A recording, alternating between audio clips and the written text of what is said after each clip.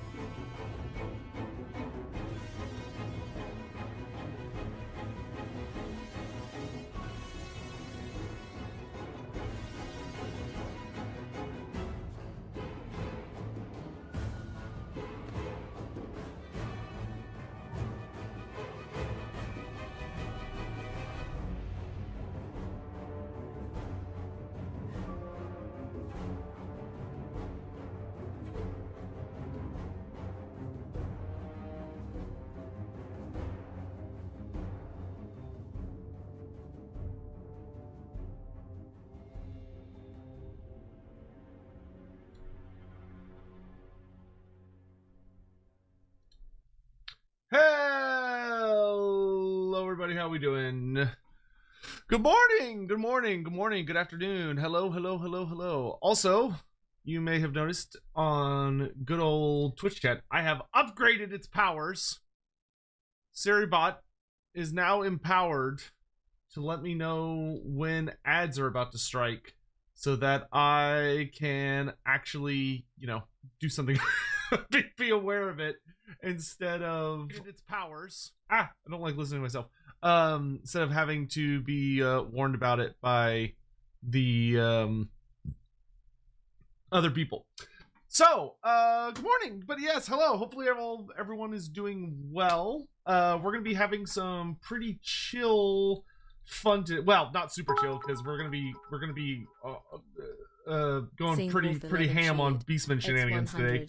The traditional reading of the sacred plaques. There once was a man from Nantucket.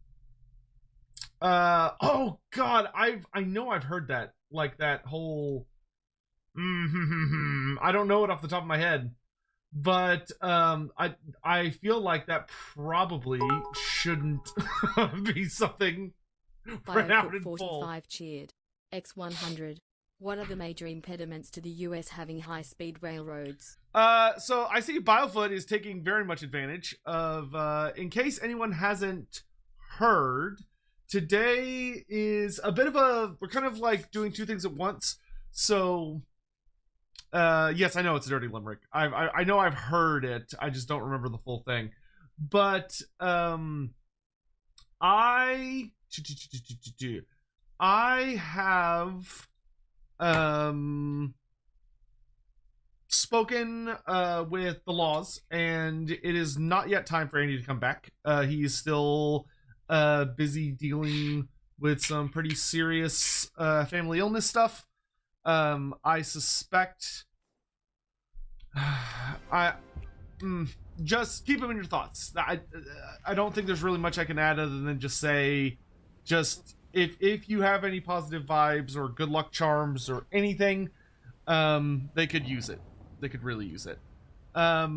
So in light of that, because Andy's not gonna be around today, I'm gonna sort of fuse today's stream together with Lorebeards. So instead of like stopping in 2.5 hours and then going to just sit in a room by myself and be like, you guys got questions? For Lorebeards, I figured we would just make this like a 6-hour stream and just hang out and have a good time.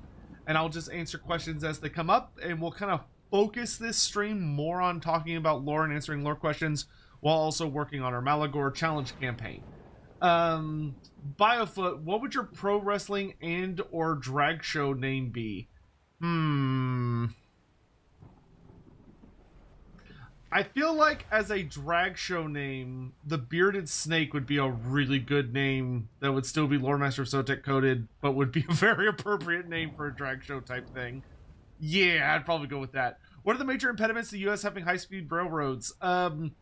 Mostly the gas industry, like the gas and oil industry and the car industry, who doesn't want there to be good public transportation and will do everything in their power to get in the way of it, because it would mean people would become significantly less reliant on cars and having to buy large amounts of gas, which would debilitate those industries, and because they're kind of evil.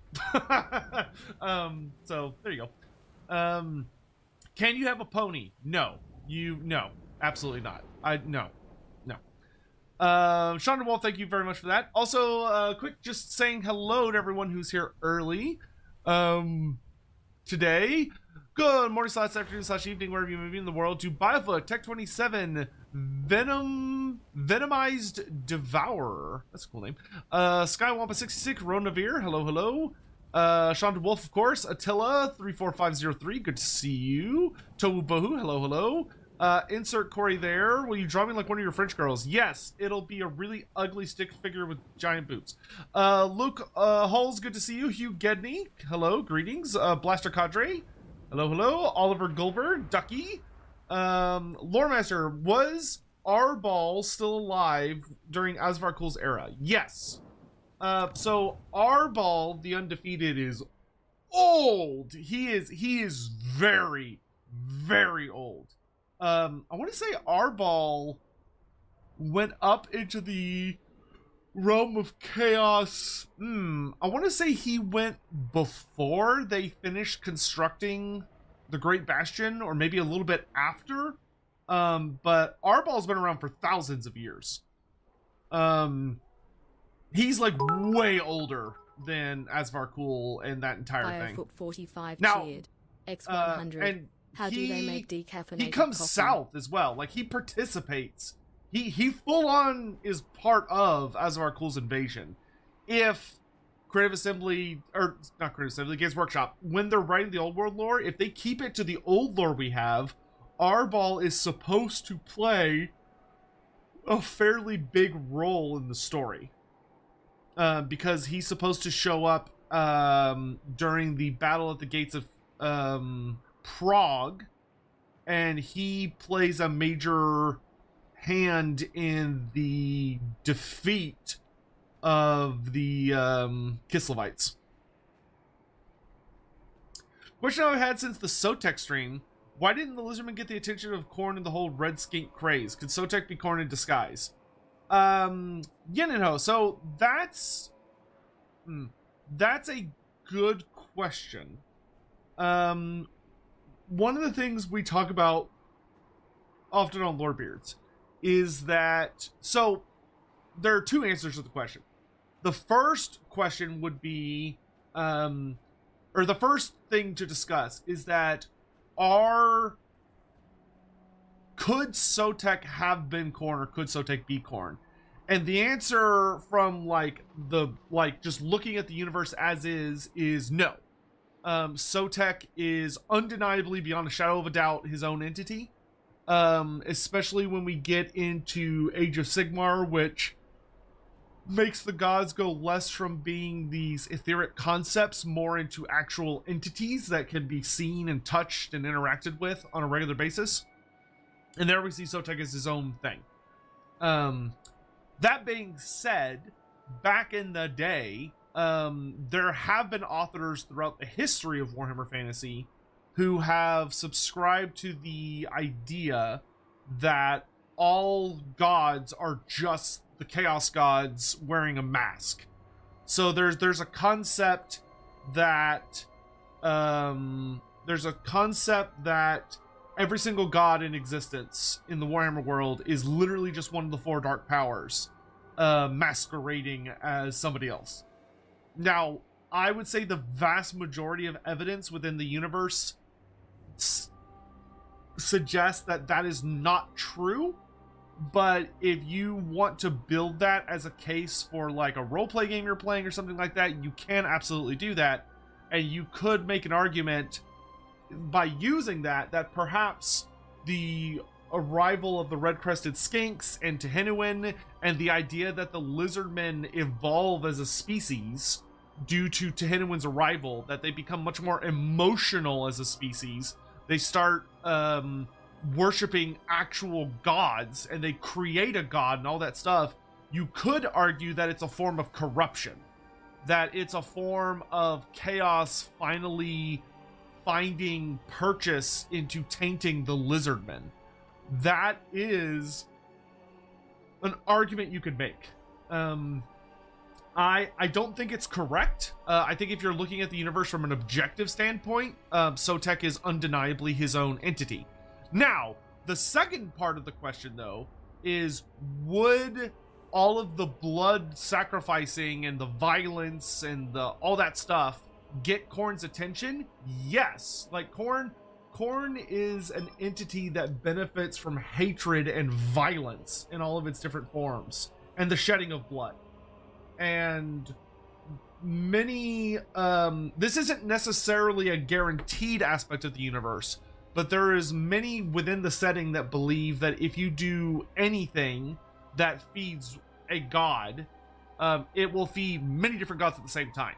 So like whenever you're shedding blood and you're feeling hatred and fury and wrath in any way, shape, or form, that can result in Khorne benefiting from it, even if you're doing it in the name of Sigmar, or Urson, or Sotek, or Tzeentch, or Slaanesh. That anytime you spill blood, Khorne benefits. And there seems to be some vague truths to that, but when a god is fed an offering, a ritual sacrifice like the lizardmen do for the Skaven, it seems like the use of that ritualistic process and the offering that is made seems to offer significantly more empowerment to Sotek than it does to Khorne. Otherwise, there would have been Khorne demons manifesting, and Khorne corruption and signs of Khorne's influence would have been manifesting very significantly in Lustria during the 100-year war. The War of the Serpent and the Rat, which it didn't. Like, there's no reports of demons manifesting in Lustria during the war against Clan Pestilence.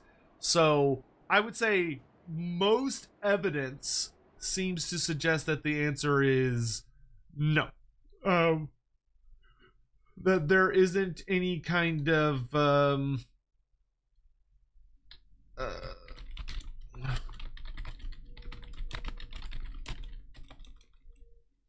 sorry, one second.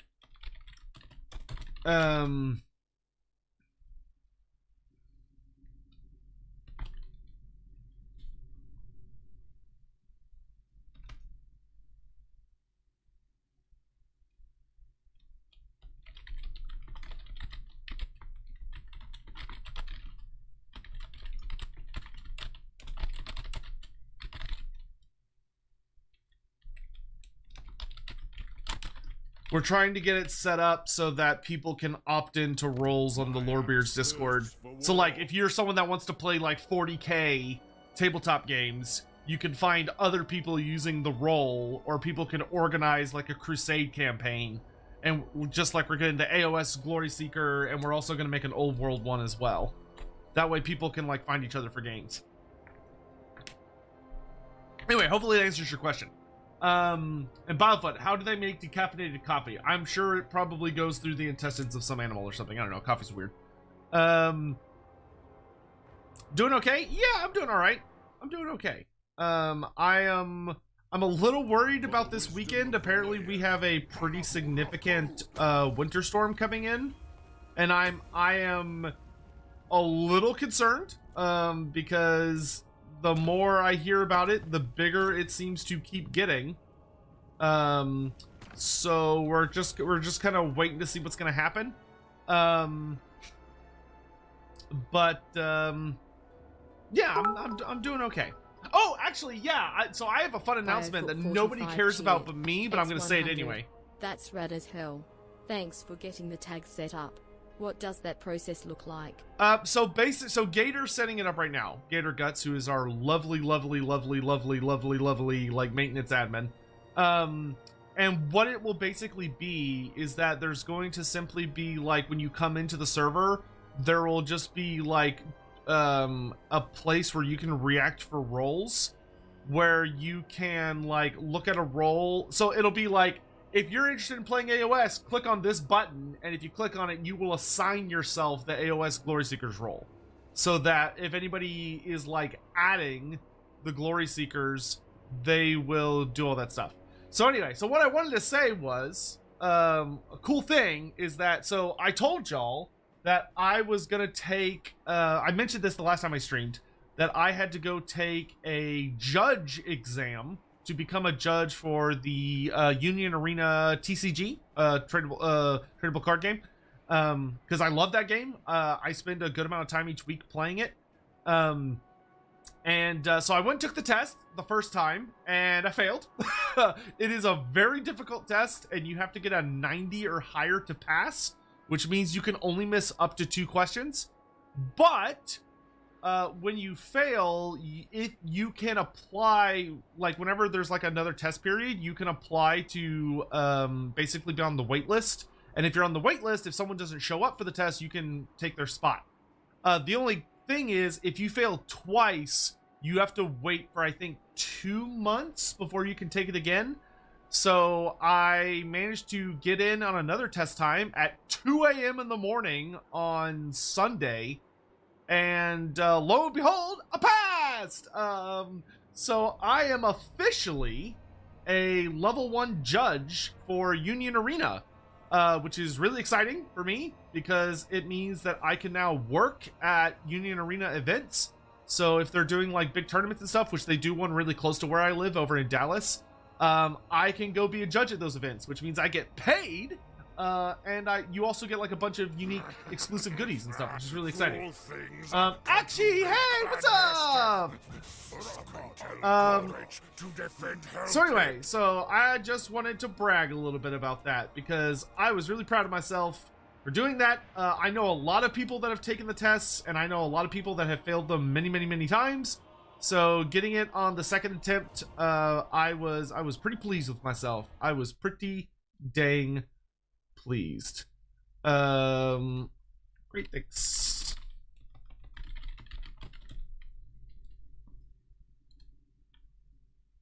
Oh, maybe in the intro area.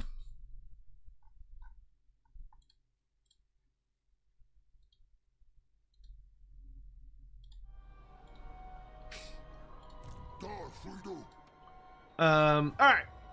But anyway, actually, thank you for the raid. What were y'all doing? BioFoot45 cheered. X100. Congratulations. Can you still be an organ donor if you're a TCG judge? Yes. In fact, if anything, my organs are now more valuable because should I die, it will result in and my organs are donated, it will result in that person becoming a percentage of an approved judge. Oh, you're playing some Darktide, nice. I really want to get back into playing Darktide soon. My friend Aya has been playing it a ton lately, and I'm like, oh, I want to get in on that. All right, so we're gonna go ahead and get back into our Beastmen campaign.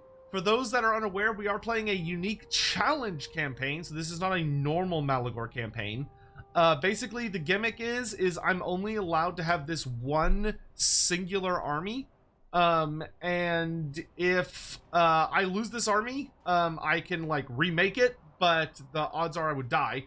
And basically the idea is that I'm only allowed to have Malagor's army. He's only allowed to have a singular hero in it, which is the starting hero, his Minotaur that he has at the start. And the entire army, except for the Minotaur, has to be flying units. So I'm only allowed to use harpies, cockatrices, manticores, etc.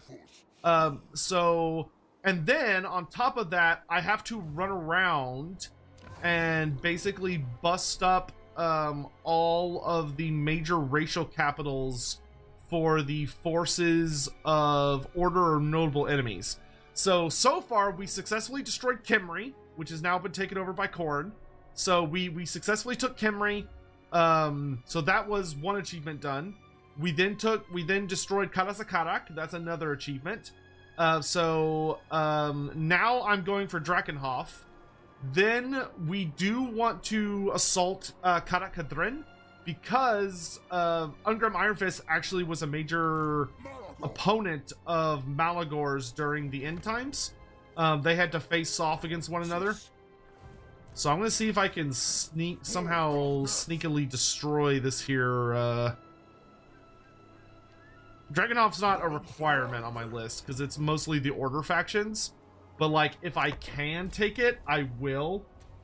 But we'll sneak around. But as you can see, we got the Nemesis crown at the end of last stream. So Malagor is kind of an absolute doom stack at the moment. BioFoot45 cheered. X100. If an axe has had both the head and the handle replaced, yeah, eventually we'll go over to is it the same axe? If an axe has both the head and the handle replaced at different times, is it the same axe? Yes, as far as I'm concerned, it is. The composite is still the same. The same is still the same. All right, we're gonna be a sneaky little shit, and we're gonna blow up Essen because I do need to be pretty aggressive to ensure that we do not lose control of. We don't want to lose. We don't want to lose the Nemesis crown if we can avoid it.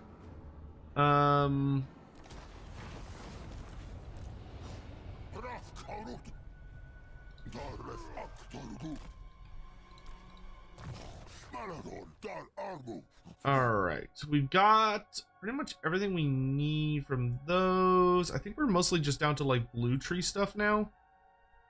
I don't need Nightmarish Cabal because I'm not allowed to hire more Brave Shaman, so that's not worth having. I could get Shadow Hide for missile resistance, but I think I'd rather get better chances of stealing items. Let's go for Blessed by Evil. Yeah, we need to get one more Hearthstone and do a big thing on it so that I can start upgrading my actual flying monsters, because they're still too high of a category for me. How are we doing item-wise? I think we're like maxed out, right? On these two? Yeah, they've all got pretty good shit. We could use more ancillaries. I don't know if there's any good ancillaries on the Dread page that would be good for... No, it's all banners.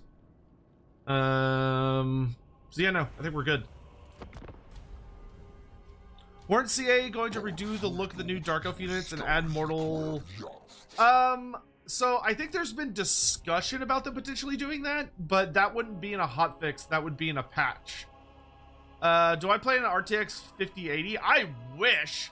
No. No, I do not. I think I have like a 3080 or 3090 maybe.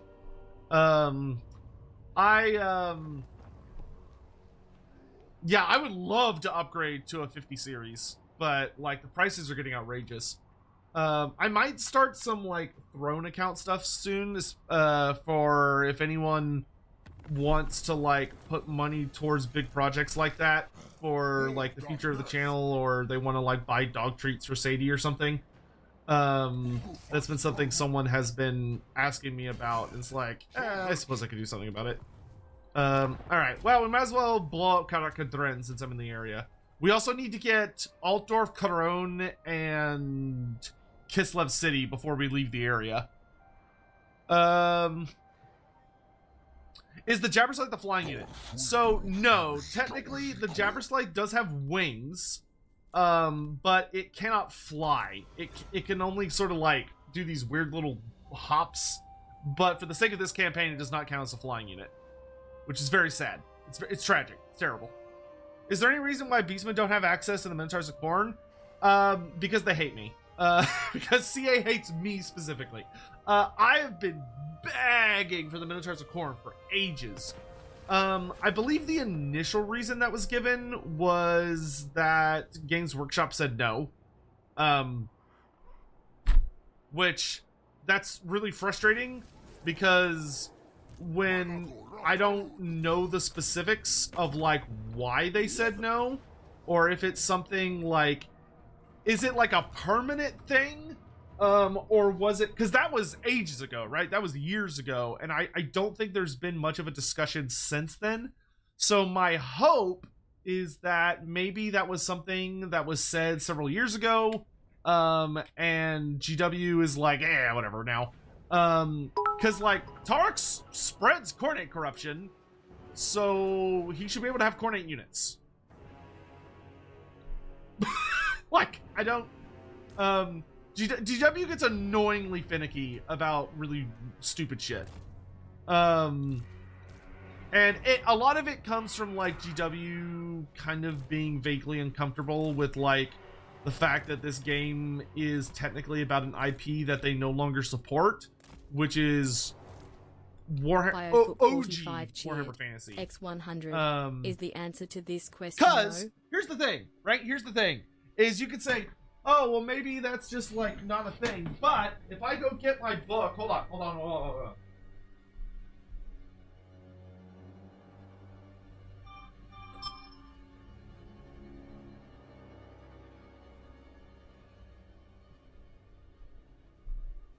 I think, is it in this book?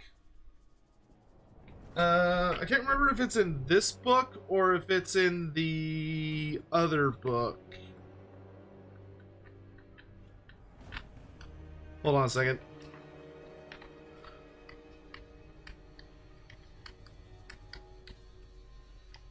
It might be in the...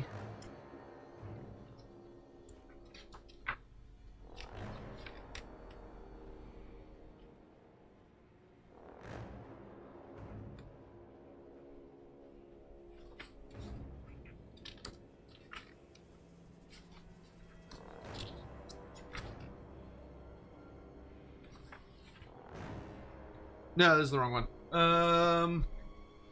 Hold on. This is important. Hold on. Where did I put all my old world books?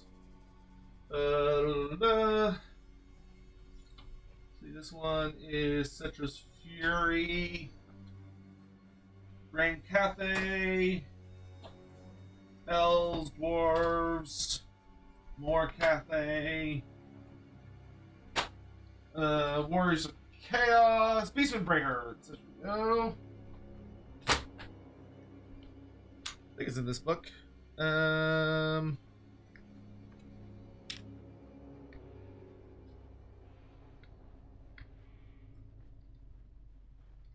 Is this the book that lets you take marks?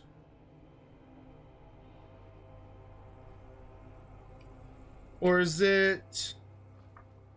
God damn it. One of these books, I don't remember which book it's in, but one of the books introduces allowing your beastmen to take marks of chaos. And I don't remember what book it's in. But anyway, yeah. Even back when we were in old fantasy, getting beastmen with marks, like minotaurs with marks, was not at all uncommon. I would guess what Great Book of Grudges said is probably the most realistic answer, which is that they were considered the Minotaurs of Khorne were considered a base game unit, and the Beastmen are a DLC, and that caused like some kind of weird, unusual issues of some kind. I would be very unsurprised if that was the actual answer, because it's just silly enough to sound exactly like something CA would end up kind of doing. Alright, Harpies, let's get y'all on all of these different ranged units. Minotaur, go after the enemy hero.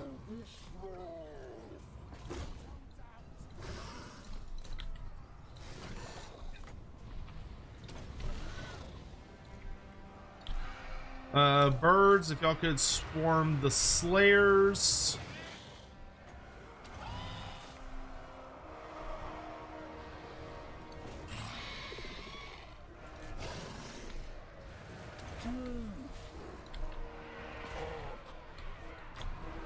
So wait. Let me Nemesis crown them.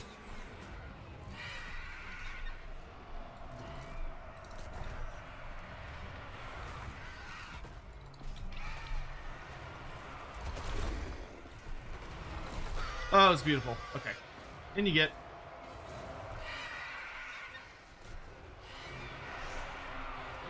Just gotta very carefully find targets for everything.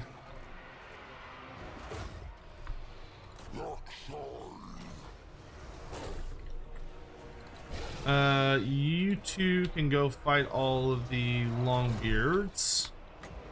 Let's get rid of this thing.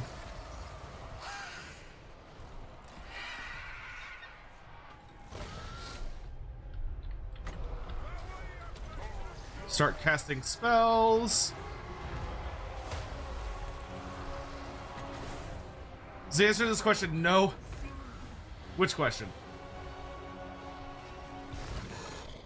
Where's my other Chimera? Okay.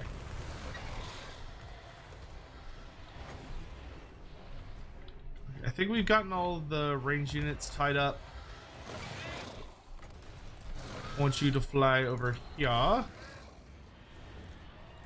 You two can go dive down into these Slayers. I'm gonna bring you over here. We're gonna bring Malagor over here, because we want to debuff Slayers at wherever we can find them. I'm going to breathe fire on said giant Slayers. Good shit. Okay, and then you can go dive in on these Longbeards. Harpies, I want you on those guys. I'm gonna go join this fight. We'll throw down a big melee tech buff over here. We're gonna do a Vile Tide right here. We just need him in the fight so that he's doing his damage over time. Y'all can dive in on this fight. Starting to prepare my first WFRP campaign. Ooh, Very exciting. excited. Any tips? Cool James, the biggest thing I would advise is just have fun with it and tell your own story. Like, I would say don't worry about getting too caught up with like, oh, is this lore accurate or is this the specific right thing in this exact scenario? Like, that kind of stuff generally doesn't matter that much in the grand scheme. Just worry about telling a story that you can have fun with. I think sometimes people get a little too worried or caught up with like, oh, but what if it's not perfect? It doesn't need to be perfect. Just have fun. Don't put unrealistic, unnecessary expectations on yourself. You know what I mean? And if you do that, you should be golden, and you should be just fine.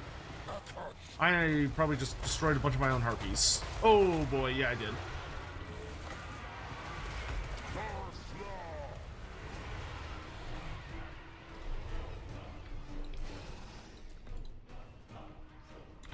I think that's all the Slayers. It's just this last little patch down here.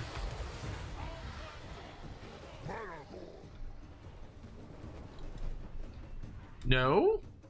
Are there more? Oh yeah, there is. Of course.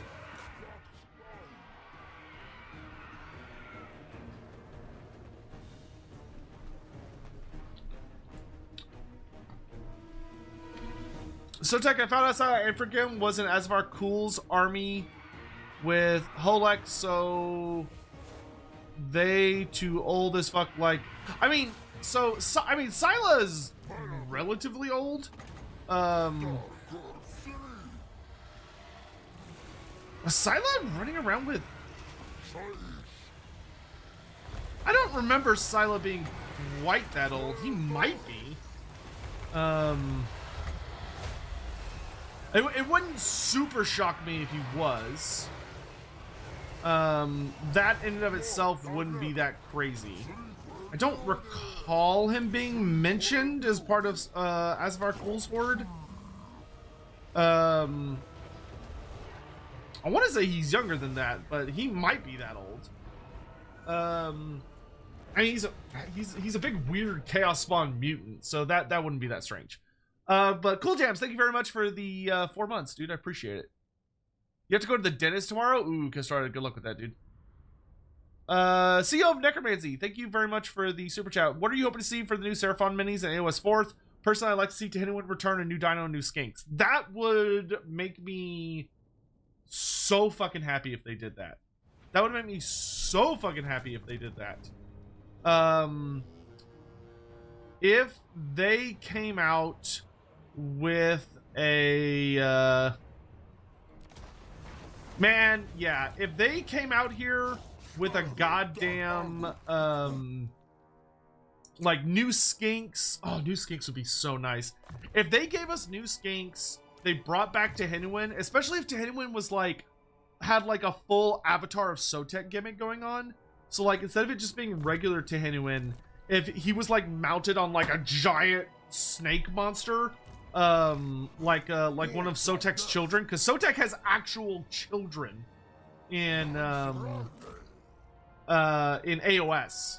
If you read the Gotrek story, Blood in the Old World, Gotrek actually like fights one of Sotek's kids, and Sotek's kids are like fucking huge. So if they like came in and were like, boom, here's your giant fucking snake monster with a powerful skink priest avatar of a god riding on it, I would lose my fucking mind. But I really would like a new dinosaur. I just want them to bring back the Arcanodon. I think the Arcanodon would be such a good fit for the Lizardmen. Just maybe redesign, you know, give it a unique appearance. So maybe redesign the model to make it a bit more unique. How's Andy doing? Andy himself is healthy. and okay. But he is taking care of someone who is not doing so great. So that's why I'm saying, like, please keep them in your thoughts. Oh, that's an elector count, I think. Wait, is that an elector count? It is an elector count. The elector count of Sterland. Well, don't mind if I wait, how badly am I beat up? I'm still a little beat up. So let's get close to him. Let's get close to him, but let's not attack just yet. Yeah,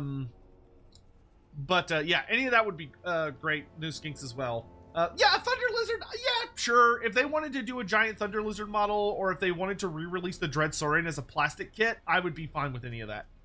But yeah, Andy's okay. He's taking care of someone who's not doing okay. So that's why I'm saying to please keep in your thoughts. Angrad Brightshield was the first female Stormcast to get a model. She was introduced in the side game Underworld. Yeah, was that was at the... Was that later first edition? Because that was first edition, wasn't it? Oh, man cleavers. Okay, good. This will make our harpies like way better. Now we can kill the electric count. I don't agree. Because anytime we could pop an electric count is a good day for the Beastmen. Ooh, the accursed armor. Interesting. Okay, I don't want that on Malagor. Though, giving Malagor 200 armor does sound fucking hilarious. I don't think I actually want that on him. It is tempting, though. it is tempting to make Malagor into, like, the tankiest tank that ever tanked. I'll pass, but I will note that it was tempting. Alright, we're gonna max out Corruption, because I want to have the highest magic item drop chance that I can. It was second edition. No, it was late first because second brought the 9 hot. I was gonna say, because in second edition, at the very start of second edition, we started getting like tons of we started getting tons of female Stormcasts. Because we started getting that's when we got Asteria Soulbright. Was like right at the start of second edition, who's a special character, and we also got a whole bunch of other stuff. Could Rakarth tame Malagor? No, that would be well beyond his ability. Malagor is more akin. Yeah, you know what? Sure, let's put the Minotaur. 345 armor on the Gorbel. Oh my good god. Bro, I think he might be invincible. Possibly.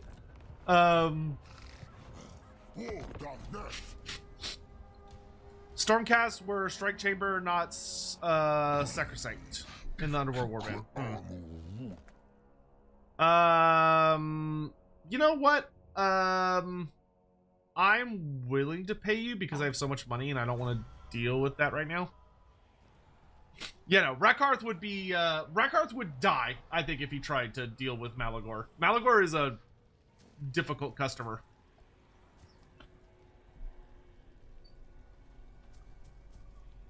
Absolute unit of a cow. Yeah, dude. He's Taurox without the weak spot.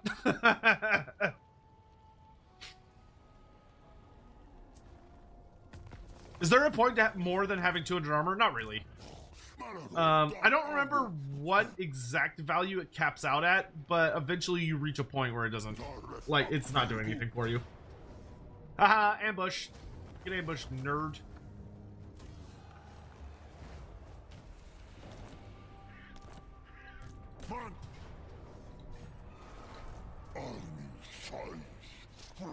Yeah, let's run him down.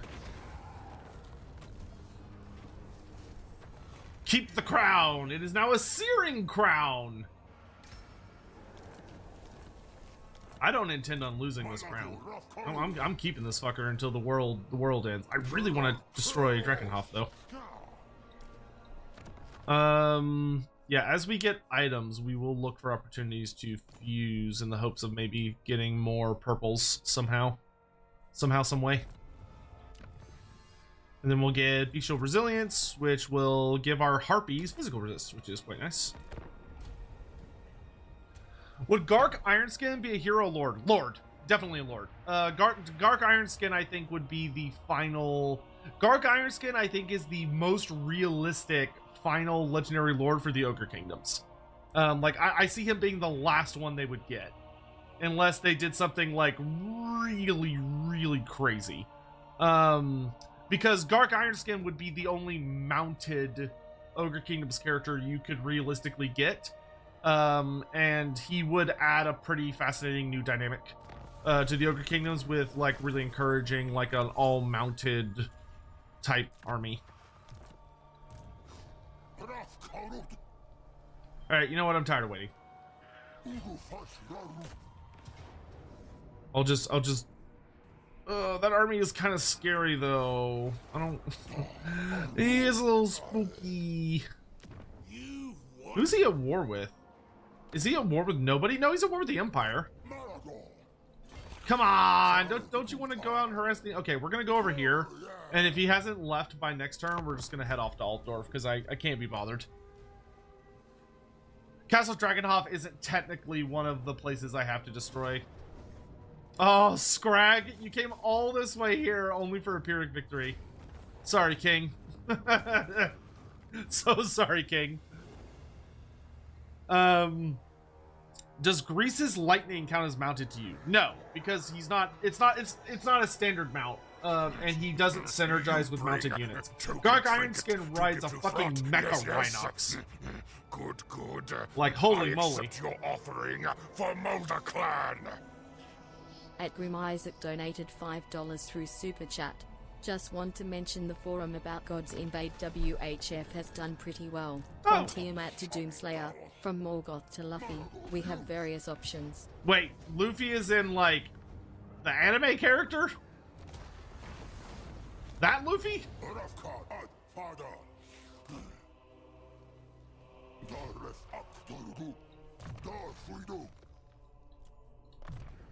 Like Monkey D. Luffy? Does have unique Hearthstone? It does, but I don't want to like have to get through all of that garbage. We'll come back later once the vampires have cleared out a bit. I'd rather go blow up Altdorf. Yes. Oh, I'll have to pop in there and see what the hell y'all are discussing. Why is there so little information about Malagor and even less about Morghur? Can tell the backstory. So, all of their... You bring Hold on. Token trinket to give to Throt. Yes. Good. I accept your offering for Mulder Clan. At the Yeti 1313 donated $5 through Super Chat. How much for a Yeti only challenge? Ooh, Yeti only. Okay, could I raise you from Yeti only to like Frost only? So like instead of it just being Yeti units, could we do like Yeti and Thunder Tusk, for example?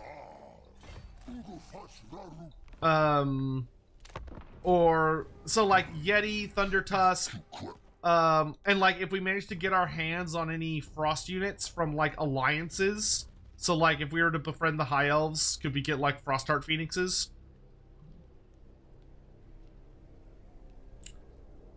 If we did a Frost challenge or like a Blizzard challenge, I could be down for that. If we did like Scrag the Slaughterer, would probably be the most appropriate for that.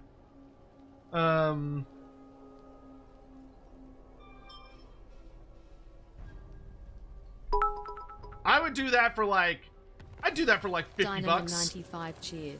X100. I could do that. Potential hot take. At the end of the day, all GW lore for fantasy and 40k is basically an elaborate version of the Transformer cartoon. Doesn't mean it can't be good, but ultimately all the lore is just an advert for their Yeah, man, if you want to do like a $50 challenge, you can just send me the rules. Plans in the works for more board you can just send me the rules. Oh yeah, Ice Trolls of Norska, that'd be cool. Are there plans in the work for more board game streams? Yes. Though on Saturday, like late night Saturday evenings, I have been playing Stardew Valley with some of my VTuber friends, and I intend to keep doing that on a regular basis because it's actually been quite fun. So if that's of any interest to you, pop by on Saturday evenings at 8 p.m. CST. I'm only doing on Twitch. It won't be on YouTube. It'll be Twitch only. But if that sounds of interest to you, please feel free to like pop by and do that. And hang out with us. We'll do When One Falls. Yeah, every time I get a moon event, I just sit there and I'm like, man, I really wish I had Moonclaw in this game. Man, I really wish I had Moonclaw in this game. Man, I really wish I had Moonclaw in this game. Like, every time one of those comes up. Am I going to be doing content for Total War Warhammer 40,000? Yes. Yep. I enjoyed the pre-alpha version that I played. So I'm really curious to see where that's going to go. If it continues to be interesting. If they could stick the landing on the stuff they want to do, I think it's a game that I would be very intrigued to play. If you want to get me, you gotta come get me, son. I'm not playing fair. Alright, so anyway, lore stuff. So, when it comes to Malagor and Morghur, Malagor only exists within the army books. So you might find... Ooh, the Great Wah is about to start. Cool. So, like, you'll find references to characters like Malagor in, like, certain books, but he doesn't ever show up in any notable writings, which is a damn shame, because he is actually, like, a pretty interesting, big, bad, important character, but he's fairly mysterious. Morghur does actually show up in a couple of books outside of his just normal shit. Most notably, Morghur shows up in the novel Guardians of the Forest, I think it is. Guardians of the Forest actually has Morghur as like a major, not a major, but he's an antagonistic force. He doesn't get... unfortunately, they don't end up having him be the big bad of the entire book, which I think works well for the book because the character in that book would not have been able, I think, to realistically survive against Morghur. But he does show up in it, and he's actually portrayed very, very well. When it comes to like anything else about them, at the end of the day, Morghur is... So we've done a full Lorebeard stream on both Morghur and Malagor. So I don't know if any of the mods would be willing to like just grab those and slap them on postwise. Yeah, sure, I'll take peace with you that I totally won't betray later because I'm Beastmen. I don't give a fuck about being reliable. Morghur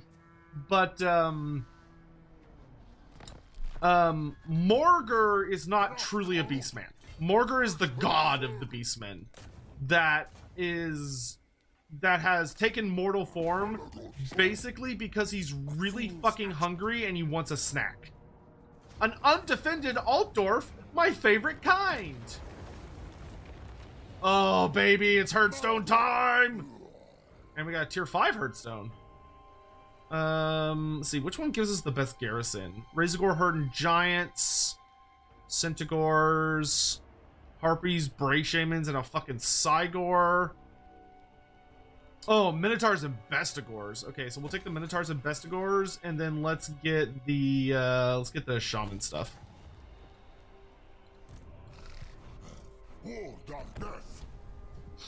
Ah, thank you, mods. So yeah, like we've done both of those. But Morghur is, yeah, he is the god of the Beastmen. He is a god of mutation and devolvement and what the Beastmen ultimately view as themselves, like the culture they've developed. He is the mutating essence of chaos formed into an entity that is so starving, so horrific, so hungry that it's reaching, it's trying to push itself into the physical plane. One of the things that I think makes Morghur such a fantastic villain is that where most characters, most like dark god type figures within Warhammer Fantasy, oh, Durthu's here. That's fun. Yeah, I'll kill Durthu. Where most gods in Warhammer Fantasy, even the dark gods, they're kind of like trying to destroy the world and they're doing all that crazy stuff. They tend to do it from like a very in the back perspective. Like they're kind of like mysterious forces behind the veil that aren't willing or aren't able or aren't willing to force themselves into reality. Whereas Morghur doesn't give a fuck. Morghur is so completely insane that he is genuinely trying to force himself through the skying that separates reality from everything else, and the result is absolutely fucking horrific. Like it is ugly and bad and awful for anyone and everyone involved. And because he can't do it, really. Like, Morghur can't manifest himself fully within reality. Reality can't handle it. So the closest thing he can do is basically forces a tiny little piece of his spirit into the still developing soul of a fucking baby. And basically corrupts and mutates the baby so horribly that it turns into him. Which not only kills, which not only, like, basically ruins any chance or possibility the baby had of being, like, its own thing, you know, a living entity, but also ensures that, the mother and the community and everything that that baby is born into is absolutely, beyond a shadow of a doubt, duped. Like, they are all going to die. There's no question about it. There is no one gets to survive a birth of Morghur. That is a one-way ticket straight to the bowels of hell. In the worst way imaginable. Like, the whole thing is awful. But for Morghur, that's the only way he can exist. But he's just so... He just doesn't give a fuck.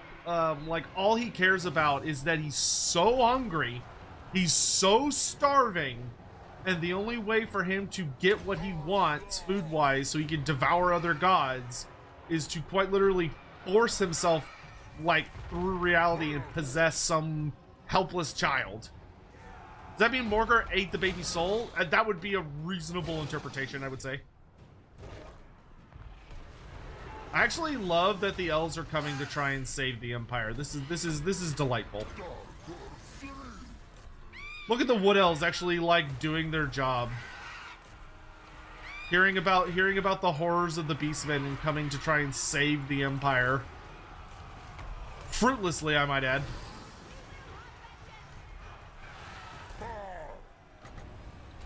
Oh, they have a dragon. You there, Brayton, come here.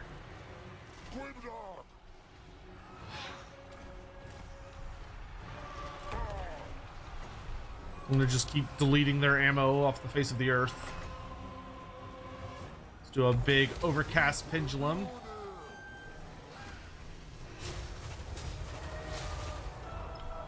Yeah, this is good damage. Let's do Touched by the Moon on these harpies to have that dragon die, like, immediately. Start bringing in the bigger beasties. I think Malagor's safe to land over here. I think. We're gonna do an overcast Doom and Darkness here. And just cause upsetty spaghetti elves.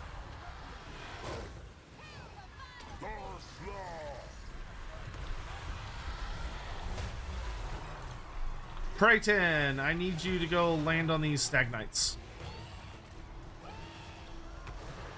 Oh, nope, I do not want to fight that thing. Where is my... Oh, he's stuck in the middle of a bunch of humans. Okay.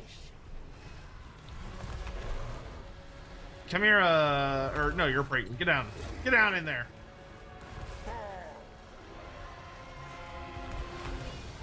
This Chimera. Let's shoot a fireball on these boys. Gonna petrify these elves. I'm gonna go dive down into this mess. Oh, actually, no. I'm gonna Nemesis Crown this mess. And I'm gonna Flock of Doom them. And I'm gonna charge in. Oh wait, no, I stopped myself from Nemesis Crowning. You gotta crown. You gotta crown.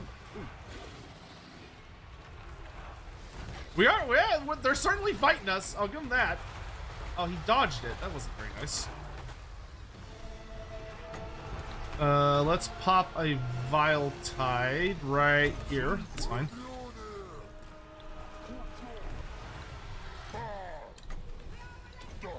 They're so rude. They keep like knocking my ass over. Okay, we're gonna delete some ammo over here. We're gonna tell these manticores to just leave. I don't need them.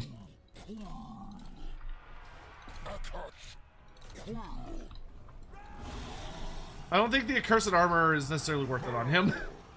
my dude's a little heavy-footed.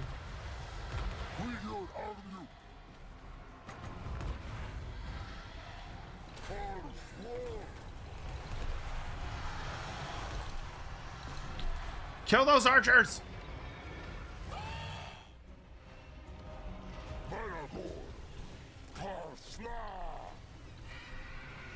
I'm not sure they can. I don't know if the Wood Elves can kill this guy. Durthu might be able to, actually. I guess we'll have to see. This thing, as long as I keep Durthu away from Malagor, we should be fine. Go kill that hero. Make yourself useful. Chimeras are doing well. Gorbul's dueling him. I'm gonna go bother these guys. Because what I could do is I could do an upgraded Mantle of Gorok, which he has so much armor that him getting minus like 40 armor, like whoop-de-doo, he still has 300. He still has 300 fucking armor. Okay, and then we'll overcast Enfeebling Foe on you, and then I'm gonna go kill all this stuff.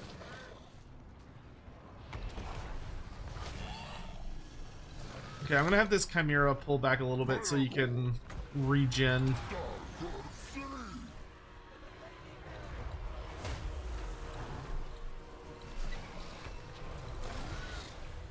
You got fireballs. Okay, let's burn this tree man.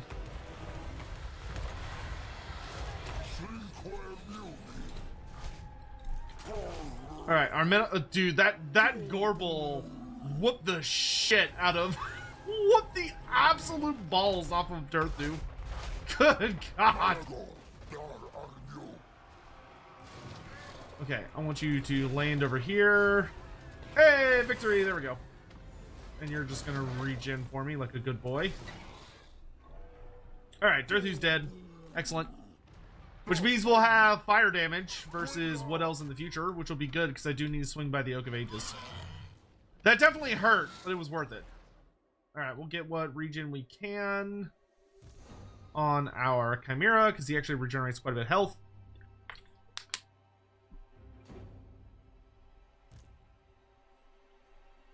Pormesia, thank you much for the super chat. Can I ask you about a Beastmen DLC pack in the future? What would I add to the army list in order to finish everything?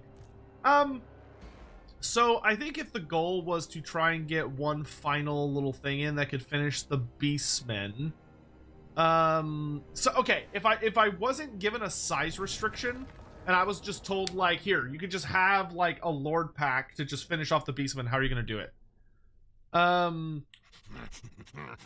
Holy shit, the Yeti! Thank you so much to give to Frot. Yes, for the Frost Challenge. Good, sure, man. Good.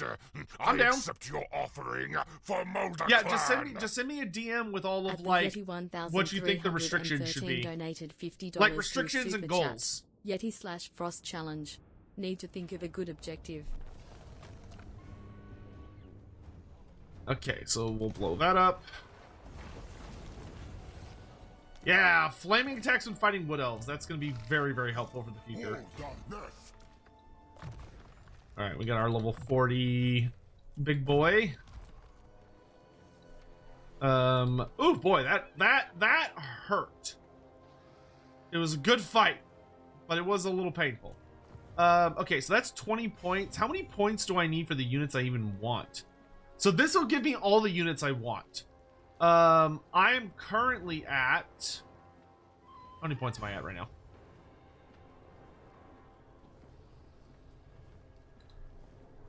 I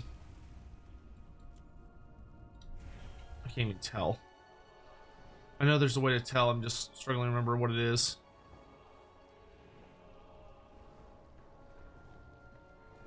One of these? No. No.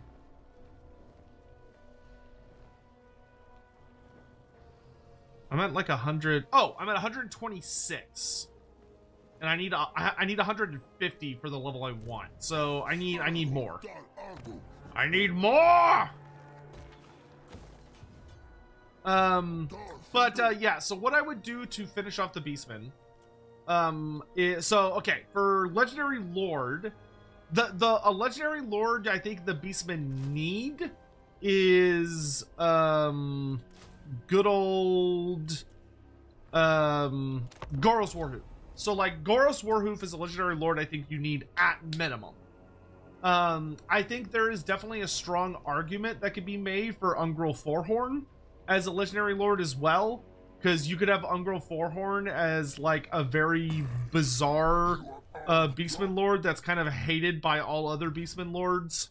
And he offers kind of a unique campaign that revolves only around using the shittiest stuff in the roster, but making it really strong.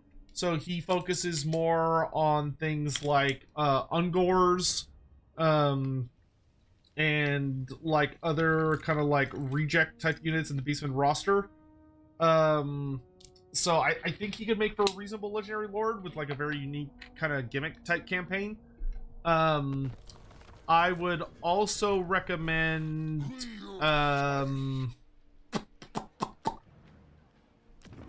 what else would I recommend?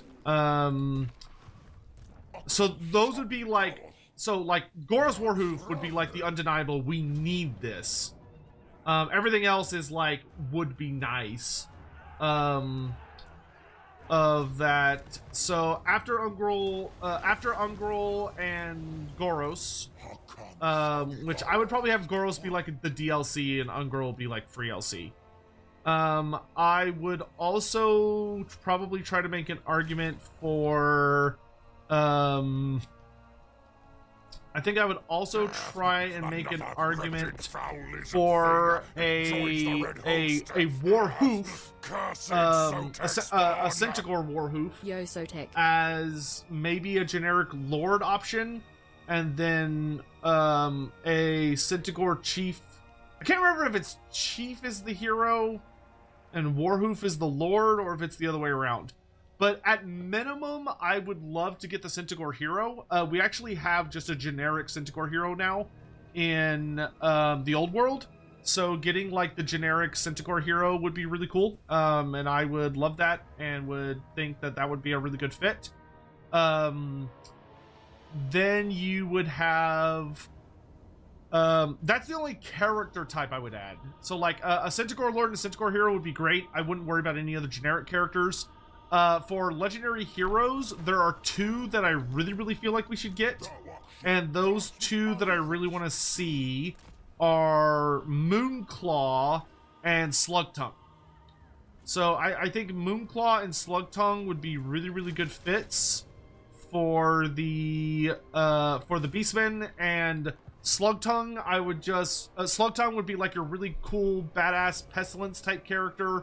And then you would have Moonclaw be all about like he's like, you know, your big moon event character, and maybe he adds various buffs or can make the moon events a little scarier or more crazy.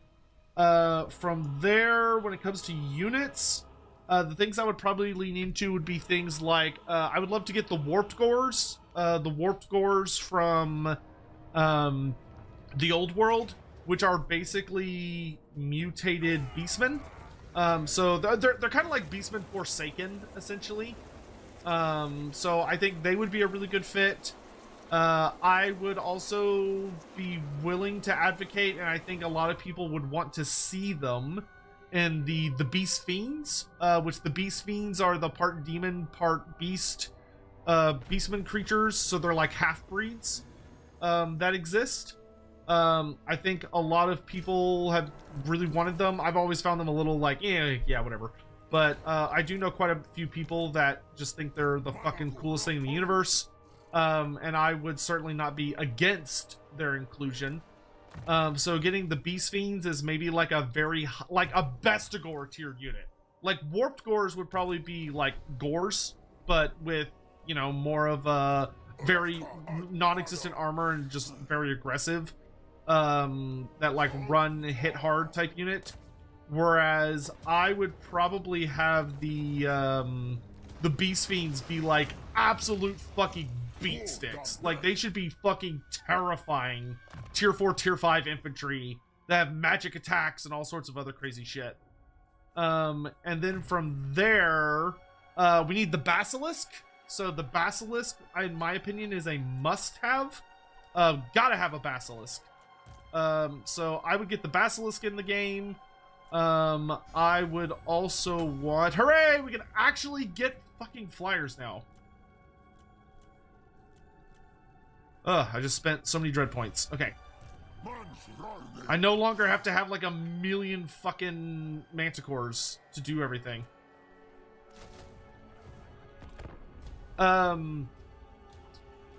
Turnskins, I think, would be a really good unit. Turnskins, especially if you're going to do Ungrel Forehorn, I think Turnskins would actually be a very nice unit. So basically like human mutants with bestial features that are like really shit. They're just shit. Like maybe there's a lot of them, but they're not particularly good at being stealthy or whatever. They're just like kind of a trash tier unit.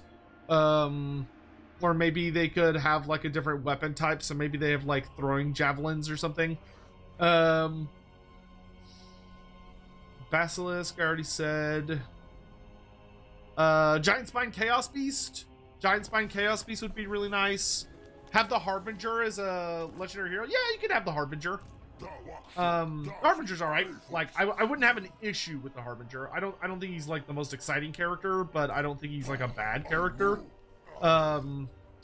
Like both Moonclaw and Slugtongue are casters, so like the Harbinger wouldn't necessarily add anything to that. I mean, honestly, with the Harbinger, I almost feel like the Harbinger could be like a tech tree lord. Like he could be like a unit that's locked behind the rewards of the Dark God, so like the Beastman tech tree, because he's just a Bray Shaman. He's just a big spooky Bray Shaman. So you could make him, maybe you could make him one of those lords you recruit from your tech tree. So yeah, Ricky Chapman, thank you so much for the 13 months. I really appreciate it. Yeti, thank you again very much. I really appreciate the support too. Hormesia, nowadays the old world developers are silent. What do you think will be the first news of the old world in 2026? So one of the big things we're waiting for from them is to see what they're gonna do in regards to I think one of the biggest things is we're waiting to see what they're gonna do in regards to like Cathay. Oh no, I'm about to lose the Nemesis crown. Damn it.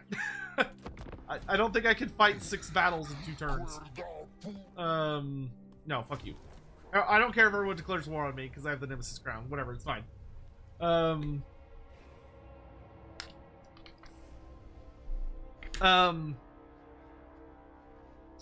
Yeah, the Harbinger, I feel like you could probably just make like a unique tech tree lord.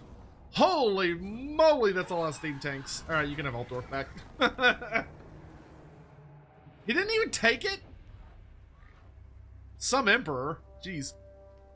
How am I? I'm okay. I'm doing all right. If I put an overlay image of Vampire Coast on my stream without a license, what? If I put an overlay image of Vampire Coast in my stream without a license, is possible? If not, what you recommend and where I can find? Undead and Alive, I don't understand what you're asking.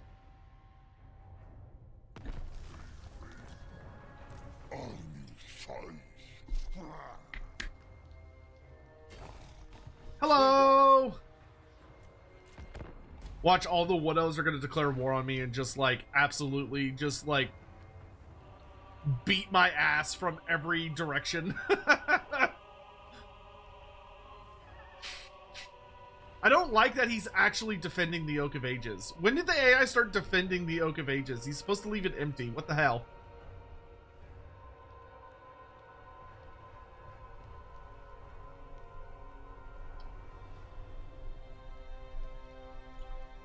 But yeah, that's probably everything I would do for the Beastmen. Like, if you did the Giant Spine Chaos Beast, maybe the Great Chaos Spawn. So like the Great Chaos Spawn, Giant Spine Chaos Beast, Basilisk, Turnskins, Beast Fiends, and then you did no, we lost the Nemesis Crown. I'm sad now. I guess I can make myself feel better by blowing up the Oak of Ages. Despite the absolutely massive fucking army that's sitting on it. Do I still want you in the Accursed Armor? Yeah, I guess I do. It is kind of funny, isn't it? You have been getting work done with that helmet, so I suppose you can keep it for now. Malagor. Absurd. Hey, what's up? I'm here to take your shit. Third question. What kind of interpretation do you think the Cathayans have about Malagor? Maybe they relate him incorrectly to Onyx Crowman. Well, okay, so first we'd have to assume that Malagor's ever been to Cathay, which is a bit of an assumption. We don't know if he's ever been over there. Oh, it's weird that the Oak of Ages uses a settlement map and not the Oak of Ages map. That's bizarre. But I would suggest that if they know of him, which is they might not, but if they do, yes, yes. What they would probably think, I would think they would think of him as like Chapman, like I could see them seeing him as like a demon of yin, like a they would probably call him like the moons, and we need to have them at least interact once. We need more Moonclaw lore. We have 2 aliens from each of the moons. We need. Oh yeah, dude, I want the Moon Empress to know about Moonclaw and to comment about Moonclaw. I want Cathay lore on Moonclaw. I 100% agree with that. What was I gonna say? I would very much like if oh dang, did I lose my train of thought? I hate when that happens. What was I about to say? Oh, that I would love the idea if they saw him as a demon of darkness that represents when yin is out of balance with yang. Like the idea that if yin is an all-consuming darkness that devours all yang and is not kept in proper harmony, that Malagor is the result. Like he is the natural conclusion to that tale. That horrible, dark warning story about why it is so critical that yin and yang are always in balance and must never be allowed to go out of balance. I think that could make for an interesting bit of world building of like it's technically like a completely different creature, but maybe the Cathayans like use him as an allegory, which would allow for like a very interesting examination of various aspects of their culture, because then it would be an interesting question of it's like, are there Cathayans that know that maybe he's like quote-unquote just a Beastman, and that this tale is being sort of twisted to try and enforce a certain idea or concept when it's not necessarily true? Or would it be, or would instead it be the idea that there's, you know, it's like, what exactly all is going on? You know what I mean? I think there would be a lot of potential for some fun storytelling in that. And you start spam casting spells here.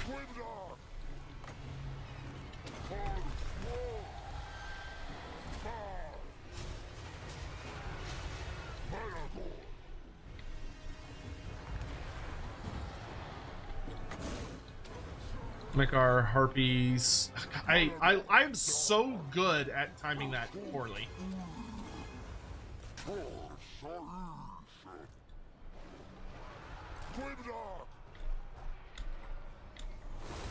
I love how, like, god tier I am at using the unbreakable abilities on units that are literally about to break, so it ends up doing, like, absolutely nothing. It's such an impressive skill that I have mastered. Like, using those abilities when, like, you know, it could actually, like, prevent the unit from running away and getting, like, a masterful stroke. Nah. I only make already fleeing units unbreakable. That's where my skill set lies.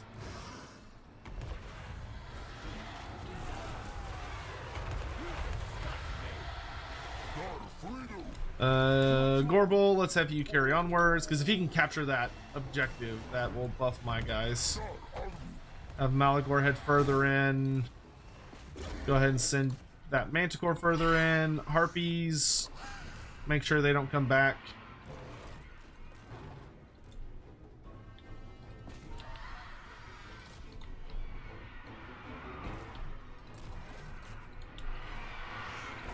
Yeah, you can take the Praetor with you, that's fine. Oh, hey, it's their general. Come here, you.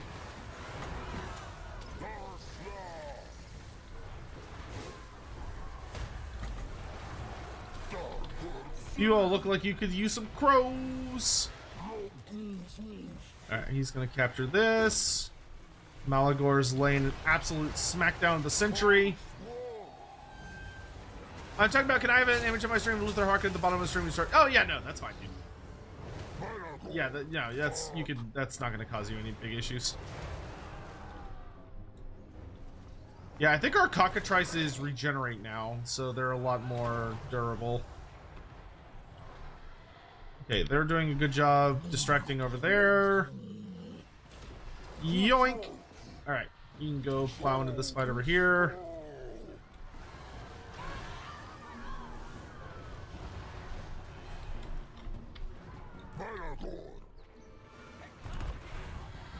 Going to debuff the Sisters of the Thorn while I chase the enemy general out.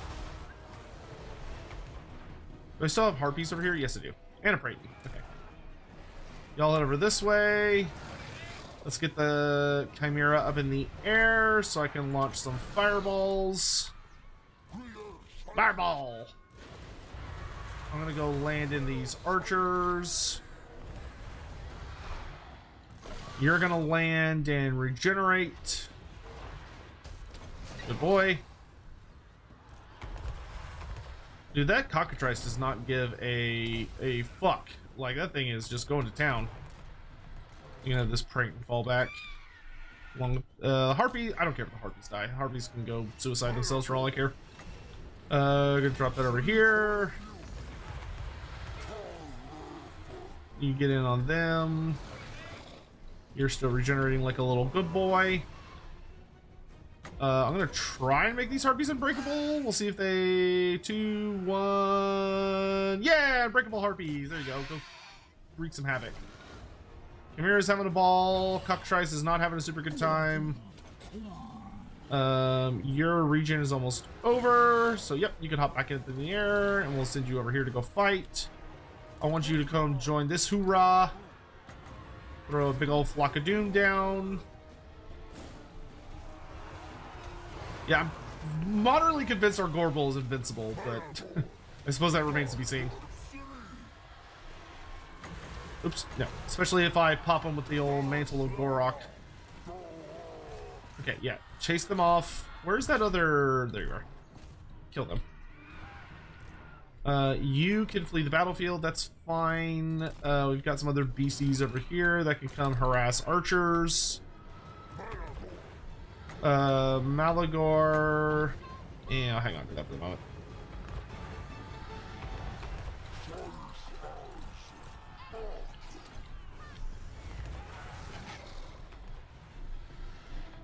Alright, chasing them off. Those Zotes should have shattered, so y'all can come back over this way. Creighton's having a grand old time. Let's pop a Vile Tide under these spearmen. I'm definitely gonna miss, but not if I cancel it. There you go. Yeah, that'll be a little better. Any more annoying units have a lot of ammo? These guys do. Let's get rid of that. Let's get the Chimera up in the air. Harpies are doing their job. Cockatrice, you're broken, that's fine. We got the Chimera up in the air. We're gonna fly him over here. And I'm gonna breathe fire down on these archers if I can. You lot go dive over here. You go dive into this mess. Y'all come over this way. Gorbel, head over this way. Okay, he got a decent fireball off. Why don't you go finish off those archers? Harpies are shattered over here. These guys are chasing the Sisters of the Thorn down. Gonna do a big flock of doom here. Just gonna keep throwing around buffs.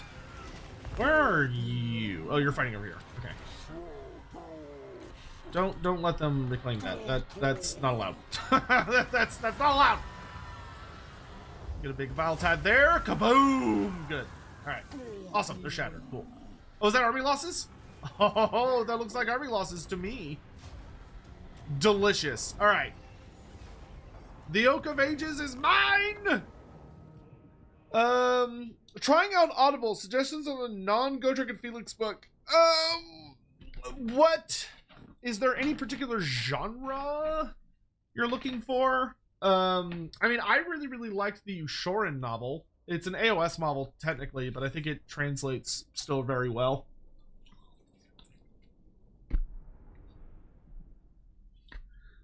I don't remember what all fantasy novels are on Audible right now.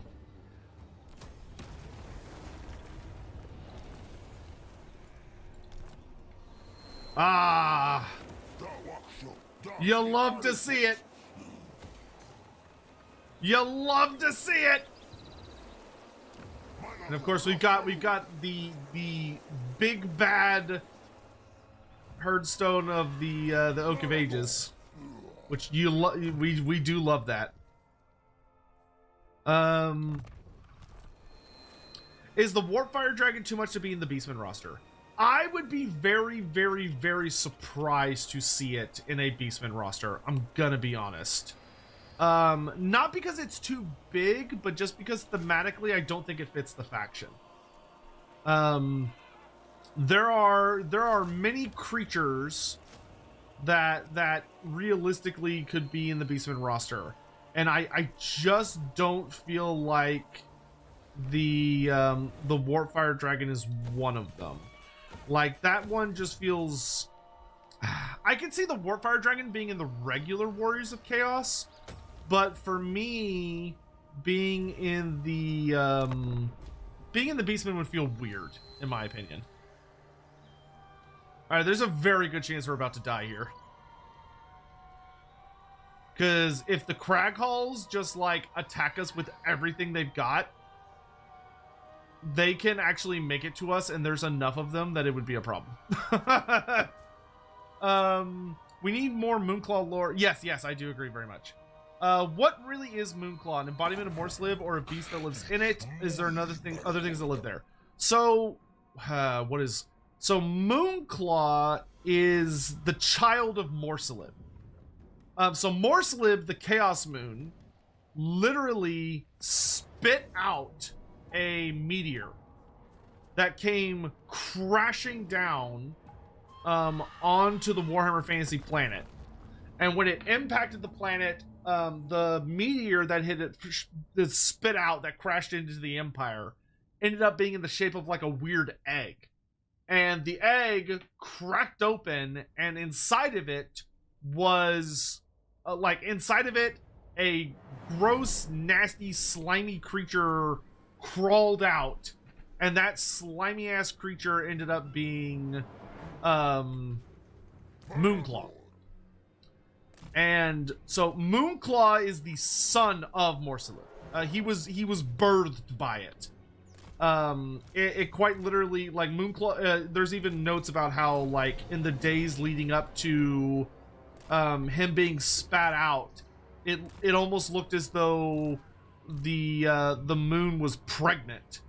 Like it had like a big swollen belly, like that of a pregnant hag, which is a description.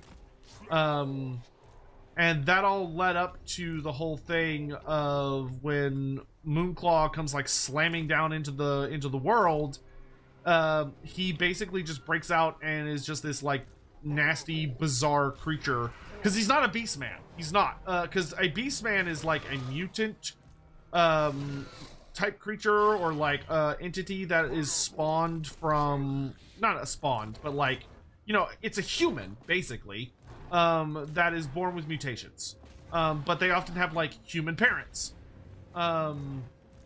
whereas Moonclaw is a fucking bizarre eldritch alien creature from who knows where, well, from the moon.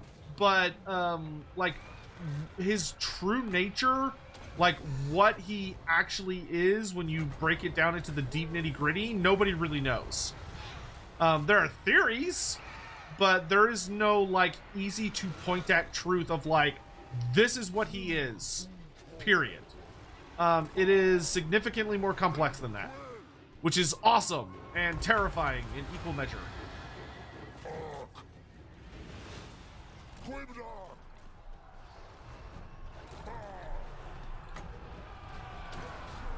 Die well for me, Harpies. I'm gonna go join this mess.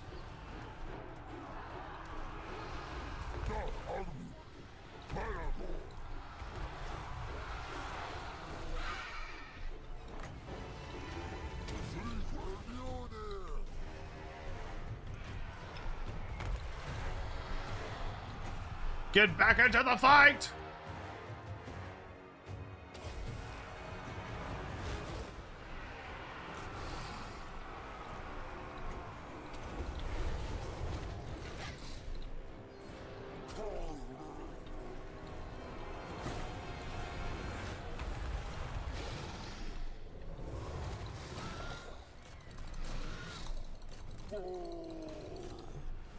Oh, Ariel's here, huh? The Witch of the Wood herself has arrived. That harlot. Ooh, I'm taking a lot of damage.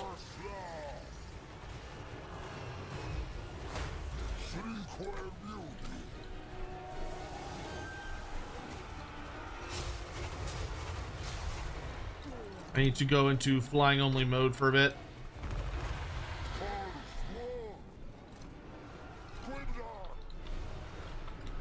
Maybe I should have put the accursed armor on Malagor.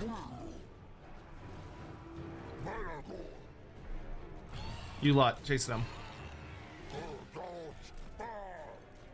I gotta go do harassment. I gotta wait for my barrier to pop back up so I can get back to harassment play.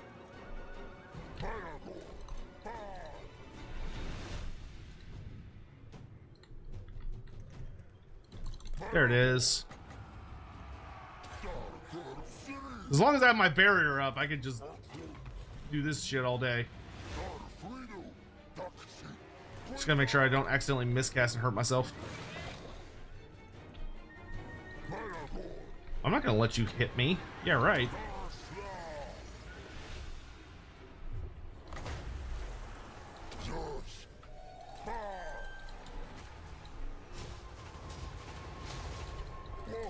That's so much.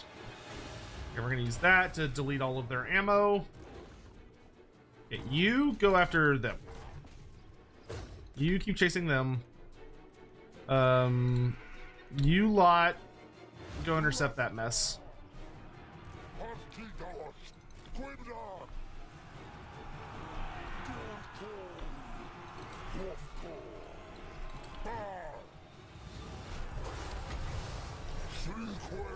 Ah, that was rude. That was rude. That was rude. That was rude. That was rude.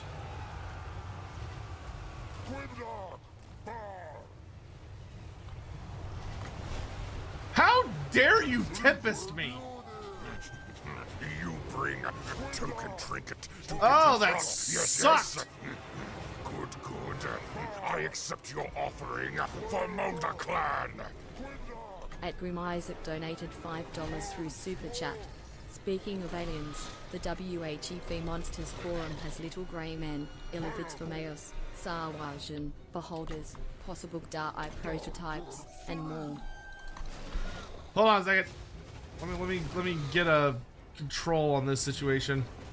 Kill her? That was so rude.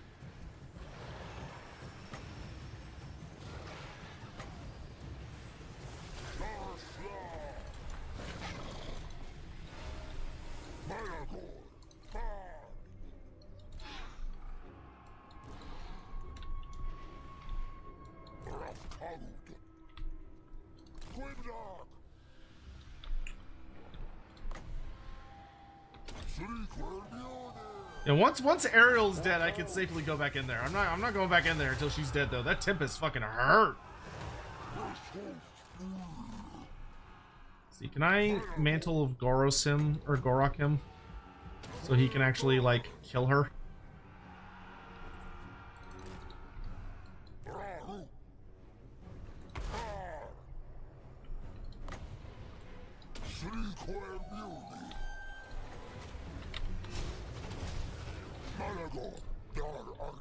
Okay, Ariel's dead. Good fucking riddance.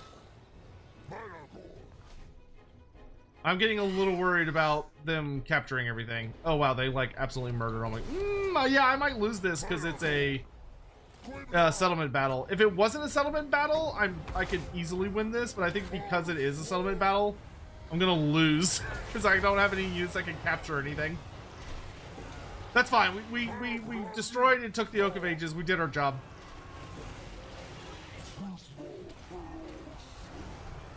We'll just rebuild.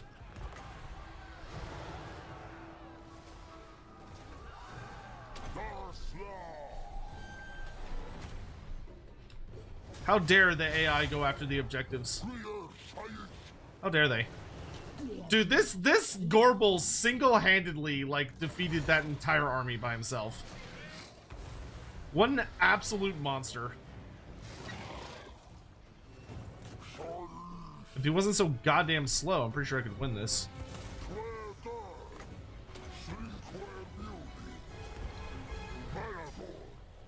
Could you just die, please?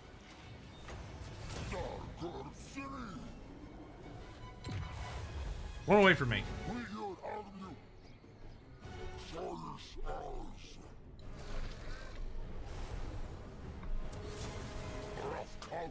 Yeah, unless one of my guys is unbreakable, but I don't think any of them are unbreakable.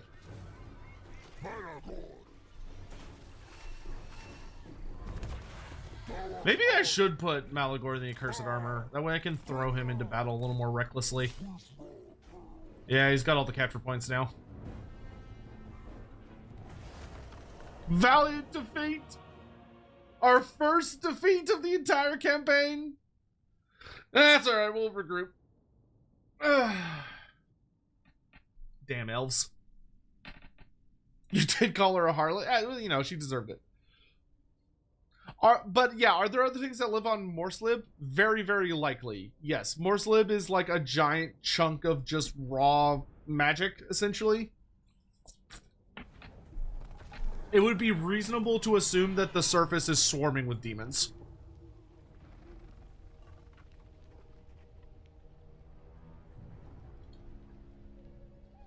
I think I have 2 herd stones currently active.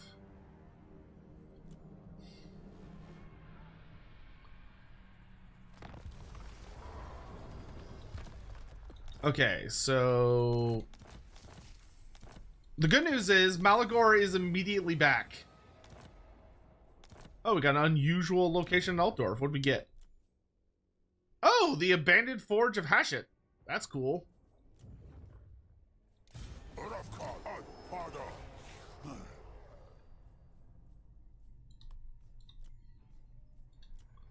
I don't like that it can't encamp when I immediately when I come back. The strong survive. Nice.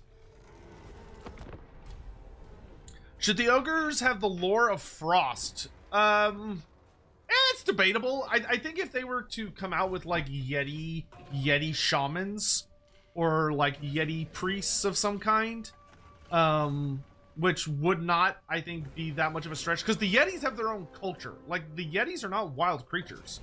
They speak, they have their own language, they have, like, they maintain a cultural alliance with the, Nah, I'd win. They maintain a cultural alliance with the ogres. So, like, they have a whole bunch of stuff going on. So the idea that some of them might have access to, magic and shamans and such, I don't think is that crazy of an idea by any stretch of the imagination. Alright, I'm gonna go hide. Can he hide? I don't think he can hide in the forest, can he? No, he can't. Okay, so I'm just gonna go hang out like as far back here as I can.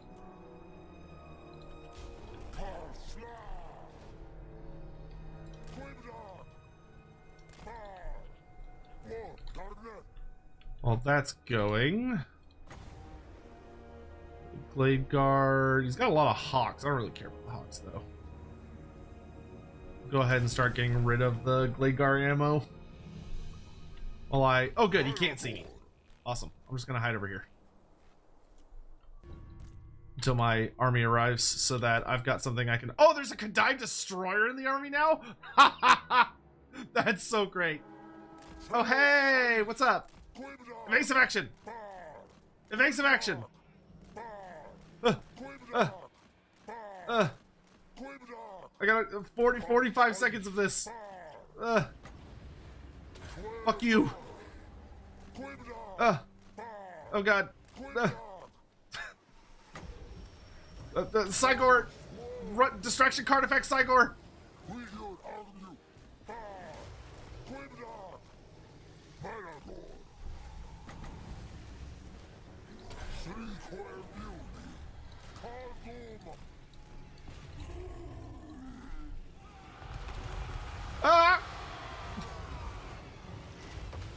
Bro, how could you miss? They're like right in front of you.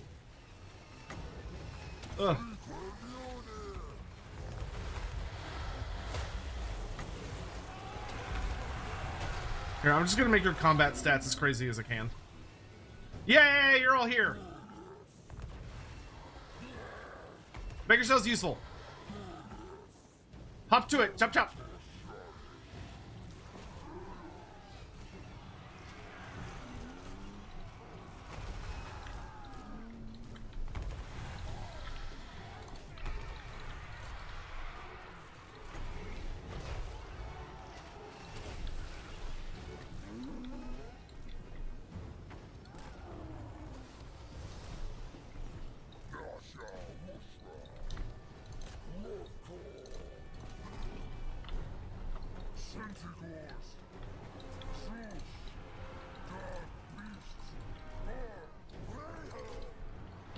Into them!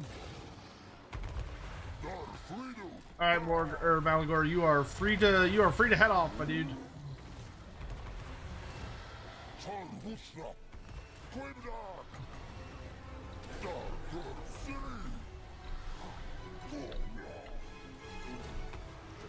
Go help deal with the flying brigade over here.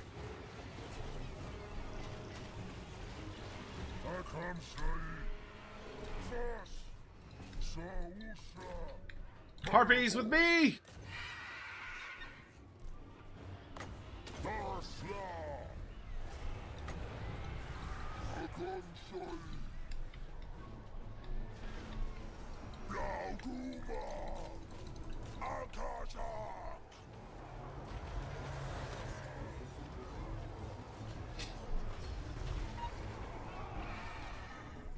Alright. We've got all this under control now.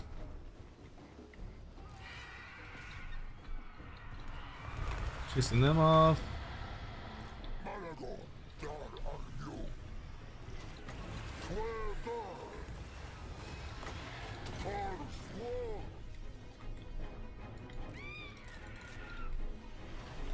That's going. Kadai Destroyer is having fun.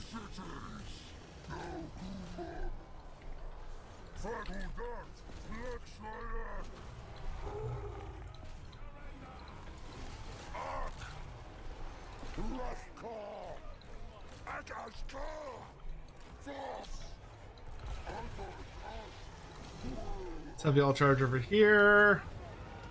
Let's see. Bring y'all over this way.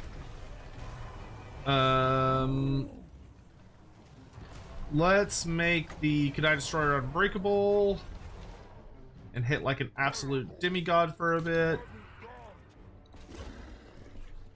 Cast a simple spell to give us a speed boost. We're going to use this on them to get rid of more ammo.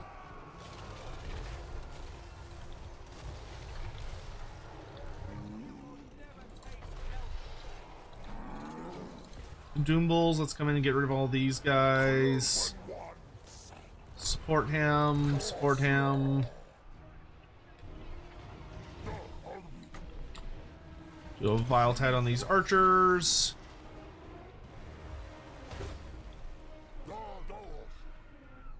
Stupid birds. Do a Doom Darkness.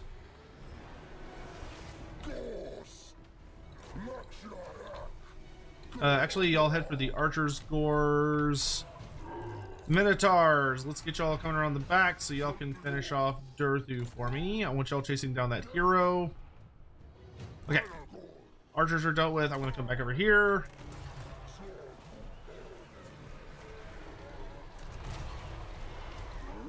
Minotaurs, get on Durthu. Cygor, turn around and swing at those archers. You guys go get the Treekin. Minotaurs, kill Durthu. I'm gonna do a big Mantle of Gorok on y'all to make you hit like trucks. Also gonna fly over here. No, we're not. I'll dive in against these guys. Do Apocalyptic Visions to give a big melee attack buff. Ah, there we go. That's what I thought. I will try and actually kill off Durthu. So if we can kill him, that will put us in literally anything else leading that army will be less dangerous than him, because Durthu hits like an absolute brick shithouse.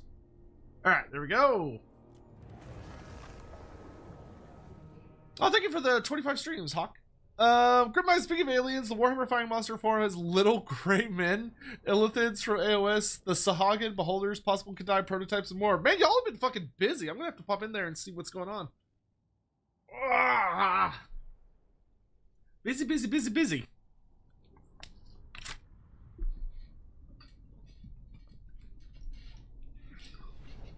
anyone know if Beastmen retain their memory when they turn? So, okay, the vast majority of Beastmen, like 99.999999999% of them are born as Beastmen.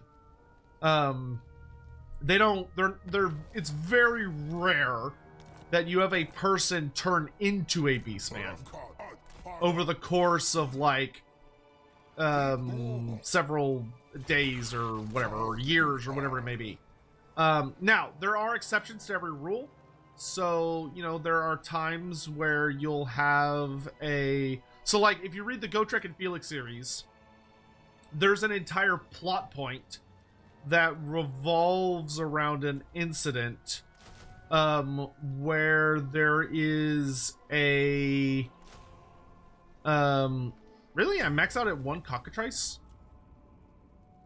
Oh, that's busted. Okay, I'm gonna take screenshots of that.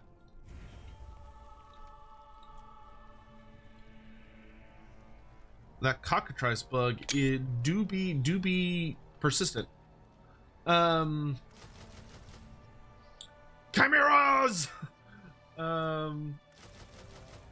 Pratons.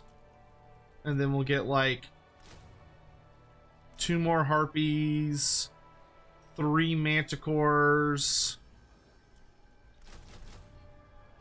and then our minotaur when he gets back.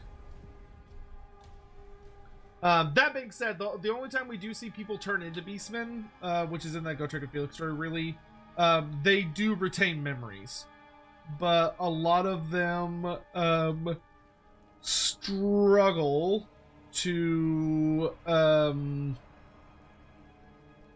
like, they would have a hard time being able to exist anywhere outside of beastman culture. So like, their only options realistically would be to hide by themselves in the forest, to die, or to join up with a Bray Herd. Elspeth level 2 gunners is broken. What do you mean broken?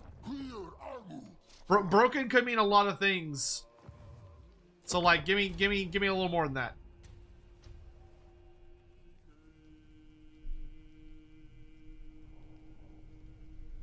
I did read the super chat. I read it. Unless those comments were maybe earlier. In which case I was trying not to die.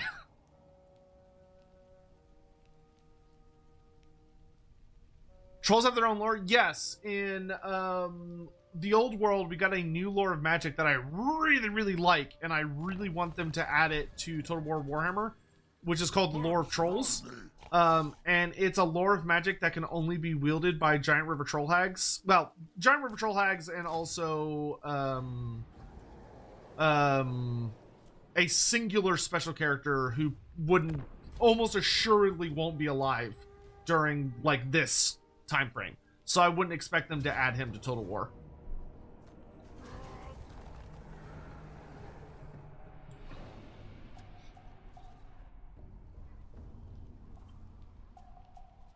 Tier 2 doesn't give requirements. Okay. JD Smash, if you haven't already, I would recommend posting on the forums about that.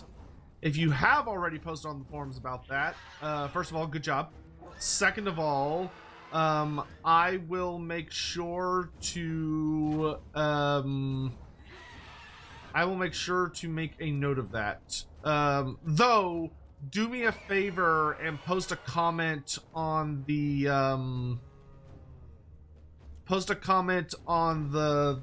fucking thing, the video I just put out. That way I don't forget.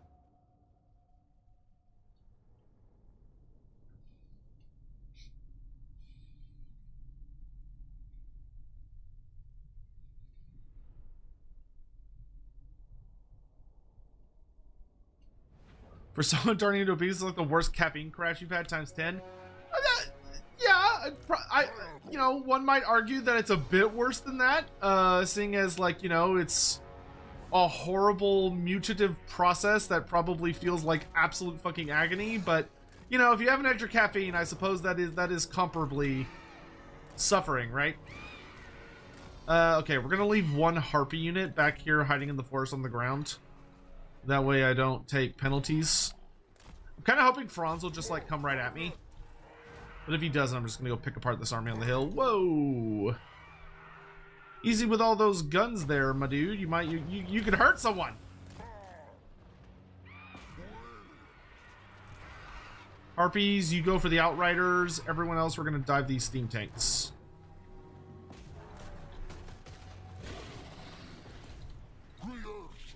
Dive! Dive! Dive!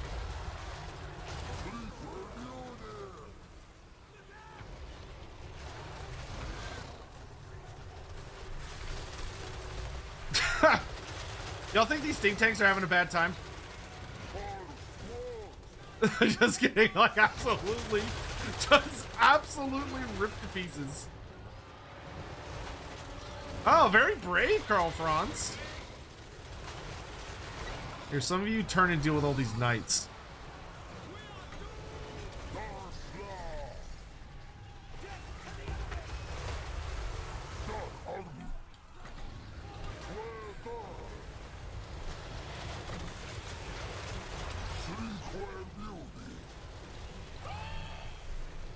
Cockatrice.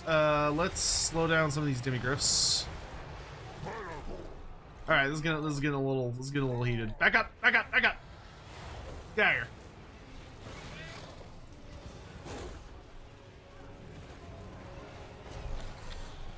You big beasties, my beautiful chimeras, turn around and spit fireballs.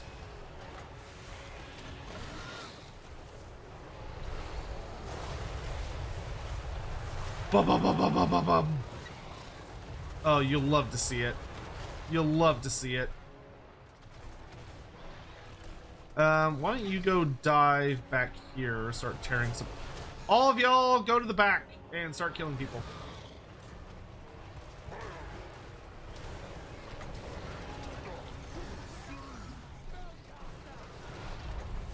I'm gonna continue deleting people's ammo.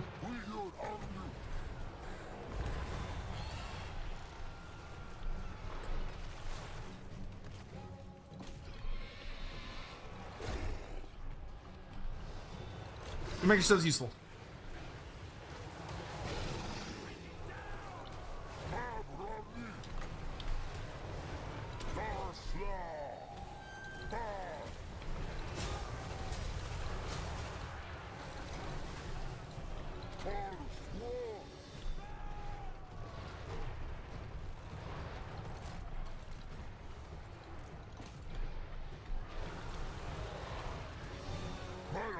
Brayton's having a great time.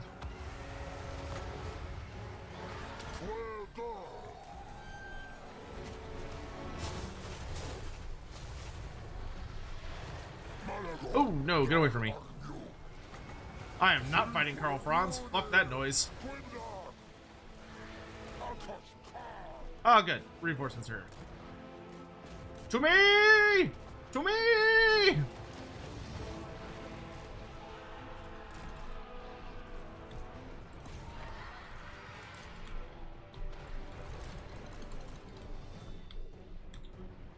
Alright, they're all heading over here. Steam tanks are getting blown up by various chimeras. Good shit. That Luminarch's gonna be a problem.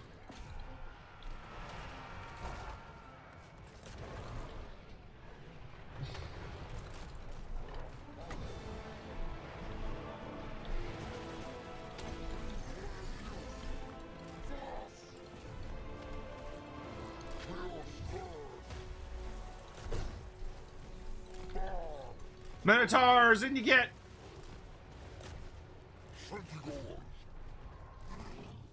Kadai Destroyer going that way. You lot, come over this way. You lot, come over after this thing. Oh, is everything breaking? That would make me very happy. Because that means good old Karl Franz will be all alone. Kill him!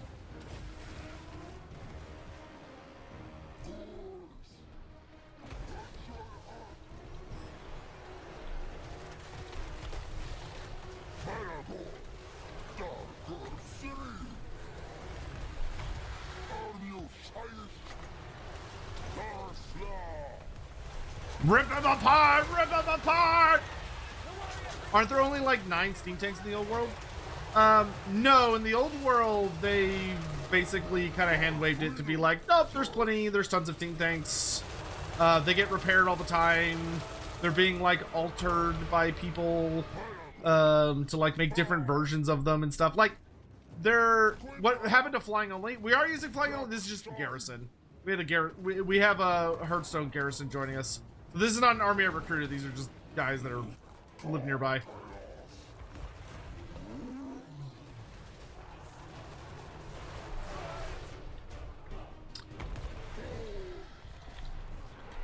Yeah, which to be fair, they're only having originally been like 12 steam tanks, and like no one ever figured out how to make them or repair them. Always, I thought was very dumb, and like didn't make. Yeah, this is the airbase crew, the guys that run the local airbase,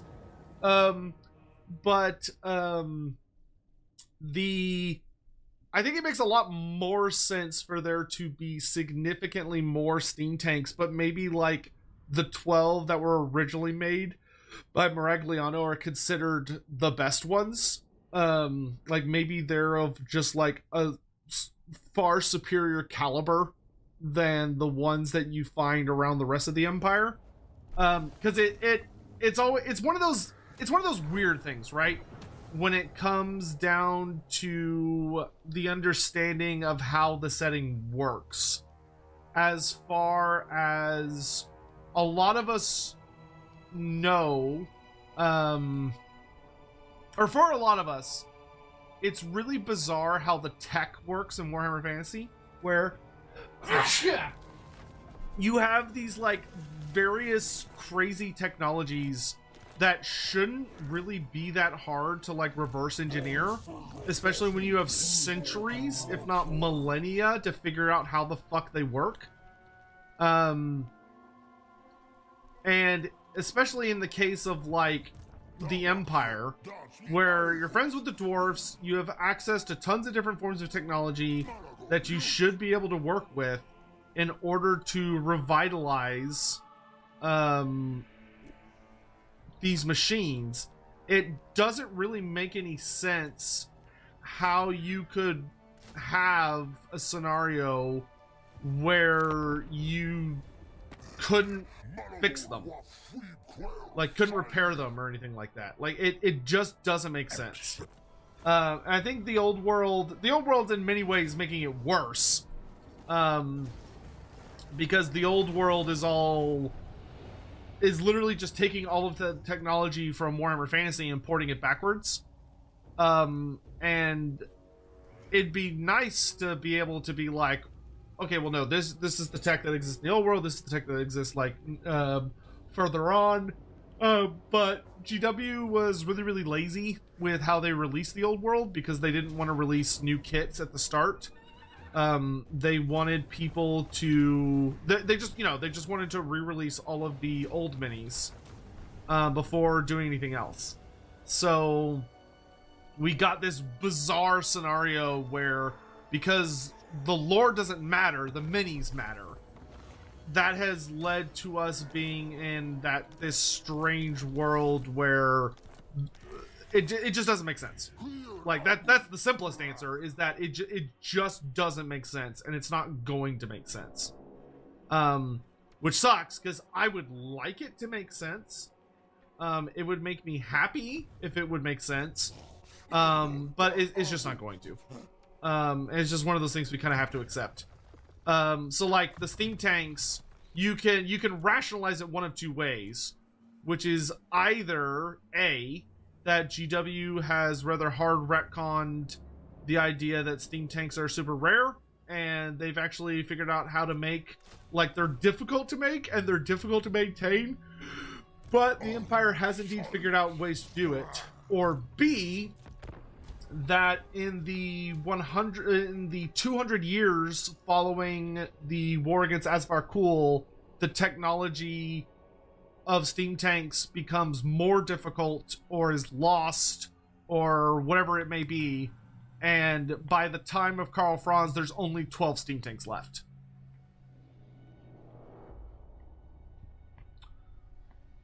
So it just kind of depends on which version you want to go with. I don't think GW is going to give us a clear answer on that, because GW doesn't really care. Yeah.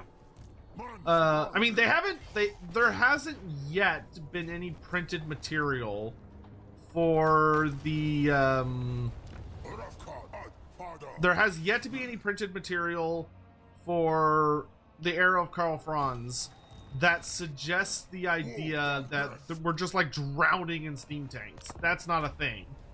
So the stories we have about like, oh yeah, no, there's still like a bunch of like messiness, and by the time of Karl Franz, steam tanks are extremely rare, seems to still be vaguely consistent, but it's difficult to say. Like, I suspect that once the old world hits 2nd edition, or maybe 3rd edition, maybe we'll start seeing them sort of restrict the ranges a little bit more, and actually start tossing around the ideas of how they could make it work, as far as, okay, we're going to make it where these units are canonically still around the old world, whereas these other ones are not. But any and all of that just is kind of under a remains to be seen list. Let's see. I would like to burn down all of Athel Loren, but we have to be careful how we do it. Oh, also, I'm gonna switch the accursed armor onto Malagor to give him just 1 billion armor, and we're gonna see how that feels. For the I think I prefer you have the armor of destiny on the trickster's helm. Let's combine several items.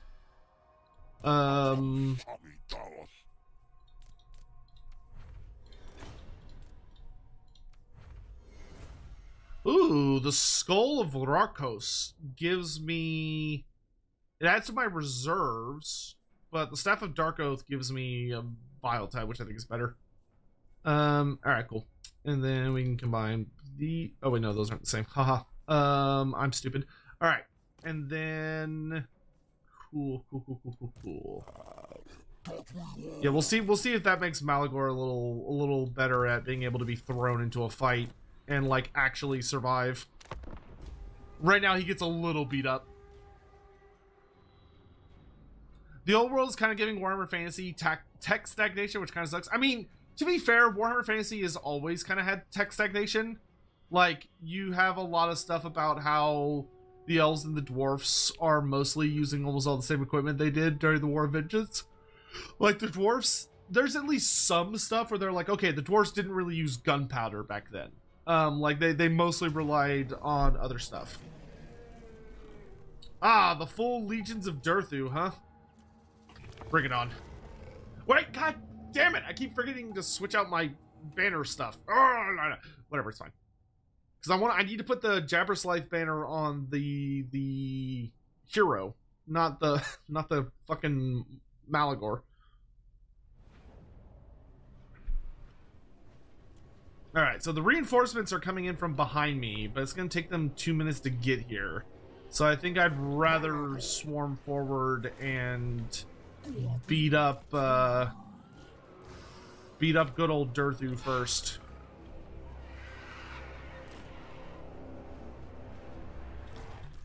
You know what I haven't done today? I haven't done one of the most important things we do here, which is to ask, how is everybody? How's everybody in chat? How's your days going?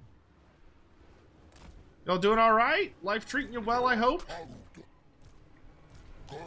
Or at least are you hopefully you're at least hanging in there. Goodness knows there's a lot of rough news out there, but I hope y'all's whatever y'all have got going on is not doing too bad. Oh, I did not. Did I time that right? Yeah, I did time that right. Ooh, that was good. While I cut up all the sleep I've been stealing from you.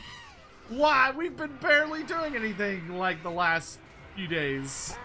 What are you talking about?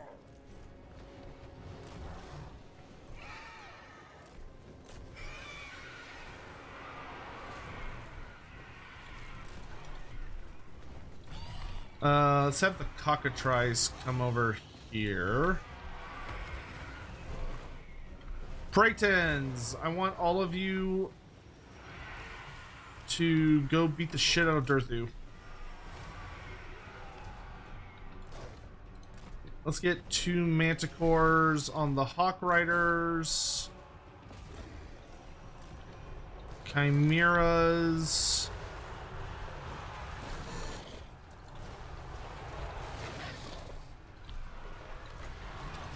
start launching fireballs at the stag knights. I'm gonna go land on the stag knights. You're busy fighting. And Malagor should be able to just absolutely curb stomp people now.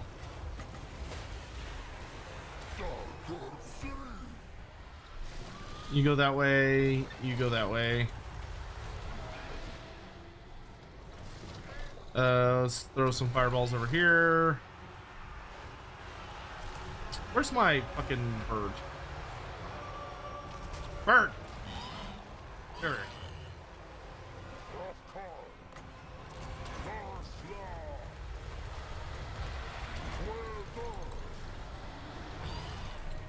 I need you to hit those Hawk Riders with your gaze, because they're pissing me off. I'm gonna drop a big AoE. I'm gonna steal your ammo over there. Oh, that's very nice of you to say, JD Smash. You're very sweet. Okay, let's have Malagor go dive in on the archer fight with a big block of doom while we're at it. Harpies, come help over here. Hawk tries to go down this way. You help out with the hawks. We can throw a big ol' one of these. They're all gonna walk right into it. Delicious.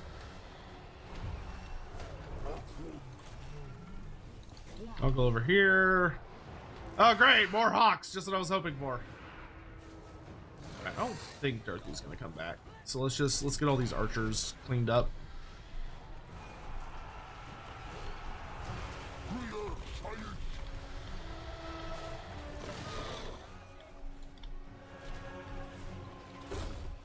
Oh, he did come back. Well, I think I can handle this.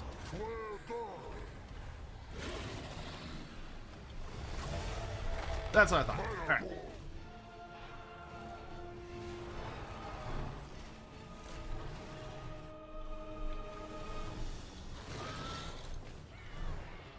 Alright, so they've got stuff flooding in from all the way over there.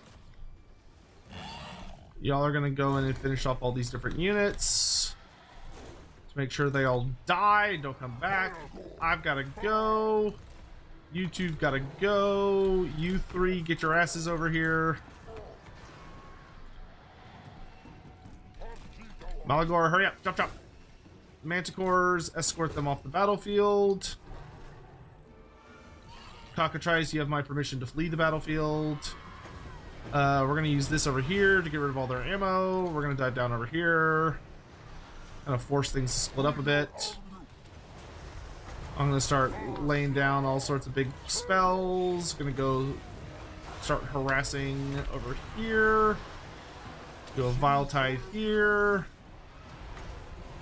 And summon a Cygor at the top of the hill.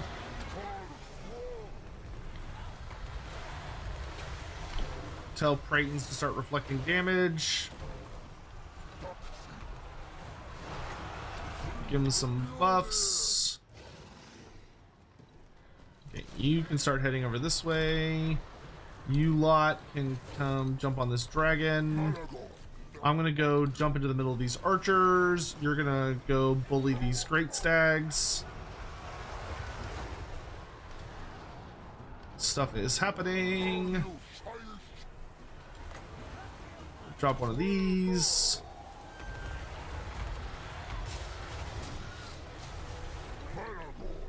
So many goddamn elves!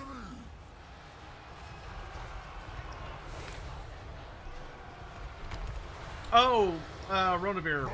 Sorry, I need to fix that. I'll go fix that here in just a second. Let me finish this battle and then I'll go correct that error.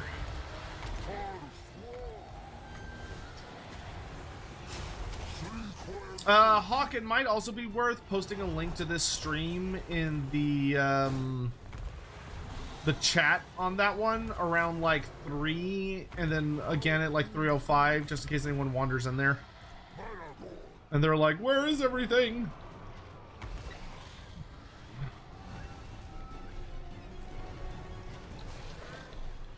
All right, we're gonna use this here to get rid of a bunch more ammo.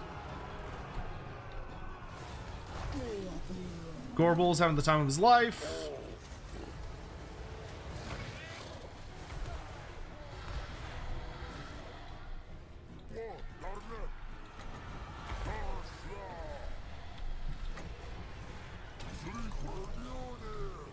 I'm getting swarmed by birds. Wretched foul lizard thing joins the red host. Cursed Sotek. I love army losses. Good shit. Good shit. Alright, and we can't actually let time just drag out because it'll let my... Oh wait, I don't have any creatures with regen. I thought I did. Nope. Okay. Oh no, the cockatrice and the jabberslife has regen. Brainbug, thank you so much for the 57 months. I really appreciate it. Okay, let me fix that thing actually real fast before I forget. So I need to go to here. Yeah, I really hope we'll be back to normal stuff soon. I miss Andy, man. I miss him very, very much. And I hope he will be back sooner rather than later. But we kind of just have to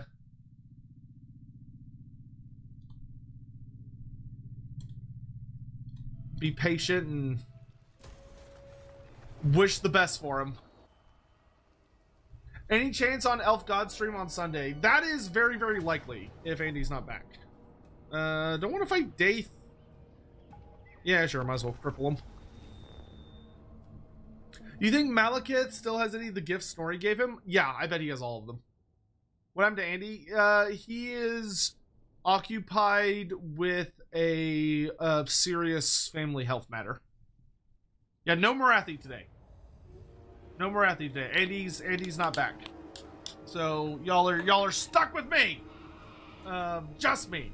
And I figured it would be kind of silly to like turn this stream off just to go like sit on the Lorebeards channel and like twiddle my thumbs for 3 hours. So we're just gonna stay here. But if you have any lore questions that you would like answered, feel free to ask them. Because we're basically doing this in place of Lorebeards. So if there's anything that like has your interest and you're like, oh, I'd like to ask about this, you can kind of think of this stream as a Q&A. But yeah, Andy has not returned yet, unfortunately. We are continuing to sadly, eagerly, but sadly await our great heroes, our great champions' return. But today is not that day. Yeah, so if we were to do a stream, if we can get a Elf God stream situated for Sunday, which it depends on if Vera is over the flu, which I think she should be over the flu by then. Like, I think she should be feeling better. So we're just gonna kind of play it by ear. But if she is still feeling bad, or no, sorry, if she is feeling better, then what I would like to do would be have her and Lindsay come on and we will do our stream on Nethu, the Keeper of the Last Door, which would be pretty fucking hype. He's a very, very interesting god, especially compared to a lot of the Elven gods. A lot of his nature and the important aspects of like who he is as a character are spoken about sort of in relation to his mother, which is quite a bit different than what we normally get with a lot of the Elven gods. So I think there's actually quite a few interesting tidbits that could be explored there. So that would definitely be something I would very much want to look at. But that would be the sort of objective that day, if that's what we end up going with. But you know, we'll kind of see where the day takes us, or where the week takes us. We have a lot of people. Unfortunately, it's just that time of year where a lot of people are getting sick, and there's just a lot going on. And it sucks because it feels like Lorebeards has been rather continuously plagued by things like this. but it's not anybody's fault. It's just, you know, it's just the way life is sometimes. I mean, this is I think the longest Andy's ever been away, but it has been for a genuine emergency. And unfortunately, not all emergencies are things that you can, you know, wrap up and be done with in a matter of days. Sometimes they take, sometimes the really hard ones take quite a bit longer, which is very tragic and sad for everyone involved, you know. I do want to say that I really appreciate y'all's patience with us at the time, but yeah. Please know that I and everyone, I'm sure Andy as well, are very eager to get back to it, but it's just not time yet. It's just not time yet. But I will say, as soon as I know anything, like as soon as I have concrete information of like, we're gonna be back on this day, I will immediately let y'all know. Like we will immediately send out like a whole thing of like, hey, here's the situation, like here's the new dates for everything.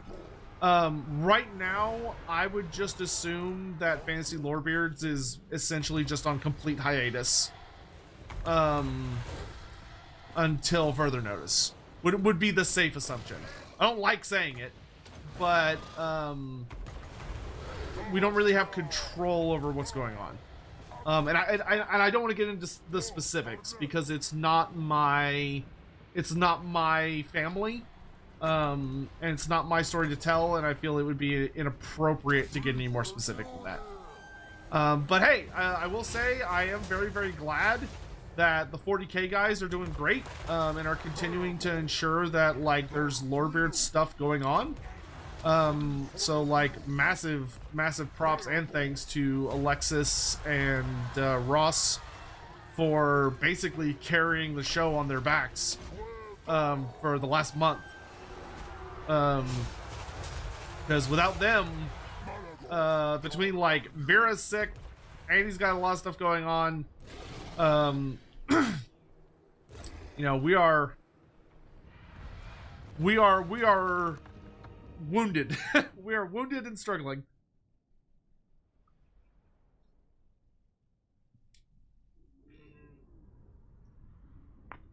I know it wouldn't be the same, but I'm surprised the schedule hasn't been filled in with you plus someone else instead of just you and Andy. I mean,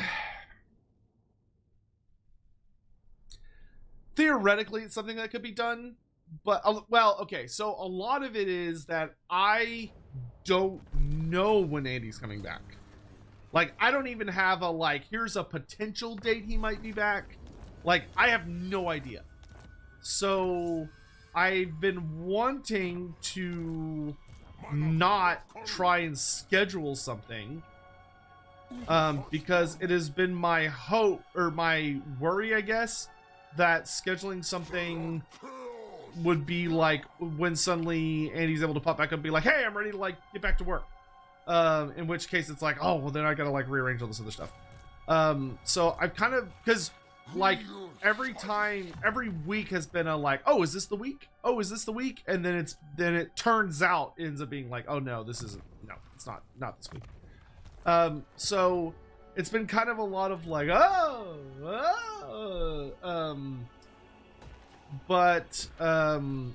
so well, unfortunately we're just having to play it a lot by ear, I guess is what I'm trying to say.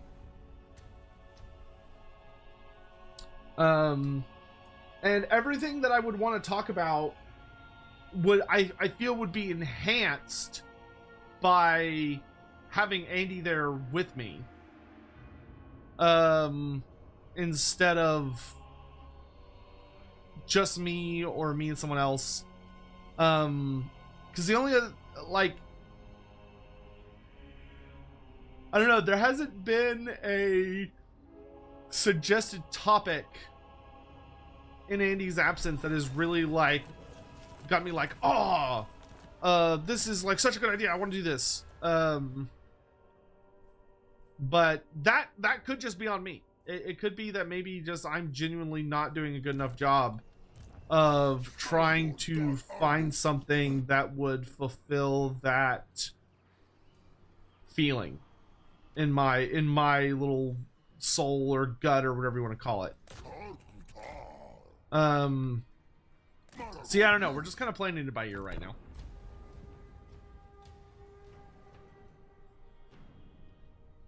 I think it's definitely coming to that point.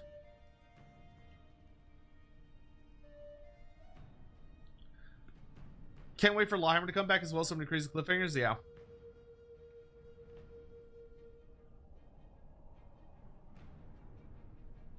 Thinking 40K is the way myself or Ross could get access to make community posts on Lorebeards' YouTube channel, so they could start having the community pick the weekend topics. Yes, actually, hold on. Let's see if I can actually finagle that right now.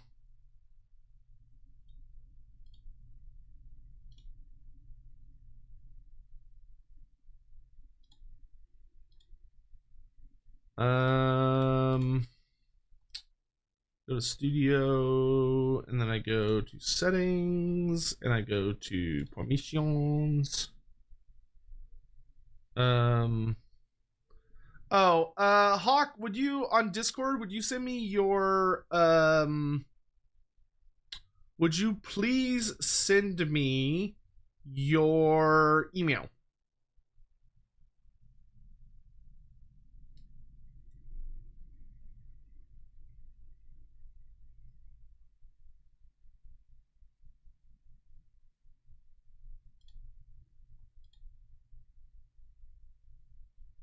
And then I'm gonna do a thing, and hopefully it'll work.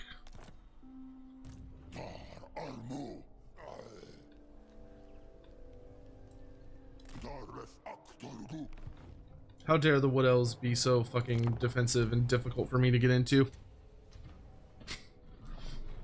Hawk, yeah, I appreciate that. Thank you. Hugh, good to see you, dude. Have a good one. I think a personal Lorebeards would be neat. How I learned to love H. That's actually a good idea, Siresco. I could do that on Sunday. That could be a good Sunday episode topic. Let me write a sticky note.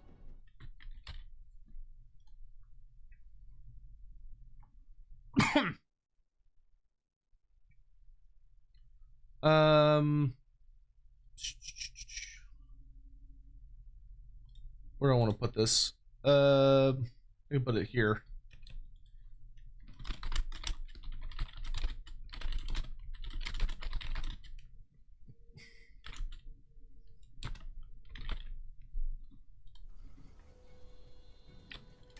That, I think, is an excellent idea. I might see if someone else, if any of the other Lorebeards wants to join me for that too. So like have a discussion about it, because like all of us are old heads, so all of us had like a pretty unique experience kind of doing that. What capital am I burning next? After I kind of want to blow up a bit more of Ethel-Loren, but once I'm done with Ethel-Loren, we're gonna go to Corone next, and after Corone, we're gonna go to Kislev, and after Kislev, we're gonna go to Cathay. 40 donated $7 Australian and 99 cents through Super Chat. Hello Sotek. Hello. Been giving some thought to what jobs you want to level first now you're in post Stormblood? Summoner, I think, is my next one. The one that lets you summon the big dragon boy. Yep. Whatever, get out of here. Silly wood elves.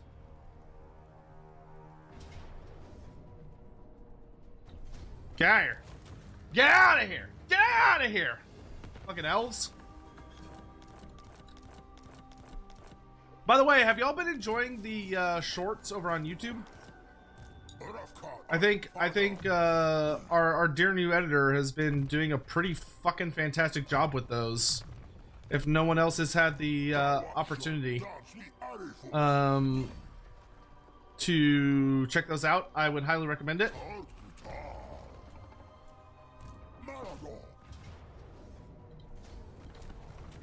Oh, I shouldn't have done that. Ah, well. I should have taken the Yoke of Ages first. That's fine. Alright, I lost my... Oh, I can get my Chimera back. There we go. The big one. Get rid of one, and then I want Harpies. Because the Harpies make for excellent meat shields.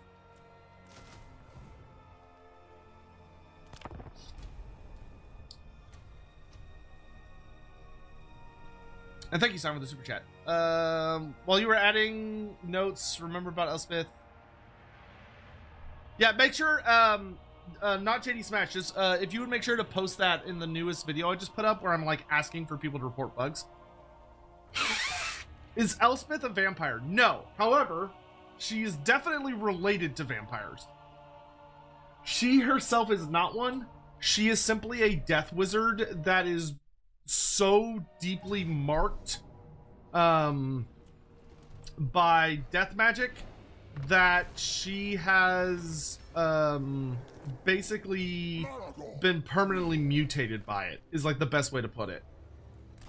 She's very, very, very deeply affected by the sheer amount of death magic that has become a part of her and been around her for her entire life.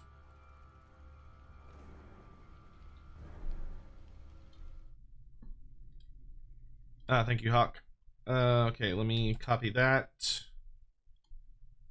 And then I need to go to this, do this, done, save, next.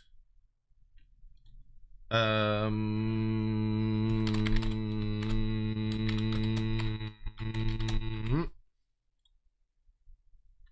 then I'm probably gonna need, yep, yes, that's me. Click that button. You bring. All right, Hawk, you have an email that you need to look at from YouTube. Good. From me. I accept your offering for Mulder Clan. At Sign of the Emperor 1240 donated 14 Australian dollars Oh, thank you, and Sign. 99 cents through Super Chat.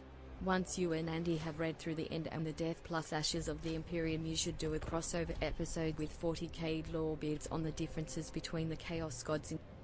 I don't know if you're going to get Andy to read it, but I'm definitely going to read through it. I have started listening to the audiobook for Infinite and the Divine. Been enjoying it so far. I will say, to all the people that ever wanted me to read a 40k book, why did nobody...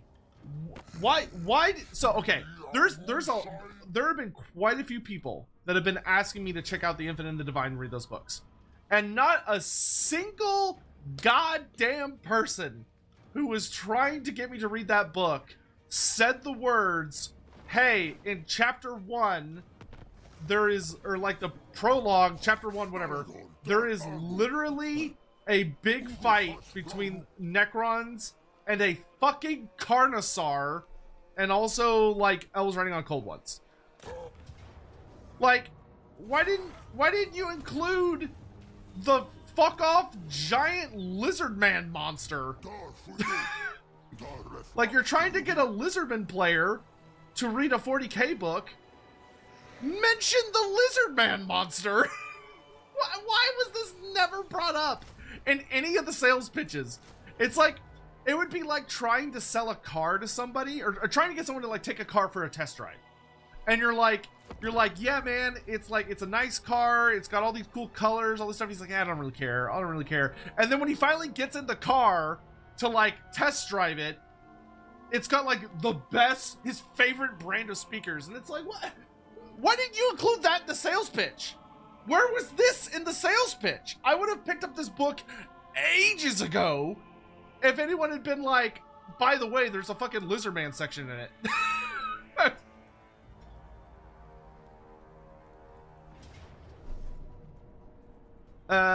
Nah, he can world roots past me. I'm not gonna jump on Orion just yet. I'm determined to burn down Athaloran, goddammit. I don't care how many waves of elves I have to chew through. Okay, I think I need one more turn of healing.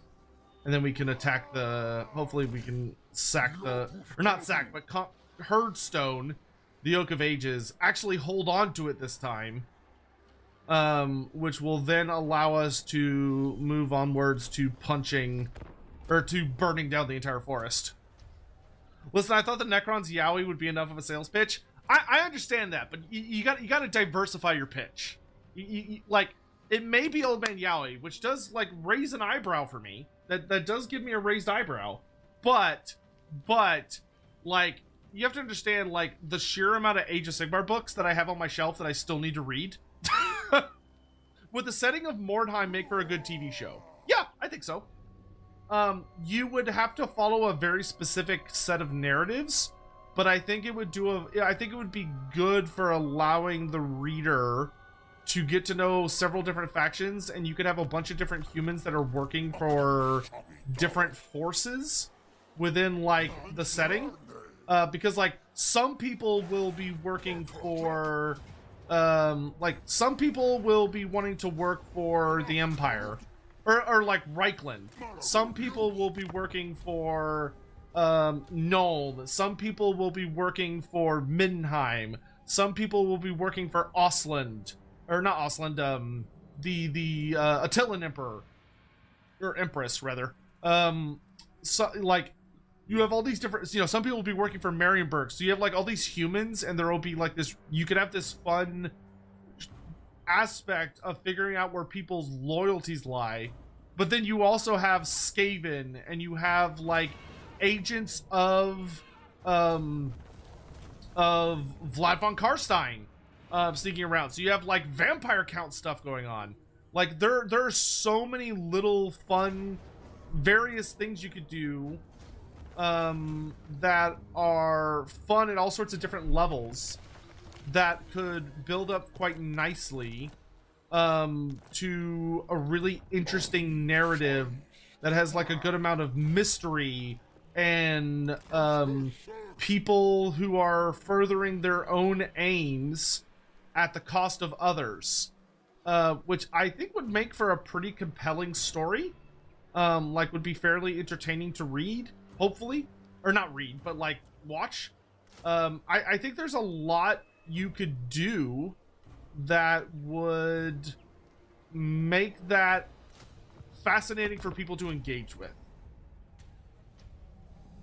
It would make a much better TV show than it would a movie, I'll say that. And then like you've got like Be'lakor and the Dark Master and stuff, because then like each season you could have it where like each season focuses on like a different group. So like a different warband, that could be fun.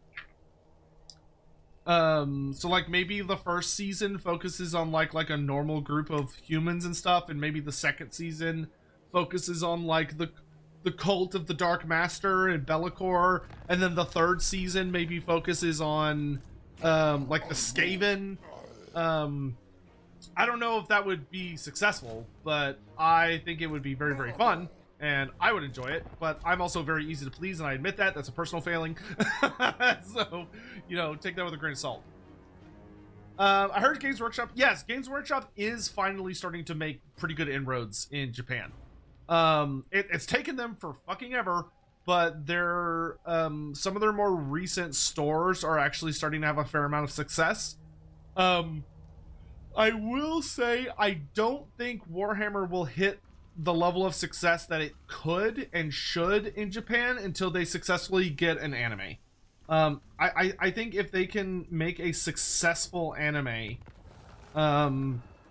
that really allows for people like a Japanese audience to engage with the setting on a medium that they love and really understand and can like super hard lean into, like I think that would be the important secret. But You know, whether or not that's something they would be actually willing to do, hard to say. I think they should. I think a Warhammer anime, both for 40K and fantasy, would go like so hard. I think it would go so hard. But there have been very strong rumors that Nippon is coming. There's been some very strong, reliable rumors that Nippon is going to be a thing, and that Games Workshop is working on it as we speak. I heard one of the potential pitches for it, which was interesting. I don't think it's the direction I would want Nippon to go in. But the fact that they seem to even be thinking about it, I think is very promising. And, you know, all we could do at the moment is hope for the best. Okay, I'm gonna step out. Okay, we're gonna do one more turn of healing, and then I'm gonna burn this goddamn forest down. Bring token trinket to give to Throt. Yes, yes. Good, good. I accept your offering for Mulder Clan. At Sign of the Emperor 1240 donated $7.99 through Super Chat. Will you be starting to listen to Horus Rising, The End and the Death and Ashes of the Imperium once you finish The Infinite and the Divine? Yeah, my goal is to finish all of those books before the end of the year. Went to Warhammer Tokyo. It was pretty neat. They were having a 40K Thanksgiving event. That's fantastic. I love that for them. All right, we're just gonna blow up all these armies.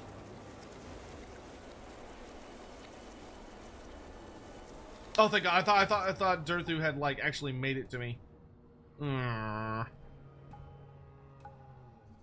If I win this, I think I will have successfully repelled.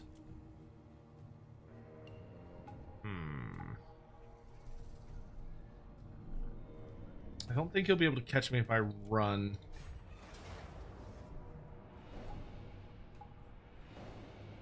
Oh, yeah, that's fine.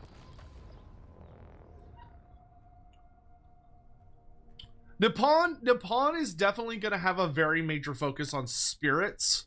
I think the question that a lot of people are really curious about, and it's going to be interesting to see how they play it, is going to be what's going to be kind of the over-under on, like, what types of spirits are we going to be looking at? Like, how are, like, yokai going to work?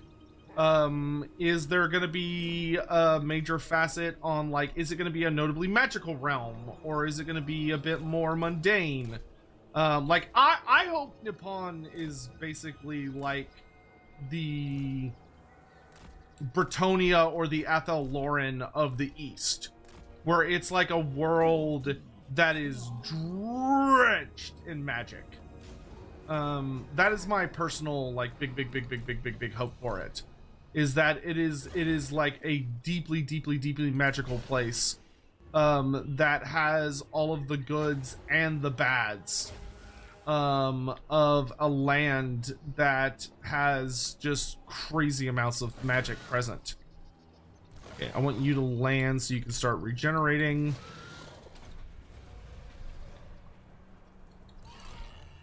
You know what? Let's actually set a bit of a trap here.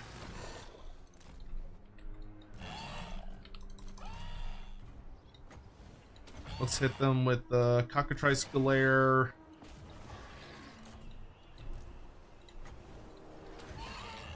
So give them the big debuff. There we go.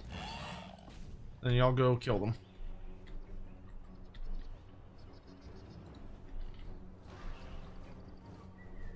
All this does. How you doing, dude?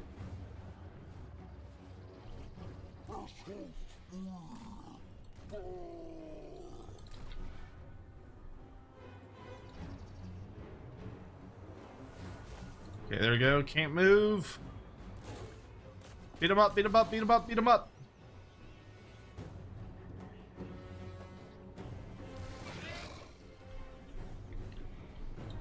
It lasts for such a short amount of time.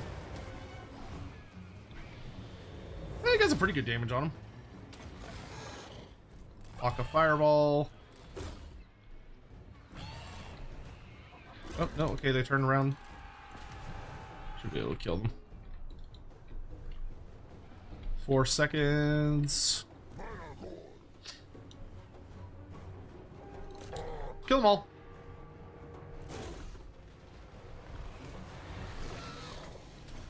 Fireball. Fireball. Fireball. Fireball. Up. Fireball. Kill. Kill. Kill. Kill. Kill.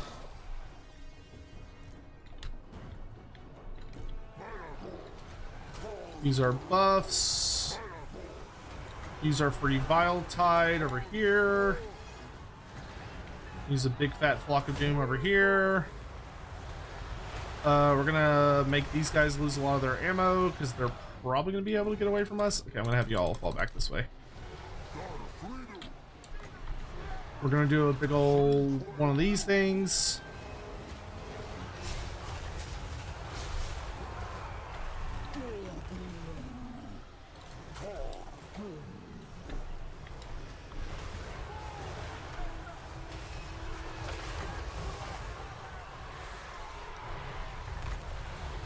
Let's do a big Doom and Darkness over here, just to get all these guys to run off the battlefield.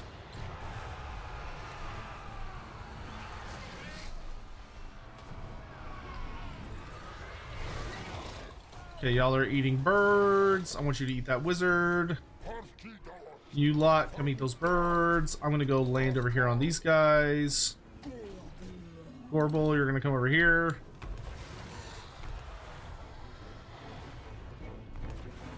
You three, come get those guys. Y'all come over this way. I'm gonna Vile Tide right on top of these archers to blow them up. Yeah, the biggest thing that I hope they do that I really want to see for Cathay is I really want it to be revealed that the Shadow Dragon, like the Shadow Dragon child from Grand Cathay, has basically been adopted into Nippon.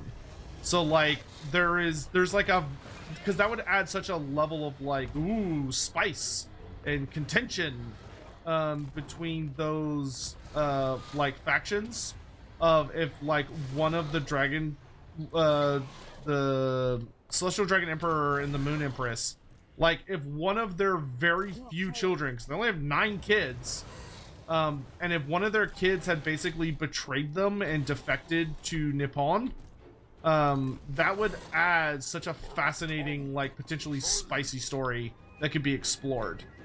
Of like, why did they leave? What did they think? Like, what did they gain from it? Or were they running away from something? Was it like a personal failing? Or was it because like there was some sort of issue? Like, you know, was it that just that like the Shadow Child wanted something their parents wouldn't give them? Or is it that the Shadow Child like believes their parents have done some kind of horrible moral failing? Like there's so many, I think, fascinating different paths you could go with it. And I would just want to see where that ends up. I would be mesmerized to be able to allow that to explore some of the mystery, especially around the dragons. And it also like helps tie in the history of Nippon and Cathay into one another, which I do think there should be some form of shared history. Because I think that very much reflects a lot of some of the aspects of our world where like there is a lot of that kind of deep interwoven history between China and Japan. But the thing is though that it would have to be is that you can't have the Dragon Child be like the big boss. Like they shouldn't be like the big leader of Grand Cathay or anything like that. They should be like almost like a rescued orphan, or like almost like a royal hostage, or someone that was taken in spite of their family's like nasty history. with the nation of Nippon, because you want that conflict to be there between their factions, but also feel like Nippon isn't just like little Cathay.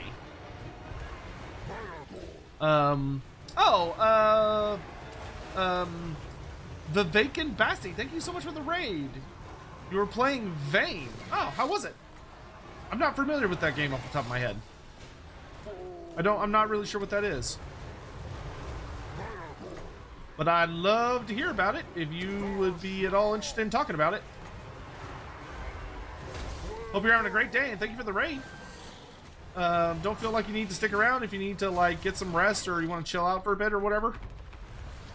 Feel free to head on out if you're tired or any of that. But yeah, I hope you're having a great day. So you get you to go up to that wizard. Malagor, let's throw down some more Flocks of Doom. You can never have too many Flocks of Doom. It's not possible. Infinite Flocks of Doom.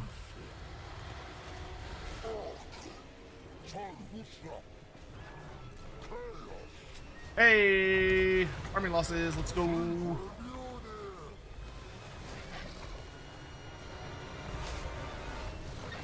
Okay, let's have y'all chase people down. I'm gonna have the ROR version just park his butt on the ground so he can heal.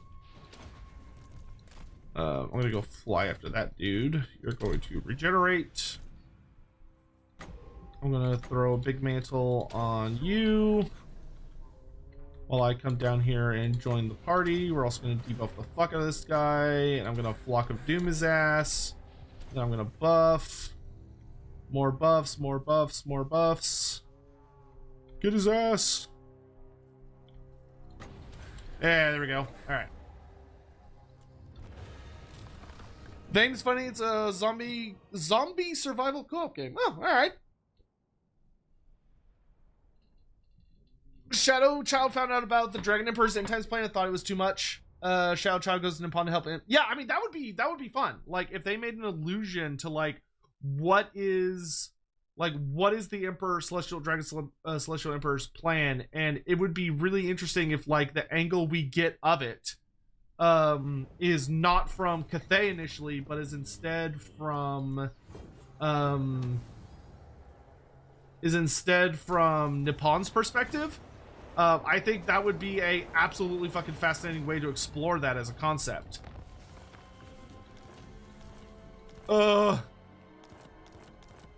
There are so many elf armies.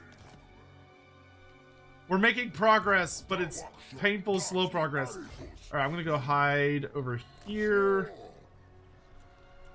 We didn't lose our RORs. That's nice. Oh, I have so few recruitment slots here. That's fine. Actually, what we could do is go over here, and then I can hop across next turn. And we can like take over canals or burn it down or whatever. That should actually improve my number of horde recruitment slots.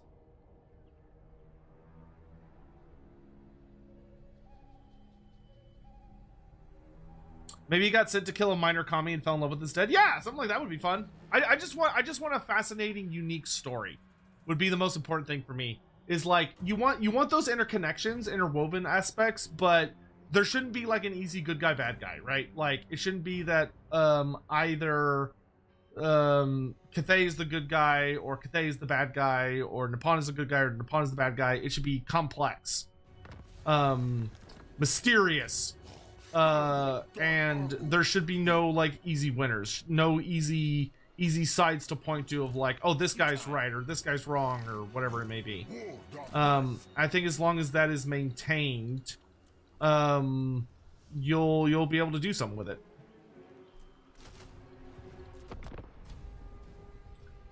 I think people would boycott Cathay if they glaze them again. I mean, I don't know about that. I think army books.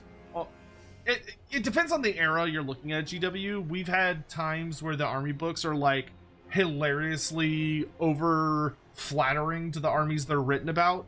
Like, from my own personal history, actually, when I was younger especially, I really hated the 8th edition Dark Elf Army book. I despised that book because I felt like it wasn't written with the rest of the setting in mind, and all it did was like bullshit. Like I felt like all it did was jack off the Dark Elves. Like the whole book to me just felt like someone didn't read about the setting at all, and they just like were circle jerking the Dark Elves about how like awesome and cool the Dark Elves were and how they win every conflict and they never actually lose. And I really didn't like the book because it's written from like a god perspective, but it shows how like absurdly it makes the Dark Elves seem like the absolute main characters who never lose, and the only times they do lose is when they want to lose. And I personally think that book is in the grand scheme of things poorly written. Genuine. Even though there are aspects of it that I appreciate, I do honest to goodness feel that book actually has a fair number of issues that mostly revolve around it unhealthily treating the Dark Elves like they literally could do no wrong. That being said, though, the CAW book is kind of along a similar flow. Hi, Stem! To defend Hell Pit.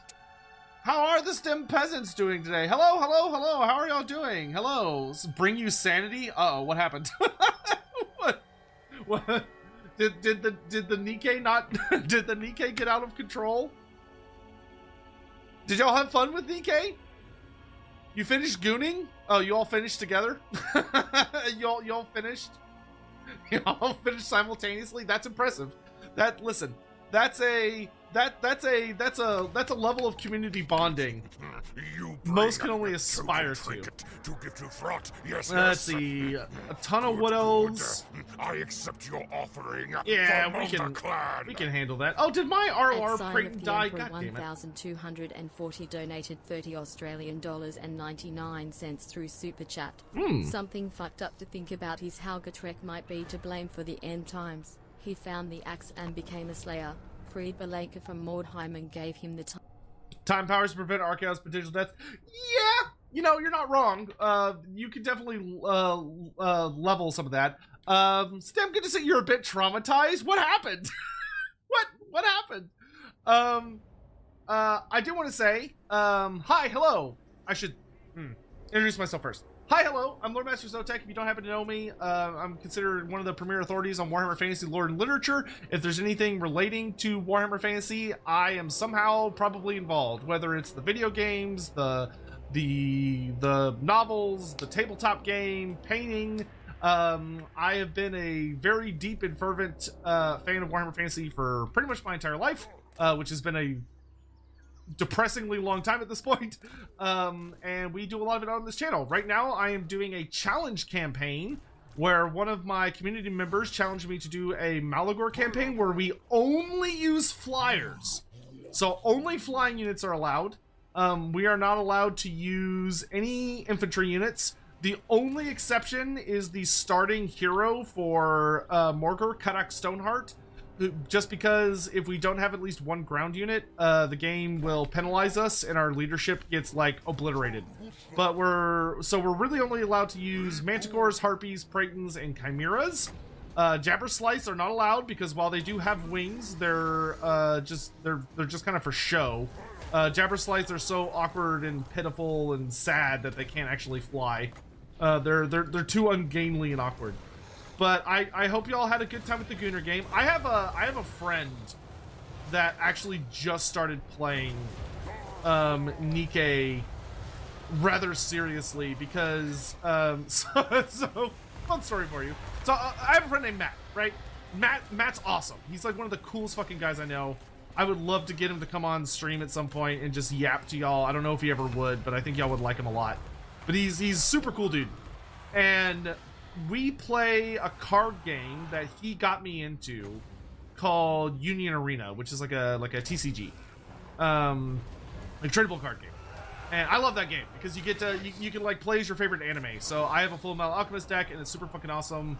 And I'm very proud of myself, big adult man, because I took an exam to become a judge for Union Arena, and it's really fucking hard, and I passed.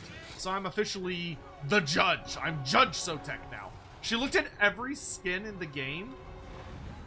Did Stim just spend like 3 hours just looking at like butts and boobs just jiggling all over the place? Which, like, there are worse ways to spend your time. There are way worse ways to spend your time. I'm just trying to make sure that I'm on the I'm on the same page. This is what y'all are saying. Yes? Damn. So you're I missed a good stream. I'm sad now. Man, I'm just wasting my time here doing a fucking lame-ass Total War stream when I could have been like, I could have been enjoying dinner and a show. Dang. Did she find a new wife, or was she still sad about her first pick dying? Yeah, I need to kill this guy. I need you to chase that off. How's our Minotaur doing? Okay, he's just holding the fort like a good boy. He's being a good Minotaur boy.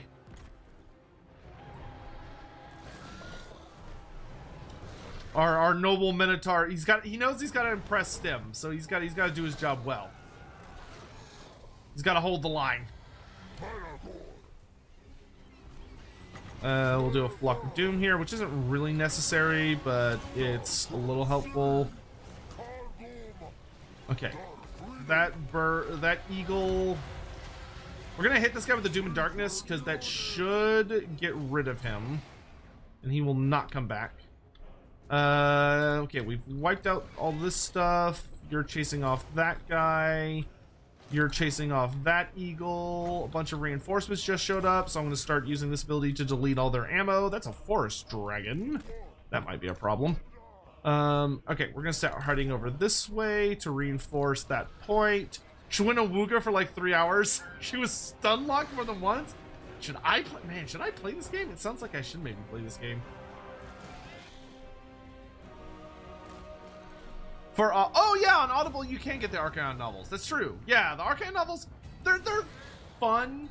They're a little weird if you go into it totally blind.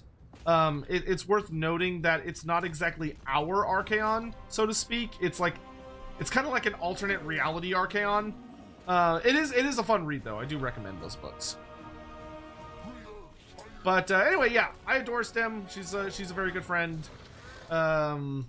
Taught her how to play Total War, and I think she's gotten quite a bit better at it. She's doing great. And I hear little whispers that maybe she'll start teaching people herself sometime soon. But very proud of Stem around these here parts. She's the best. She's a sweet girly. But yeah, feel free to hang out with us if you're so inclined. Today we're kind of having a bit of a relaxing stream where we're just kind of like hanging out, playing some campaign, working on this challenge campaign. We're getting pretty close to a point where I feel like we've beaten it.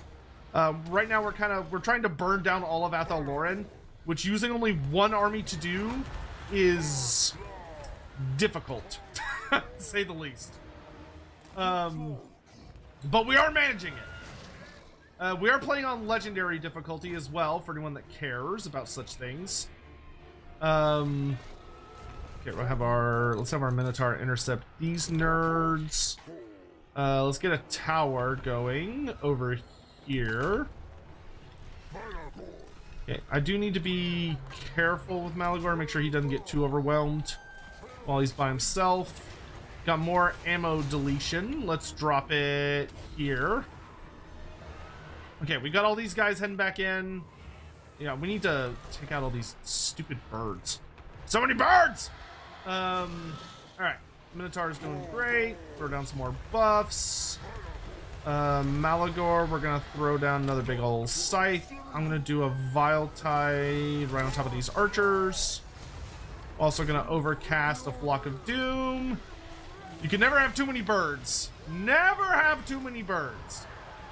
For this Chimera, let's hawk some fireball loogies over at these guys.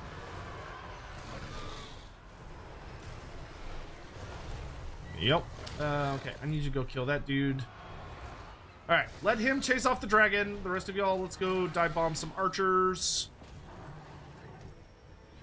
I'm gonna fireball them, actually. Good shot. Alright, you're gonna go down this way. Oh, that's a fucking tree man. Please get away from me. Ow. Ow, ow, ow, ow, ow, ow, ow, ow. Okay, I need to get over to my Minotaur. Let's do a big old Shadow Blade going this way. Okay, let's get you into the Wild Riders over here. I gotta make sure I don't lose these capture points. Okay, let's bring all of our flyers over this way.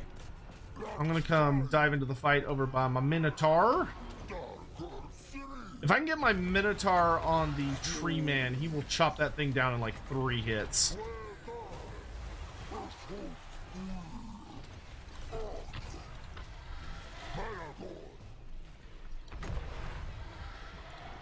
Let's see if I can get these guys to run away. Okay, I've got one more delete ammo cast. Let's use it on these guys right here. If we win this fight, this should break most of the elves' power in the area. Kill the tree man. I'm gonna set that down, wander over here. Throw down one of these. No, I hate these defensive battles. I don't have staying power. Like, we're probably gonna, yeah, we're gonna lose this just because I literally don't have enough. I don't have any capture weight is the problem. So, like, I can't win siege battles because, you know what? We blew up the Oak of Ages. I can't be fucking bothered. I cannot be bothered with burning down the entire forest. It's so obnoxious without capture weight. Trinket to give to Throt. Yes, yes. We blew up the Oak of Ages like 3 times. I accept Fuck your it. offering. We blew up the King's Glaive. Fuck it. At Sign of the Emperor, We're getting the fuck out of here. We're getting the fuck out of here. $7 Australian dollars and 99 cents through Super Chat. You need to do a big group co-op / head-to-head with all the Glitch Stars girls sometime. You, Stim, Miwa, and Ariza at minimum. That would be hell to organize. I don't know if such a thing is possible. Oh, that's actually the campaign. So we actually lost. We lost the challenge campaign because of the capture weight. Well then. Oh, right, because they got my last Herdstone. So yeah, okay, that's interesting. The thing that makes this campaign difficult. Yeah, so we just lost. That is a lost campaign.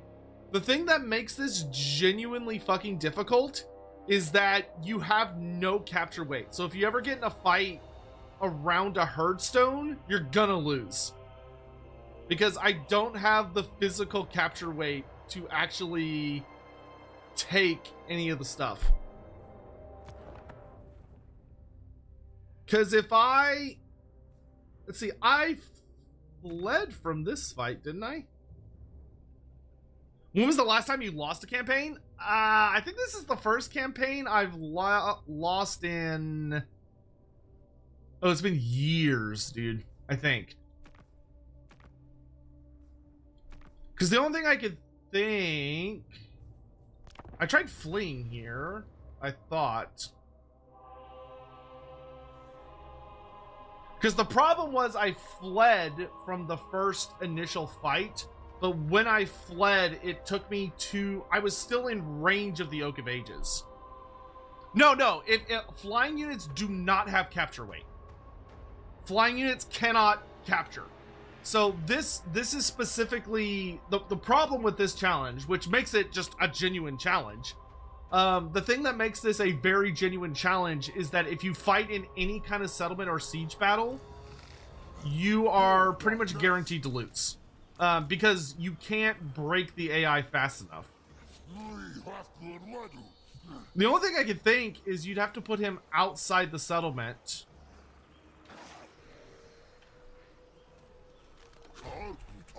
And then when he attacks, you flee? That would be the only way I could think to get out of this particular pickle. Because we still got like 2 hours before we're supposed to wrap up stream.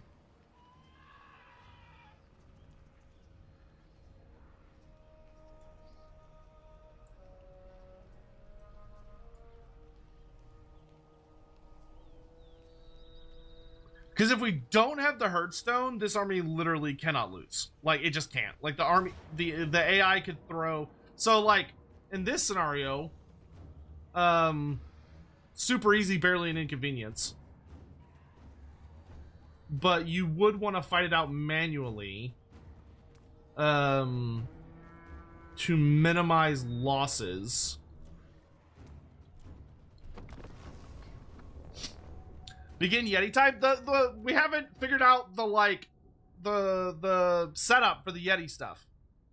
So we're gonna do just a tiny little save scum because Athelord cheated. Athelord cheated against us. They didn't beat us in a fair fight. All they did was capture the capture points, which was cheating, according to like Article 67.420-69. So, you know, fuck them. If they're gonna cheat, I'm gonna cheat just this once.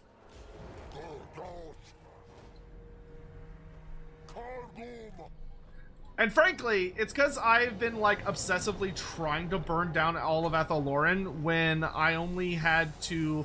All I technically had to do, according to the rules, was just destroy the Oak of Ages once.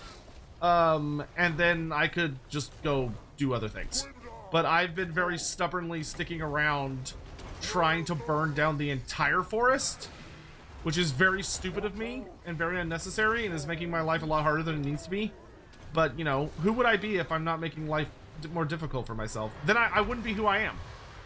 Because I love making my life, like, horrible and hard and unnecessarily difficult and tragic and painful. That's like one of my skill sets. You know? So I think it's important for me to focus on what I'm good at.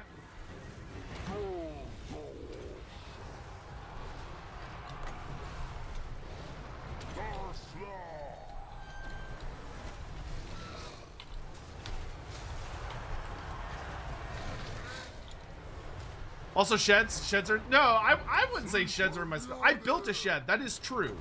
But I would not say that it was a particularly great shed.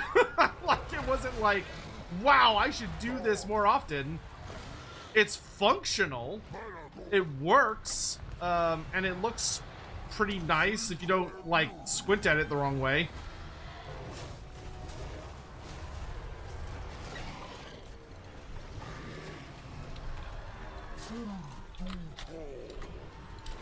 Clear out more of these small fries.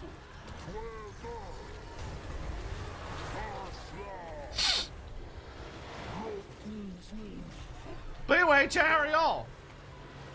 Sotek's the judge. That's true. I am a judge. Yeah, that's true. That's true. I can make a ruling on this. I am a judge. And as we all know, once you're a judge for anything, whether it's a card game or like an actual legal thing, like in a court of law, once you're a judge for one thing, you're a judge for like everything in existence. Like you have the authority to make rulings on literally anything and everything that exists. I'm pretty sure that's how that works.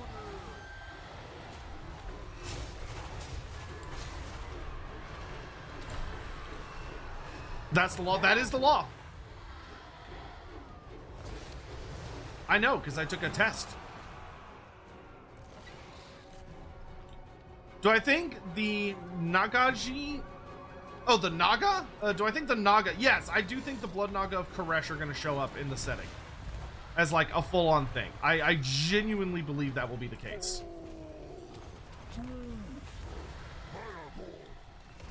100%. Like, I don't just think that. I feel so confident that I would be willing to bet that in the next 5 years they will be a thing. Which is a very unfortunately long time, but GW moves notoriously very, very slow. They're a lot like Treebeard in that sense, where everything is one plot-in step in front of the other, bit by bit by bit.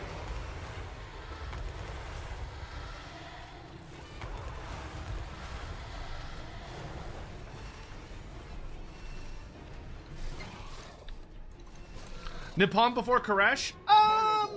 I would think you'll probably see Koresh before you'll see Nippon, would be my bet. I feel like Koresh might come out as early as the next 2 years, but I would feel certain Koresh comes out in the next 5 years. I would feel it's likely that Koresh comes out in the next 2. Because I very much believe the rumors that I have heard that Warhammer the Old World 2nd edition is going to focus on the Eastern Theater. And if they're going to focus on the Eastern Theater, they're going to need more factions over there. And the most likely options are going to be Nippon, the Kingdoms of End, the Naga of Koresh, and the Hobgoblin Khanate. Nippon, though, has been very hush-hush. Like, Koresh and End have been receiving quite a bit of attention from Games Workshop, whereas Nippon and the Hobgoblin Khanate, the Hobgoblin Khanate's been getting some scraps. Nippon is the least talked about. It has been talked about, but it's by far the less popular child at the moment, or less spoken of.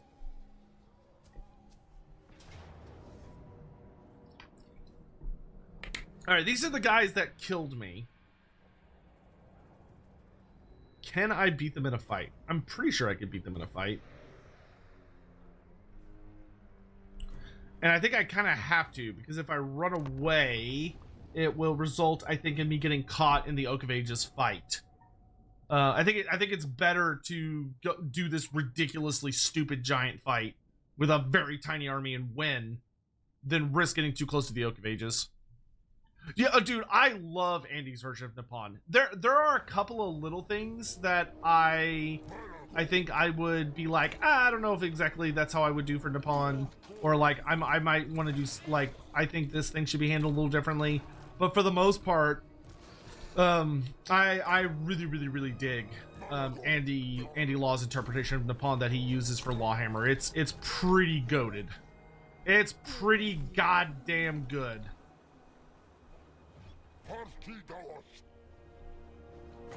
All right, time to butter some elves.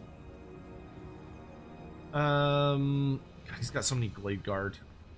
Let's do that. I don't have a cockatrice. That makes me sad. Okay, we're gonna have Malagor just immediately start going after. Hey, let's go after like the core of all these shooting units. Let's do that. Let's do this. Creighton, you can dive down on the Lord. You go after them. You dive down on them. Both of y'all can head over here. Okay, Malagor is in.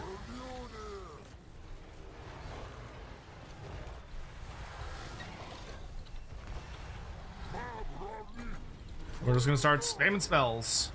Oh, I need my Minotaur over here. Vile Tide.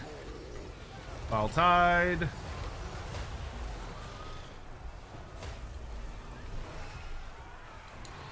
You get to explode, and you get to explode, and you get to explode. You dive down on them.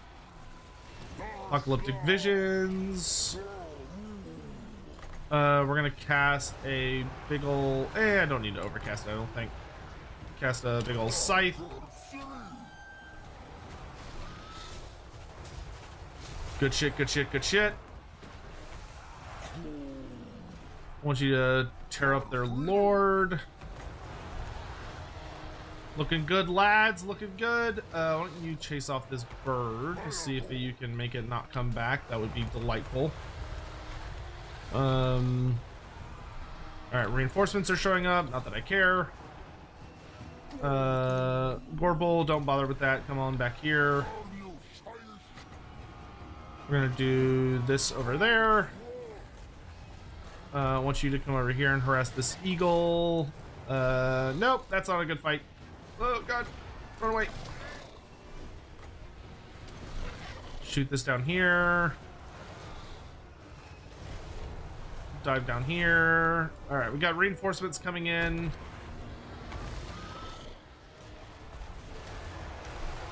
Oh, you need to get on the ground. Get on the ground. Get on the ground.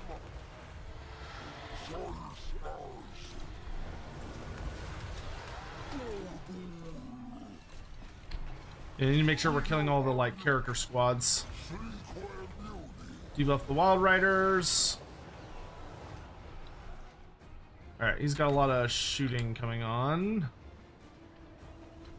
Oh no, no, actually no, not well, not that much I could see. They might all be hiding in the forest. Get on the ground! You gotta stay down here so the fucking Minotaur can protect you.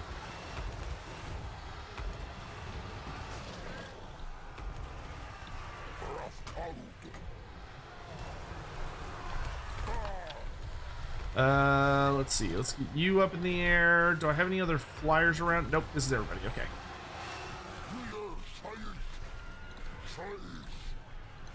You, get the dragon. Drop this here. Drop this here. Fuck you, dragon, you cowardly bitch. There you are. Malagor, let's drop this on the dragon. I'm gonna do a Vile Tide right on top of myself. You're gonna do a Vile Tide over here. We're gonna do one of these.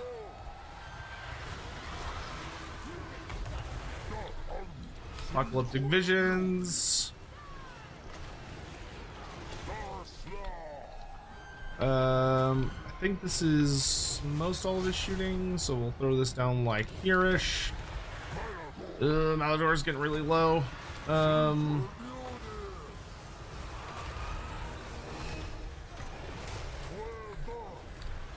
No, Malagor died.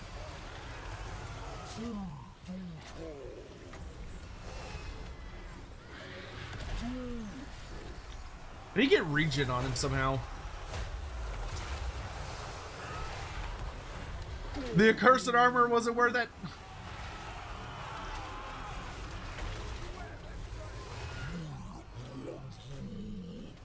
I think the Wood Elves may have just got me. I think we genuinely got into over our heads.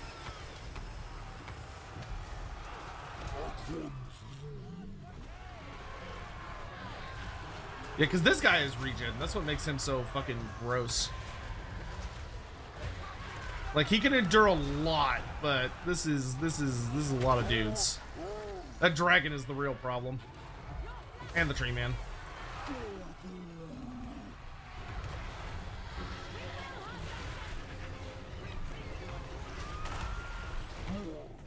Look at that! Genuinely defeated. I've been auto-resolving too much. I needed to be manually fighting every single fight, so I was minimizing my losses, but I was in my, I could just auto-resolve it, it's fine. Well, the good news is we should be able to run away. Though I don't know how far we're gonna get. There's a blue armor that gives regen if you want to buy and fuse a ton of armors. I mean, if I can, I will. Ah, we got away! We got away! We're still in it. You bring token trinket to give to Throt. Yes, yes. Good, good. I accept your offering for Mulder Clan. At Sign of the Emperor 1240 donated $30 Australian and 99 cents through Super Chat. Idea for the next challenge campaign. Epidemius plague bearers only. Plus you have to conquer all of Nagaroth and have Epidemius personally kill Malagor. So the next campaign has already been slotted. Someone put in a pretty generous tip to have it that oh geez, I'm exposed. That's not great. And I don't have any flying RORs available. I guess I'll just have to hope I can get away. I maybe shouldn't have done it in that particular order. I should have like moved that character far first and then done this. We need to get out of this fucking forest, man!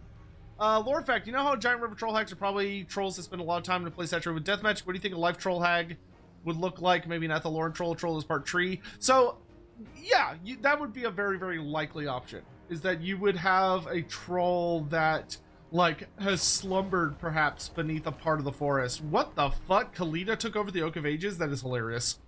Good. My work at Athelloren is done. The oak does not belong to the Wood Elves. That's the important part.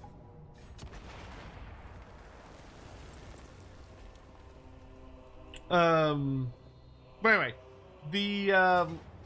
oh jeez, he caught me. Oh, and I'm next to a fucking settlement. I love when I run to like the worst place imaginable. That makes me so happy. Cause fear, cause terror. You already caused terror, right? Yeah. And then I think I'd rather you don't need more armor, so you can have poison attacks. Let's fucking go. Let's fucking go. But I think you could absolutely have like a troll that has slumbered so long beneath a bunch of trees that like the roots have started to like go into its flesh, and it just has like these large life-giving trees growing out of its body. Wouldn't necessarily have to come from Athelloren. I think it could come from any forest. But I think that's absolutely like a concept you could explore that would be like really, really fucking awesome and spooky in equal measure. Like I think there's a lot you could do with that. That would be very, very, very fucking cool. Gonna delete some of their ammo. Cygor, hurry the fuck up.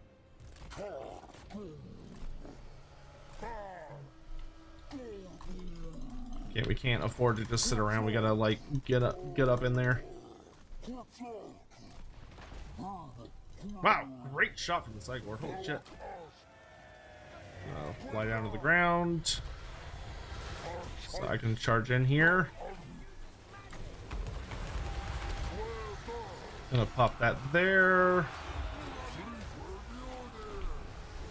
And we're gonna have the Cygor just like be annoying.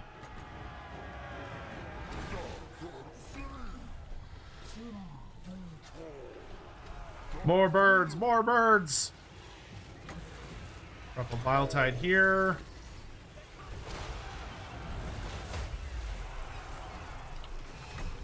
Well, we can summon another Cygor here.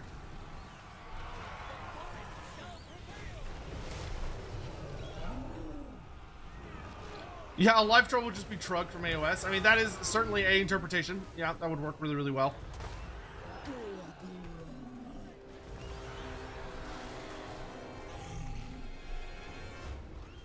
The next challenge campaign someone recommended was a ice-themed campaign.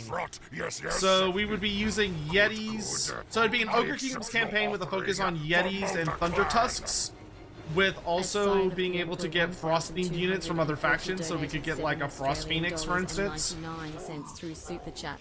So what is the next challenge campaign, and what do you think of my suggestion for another down the line?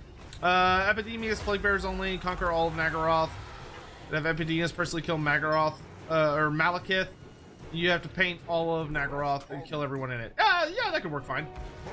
I mean, that's got some fun little things going on with it. Ugh.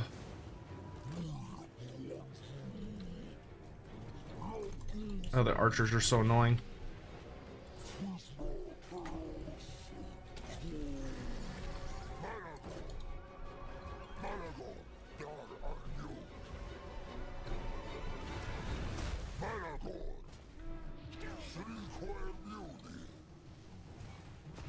Good hit, good hit, good hit. Let's make sure we kill this dude. Flock of Doom should bring down a couple of those Hawk Riders. Come on, kill him! Yeah, good boy. Okay, I think I can kill this. I think I can kill Daith if I go over and get on him. Assuming he doesn't just run away from me. Yeah, if I hit him with this, I should be able to beat him in a fight. He's wavering. Fucking Great Eagle. Okay, I don't want to do a... Oh, I could just mantle Gork myself. What am I doing? Where's my Doom Bull? Or Minotaur, there he is. Okay, I'm gonna chase off Lord Daith. This is a garrison.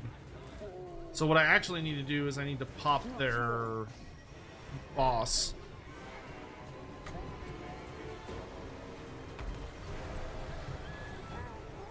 Oh, you bitch, you're so fast. Stop. Okay, we're gonna use a bunch of get rid of ammo on over here. Come on, kill him, Malagor, kill him! Oh my god. 186, it's so annoying. Okay, I gotta get down into this fight. I gotta support my boy.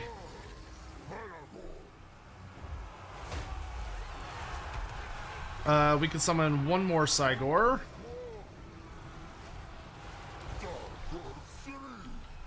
Oops. One more Cygor.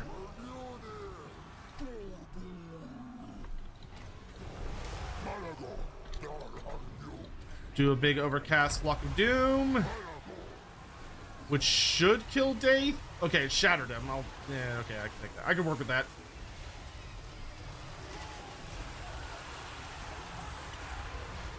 Oof. So many birds. Flock of Doom, or Vile Tide. I can use a big old scythe here. You can go plow into these archers. I'm gonna go plow into these archers. Be afraid! Be very afraid! Okay, we're gonna have the Gorbel go jump on these nerds.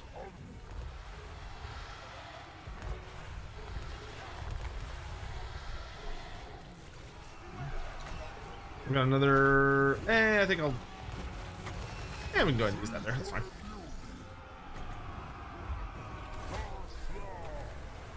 More birds! Infinite birds! Army losses! Hooray! Yeah, see, as long as there's not like settlement bullshit, we're totally fine. We really got to make sure we don't get caught in those kinds of fights. I'll let my Gorbel do a bunch of damage to that. You know, Malagor chase them down. Let him just wipe out this unit, because fuck him. I can use the Flock of Doom over here.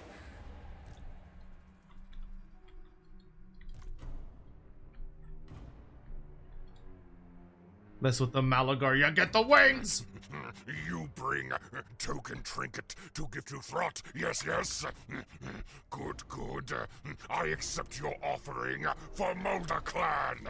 Bro, can you stop barrel rolling the Treekin, please? 1,240 donated $7 through Super Chat. If the Naga end up a chaos race, should they follow the Ruinous Four or have their own lesser god like Hashat or the Horned Rat? I would prefer if the Naga did not follow the Big Four. I think the Big Four have plenty of like children. Between like the Beastmen, the Norskins, the Warriors of Chaos, and the Demons, they've got so many factions already associated with them. I would much rather the Naga of Koresh have their own interpretation of Chaos. Like their own stuff going on with it. I don't think I would find it that intriguing. Oh yeah, no, I'm not doing that. I don't think I would find it that interesting for them to be like just another faction that worships the Big Four for like the 80th time. Oh, okay. We're safe for the moment.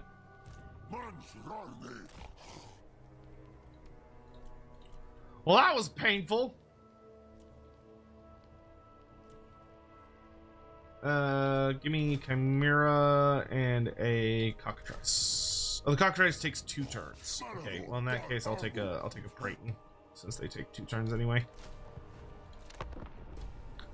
Do you think the Naga will have any connection to Sotek, or be that hostility or confusion? I hope so. I hope so. It would be really nice to have the Naga of Koresh actually tie-ins to some of the story themes of the Lizardmen, and really play with the mysterious aspects of what's going on with all these different snake deities and these snake concepts, and how does the concept of Sotek tie into the Naga? What did the Naga think when the twin-tailed comet showed up, like during around the time of Sigmar?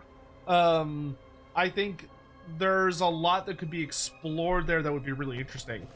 One of the things that I would find to be the most intriguing is that traditionally in Warhammer Fantasy, the twin-tailed comet has been seen during Sigmar's time.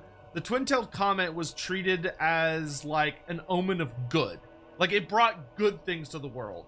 So it heralded the birth of Sigmar. It heralded the birth of Sotek.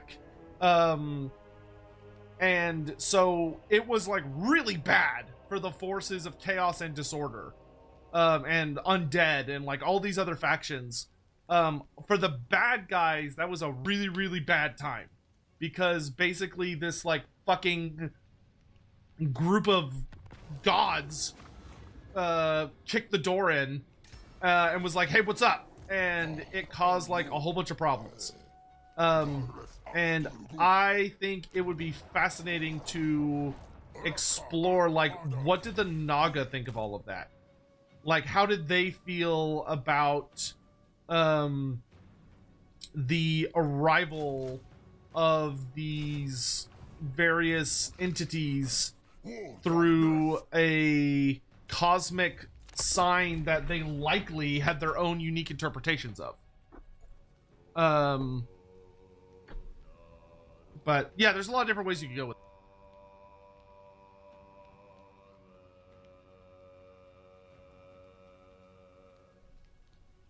it. Is that Kalita occupying the Oak of Ages? It is! I blew it up so many times that I guess she decided it was hers now, which I consider mission accomplished. It's not in the control of the Wood Elves anymore, so I'm moving on. Yes, I am currently reading The Infinite and the Divine. I literally just started.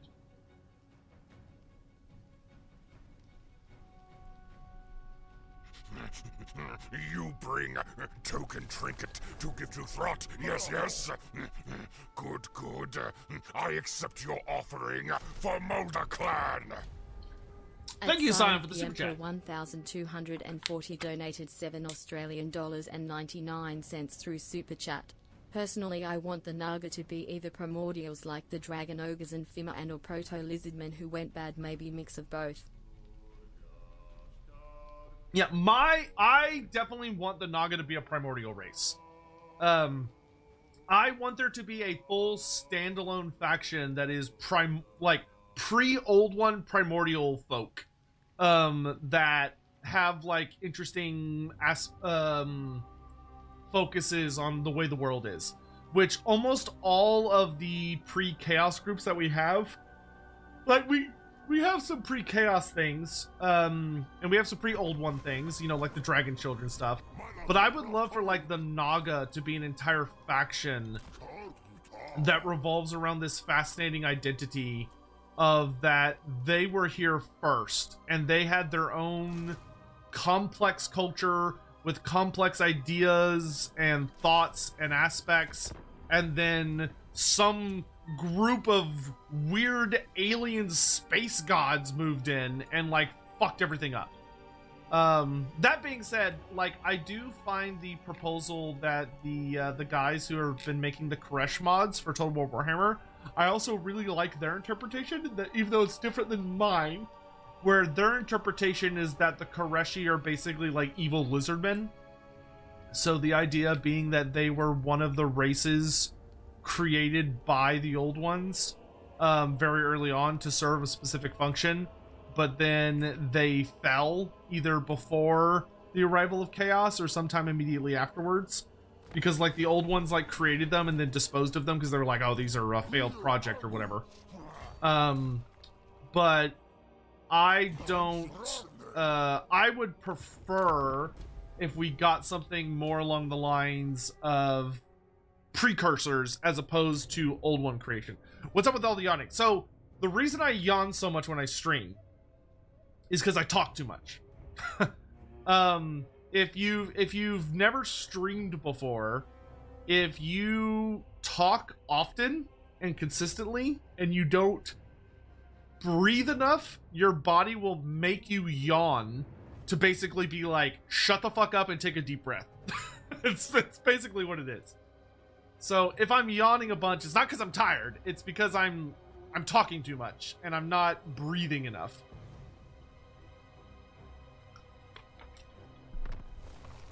I'm gonna take over Skaven Blight. It's mine now, nerds. May not be Skaven here, but I can still mess it up. To give to Throt, yes, yes. Good, good. I accept your offering for Mulder Clan. At Stixon's Tone 77 donated Hey, $5 Six through Tones. Super Thank Chat. you. What do you think would be the scariest law of magic for someone to have that they typically wouldn't? A Skaven mastering Gyron is my vote. That would be pretty bad. That would be pretty bad. I think for me, honestly, I think the scariest thing that could manifest, like an unusual lore situation that would make me like genuinely kind of shit my pants a little bit, would probably be a green skin wielding like the lore of light.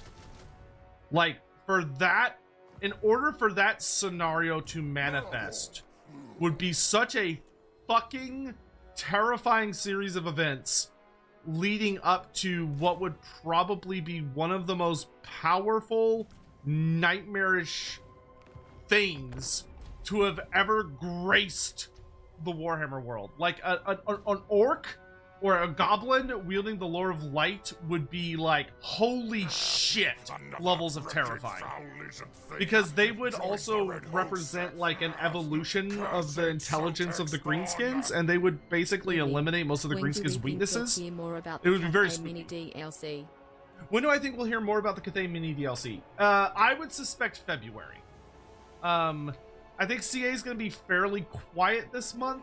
Like we might get some stuff from them in regards to I think we'll mostly get like patches and bug fixes and that kind of stuff, but I don't think we're gonna get anything crazy from them for this month.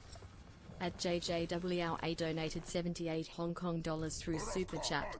Can't wait for more content bridging to EOS. Listening to an OBR stream while painting them would be amazing. I understand Andy isn't a fan. No hate. I'll always love the guy, but a Sotek stream? Yes.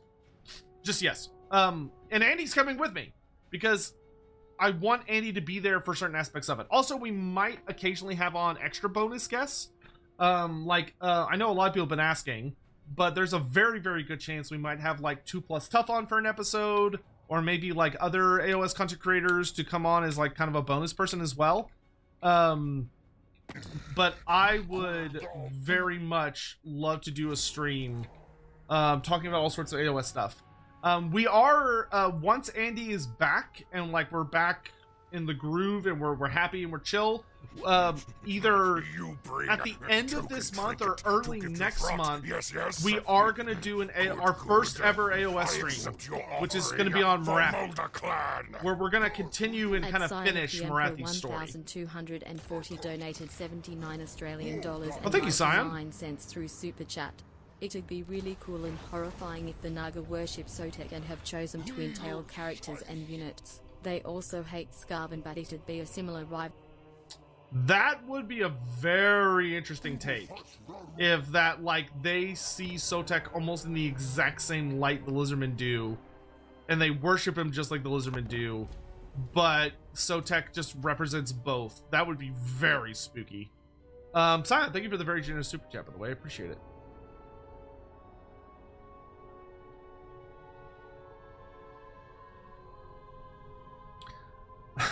At this point, Marathi is an unofficial sponsor of Lorebeards. Well, I think what we really wanted to do was that we wanted to not just like randomly drop into AOS out of nowhere. I think we wanted to try and we wanted to move our way into it as a natural evolution of a story we've already been exploring. So I think that would be the overall goal, right? Would be to try and explore it in a fashion that works well. If that I don't know if that makes sense. Hopefully that makes sense. 220. Okay. I almost have my short victory.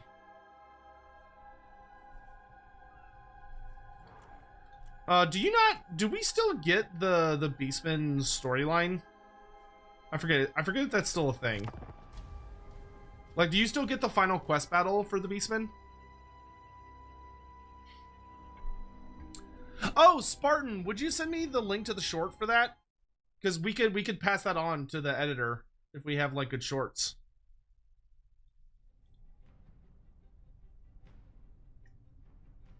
Also, yeah, okay, here's a fun actual side tangent question for y'all. How is everybody feeling amidst all the stuff going on with like how are y'all feeling with Femstody's Gate? how are y'all doing with that? The fall of man is at the end of your ruination meter. Oh, cool, good. Like, I'm not weighing in one way or the other. I don't care. Like, it ultimately is 40k stuff, and I've got other things to worry about in my life. But I'm curious how y'all are feeling about it. Grim Isaac, thank you for the super chat. Nagas old be like Necrons and use a broken old one. That could be kind of cool if they had like the corpse of an old one. But at the same time, I don't know if that they should do that, because that might also lead to them like explaining what an old one is, which they probably shouldn't. Yeah, the female custodies thing. Every time they bring it up, it like turns into like a whole fucking thing. And every time I'm moderately surprised at how many people are like, "Rah!" about it. Wasn't it a year ago? Yeah, but so for anyone that doesn't know, Games Workshop did a reveal show very recently, and as part of the reveal show, they showed off the new Custodes models for Warhammer 30k, which you can also use in 40k, which is interesting. That's one of the first times that Games Workshop has openly promoted that you can use models from one range in another range, which is super rare. That's super rare for GW to do that, and I find that very, very interesting. That they were just like, oh yeah, you could totally use these custodians in 40k. 1,240 donated $7 Australian and 99 which is that I think that is the part that should be talked about more than it is. Spark civil war between the lizardmen. The Fey Enchantress. I'm gonna get me those delicious. Malagor's got a hunger for some feetsies. I'm gonna go get me some dogs, some hot dogs. Let's put poison. Actually, I like poison on Malagor. Now that I think about it. Let's put the Gift of Chaos on the yeah, actually we can put it on him. That's fine. And then we'll do Racer Standard on Harpies.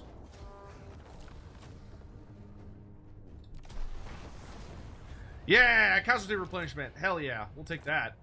Do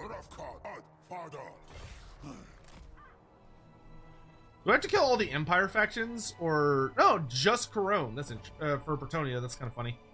They don't care about the other Bretonnian factions. It's just Corone that we have a hate boner for, apparently.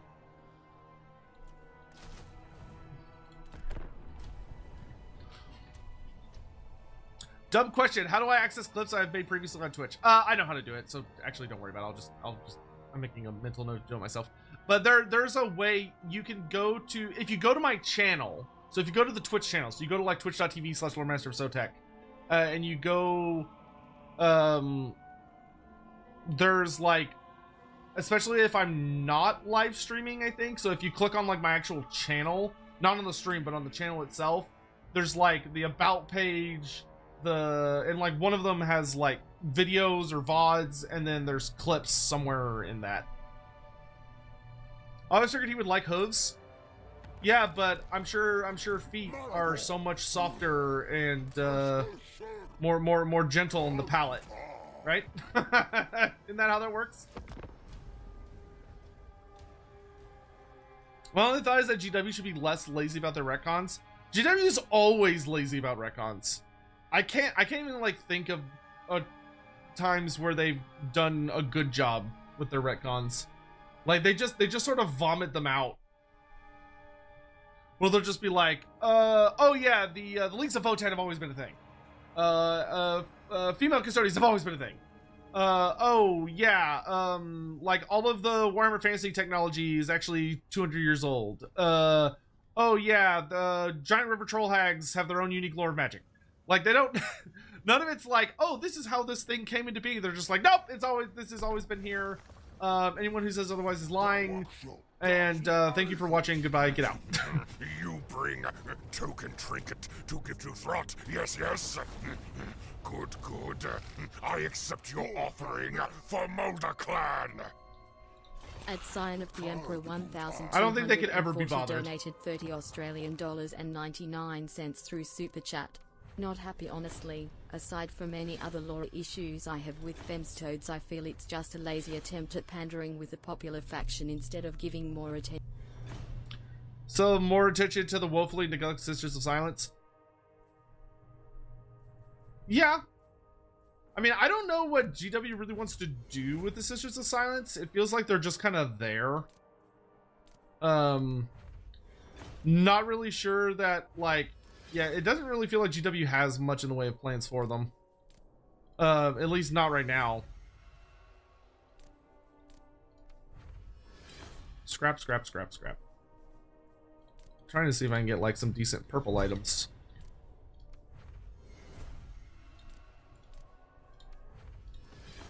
Nope, more scrap. Oh, no, no, no, don't do that. There you go.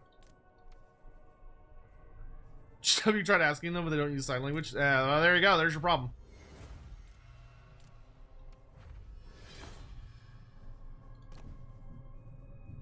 I have the obsidian blade. I could be wielding the axe of men. It gives me sundering attacks and 45 armor piercing damage. That might be better than what I had. Yeah.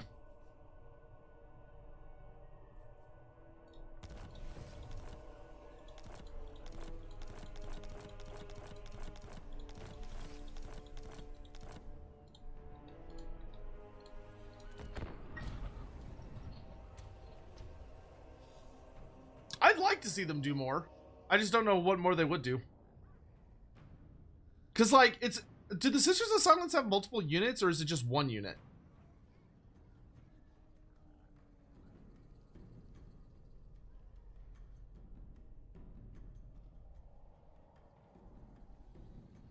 Like I don't even know what the Sisters of Silence are comprised of. Cause they're like a sub-faction within a sub-faction. They're almost like, they kind of, I don't know if they're supposed to be like a fully fleshed out sub-faction or if they're more like the, like Witch Elves, where they're like a singular unit that could theoretically have like multiple weapon kits, but they're ultimately just a unit.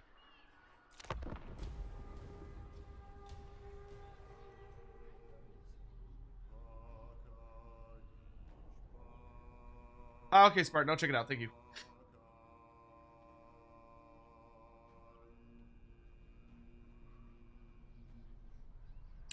Do you maybe know if the End Times DLC will 5 different in-game scenarios for non-legit? So, World, we don't know yet what the scenarios are going to look like. Because I don't think they're going to be... So, there's going to be storylines that follow end times level narratives around certain groups. I don't know which ones it's going to be. That being said, I imagine the goal is going to be to try and emulate the storylines of the end times. And if they're doing the storylines of the end times, then you're probably looking at like a chaos storyline, a Skaven storyline, probably like obviously Nagash, so like a Nagash storyline, and then like we know like Archaon's gonna do his whole blow up the world thing. If they end up going with the Glotkin, which seems pretty much a guarantee at this point, there might be like a Nurgle themed storyline. I don't know how many they're gonna start with, but I would anticipate that probably each of the big bads from the Lords of the End Times DLC will have their own kind of narrative that you could follow, and then you'll also have Archaons. Would probably be like the most likely series of events. But it kind of remains to be seen at the end of the day, you know? Eldra Echo, how are you? Hello! I know you. How are you? I hope you're having a good day. Sisters of Silence have 3 data sheets? Is it like... How do I say this? Is it like just Sisters of Silence on foot with different weapons? Or is it like Sisters of Silence on foot, Sisters of Silence on bikes, Sisters of Silence in a big, like, robot thingamajigger?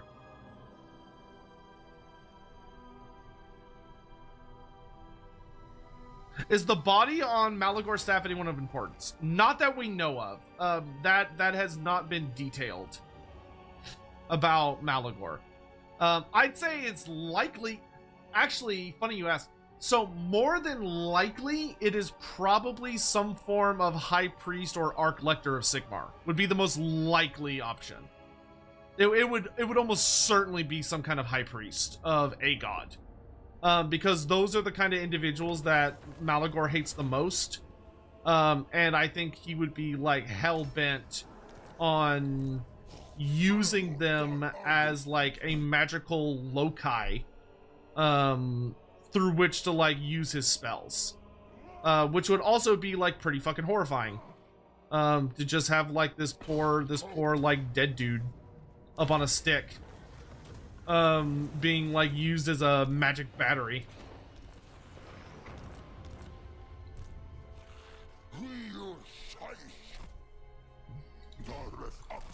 Very, very Beastman-y.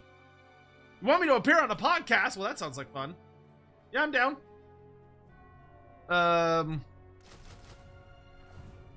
Add you on Discord? Yeah, send me a friend thing or whatever. I shall be on the looks out for it.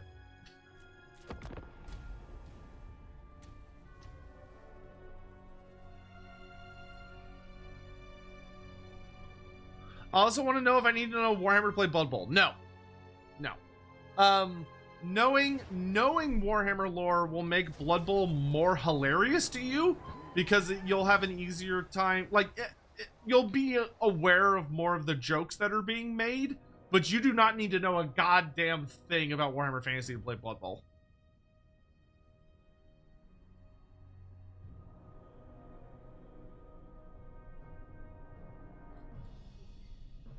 Like, at all.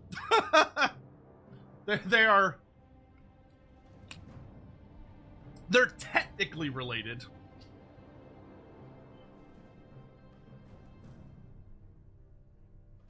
They had a vehicle and a named character.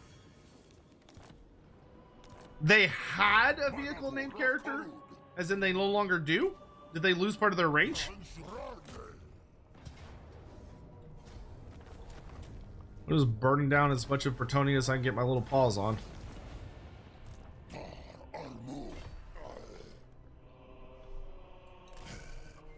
I'm turning France into a hellhole! More than it already is. Ha ha ha ha. Joke, French, silly, funny. We need a Blood Bowling sequel with terrible animations for you to get a strike or a spare. A strike or a spare? It's not bowling. Oh, Blood Bowling sequel. Honestly, I'd play the fuck out of that. If they did a bowling game for Warhammer Fantasy, I would not be upset. I'm still surprised they haven't done like a goofy sports game for 40K. Like that genuinely surprises me that 40K, which is the objectively more popular series, does not have some form of like, I don't know. Oh, you know what they should do? They should do they should do the space pinball. They should do the space pinball game for 40K. Yeah, Ultra, same brain cell. Yeah, dude, the pinball machine, dude, that'd be the shit.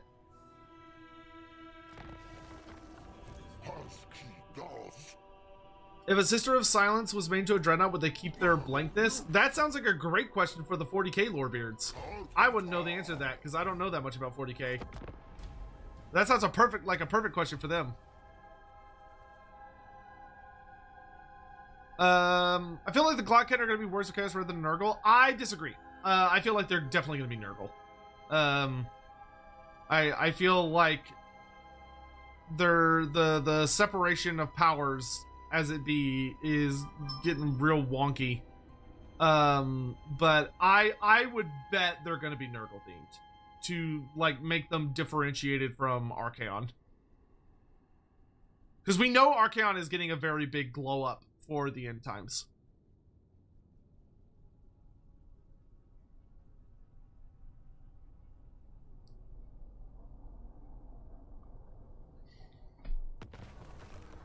We'll do Blood of Bretonia, since we're actually doing a pretty okay job of wiping out Crone.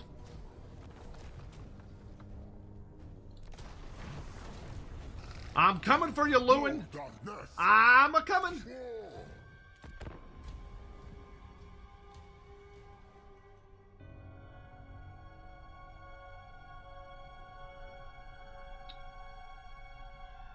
If you get rich, you could roll around in a Warhammer. But puns. Ugh. I was thinking more about how each god has one mortal, one lesser demon, and one greater demon. Yeah, I would definitely expect them to fuck that up. I 100% expect CA is not going to maintain that balance. But I think it's more due to how Games Workshop kind of bungled the end times. Because the end times should have had, like, a major thing for Nurgle, then Khorne, then Tzeentch, then Slaanesh. But instead, only Nurgle got a bunch of new toys to play with, and everyone else was told to get the fuck out. And I think we're gonna see that reflected here. How big is this army that's hiding over here? Big enough to be a moderate threat. Do I fight this manually? I suppose I do. Because, like, I could win this rather effortlessly. Yeah, fine. Alright. Drop this on one of our big bad chimeras, and let's go and murder everyone. Yeah, because I would be surprised. I wouldn't be, like, upset, but I would be surprised if the Glockkin ended up being a Nurgle faction. Are lore facts redeemable to make lore shorts? Well, lore shirts. I think you meant shorts. Probably, to be honest, because those are, like, kind of, like, fast. So I would say yes, because a lore story would be too long for a short. In my opinion.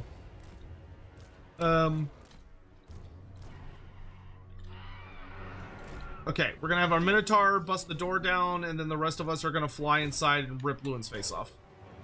As you do.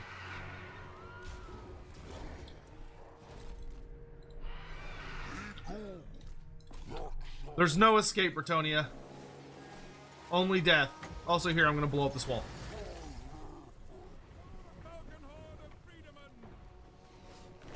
Woo! Down they all go. Alright, we're gonna have Malagor here. Chimera and Prayton go after Lewin. I want to send 2 Praytons after the Pegasus Knights. Manticores, y'all could just start diving down on people. Harpies, I want you to go after the Trebuchets. Other Praytons, I want you to go after the Knights. Cockatrice, you help go after the Knights. Chimeras, you help go after the Knights. Everybody have fun! Alright, King Lewin is straight up not having a good time. Our Minotaur is through the gate. Wall, whatever we're calling this. Okay, let's Fire Breath over here. Let me debuff Lewin here. And then we're gonna throw down a big old spell over here. Gorbel, we're gonna pop some buffs.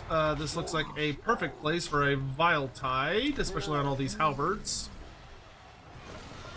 We're gonna have you come over here and Fire Breath. We're gonna have you come over here and Fire Breath.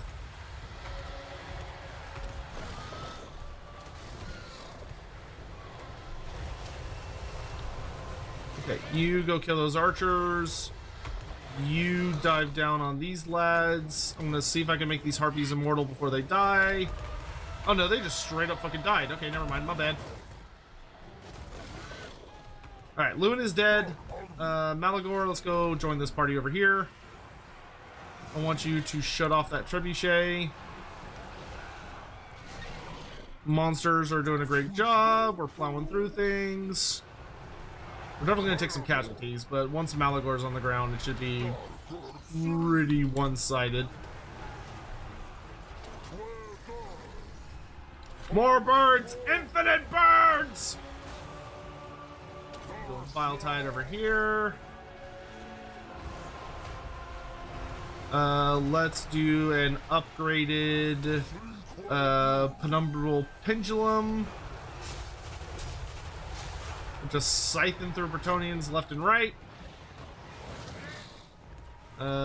Things are going okay. Oh, we got a bunch of flyers over here. Okay, y'all all come over this way.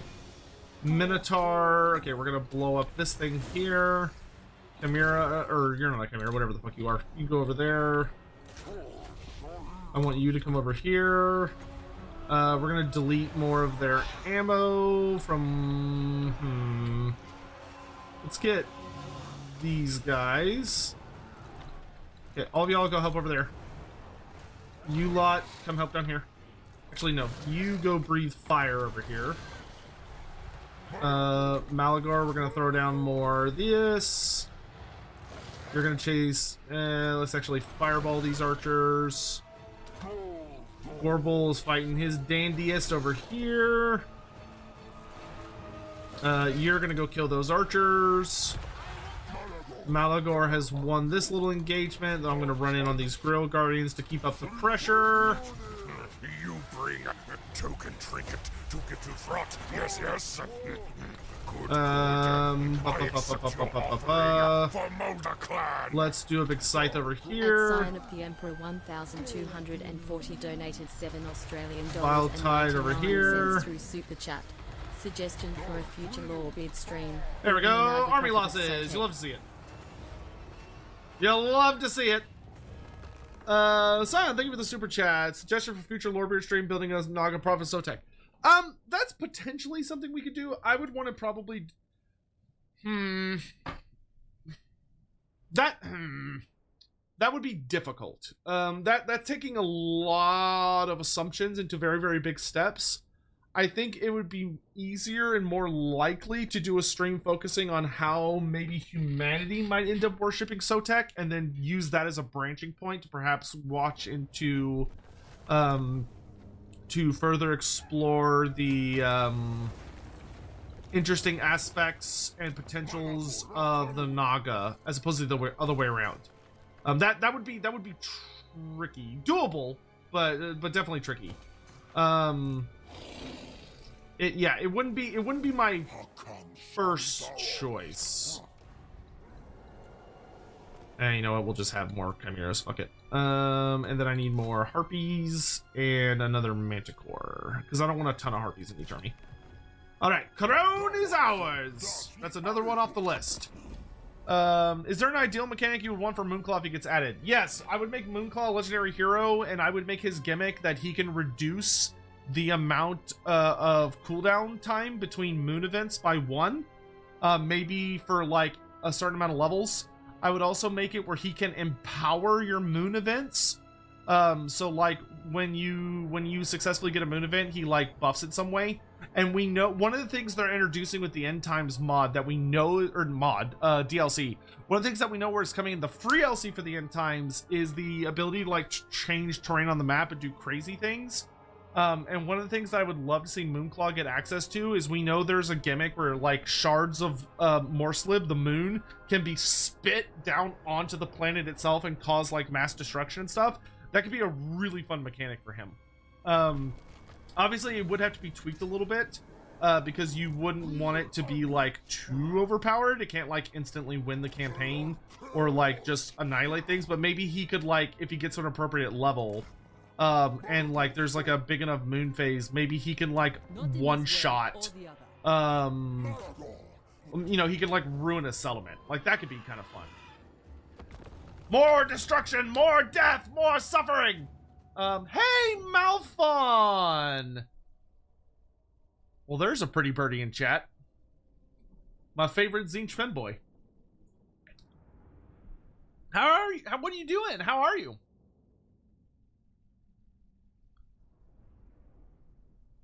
New Wolfenfakir Ratcatcher of Sotek with a small but vicious serpent. I would play the fuck out of that, unironically. A Ratcatcher that just has like a big old snake wrapped around his shoulder or something.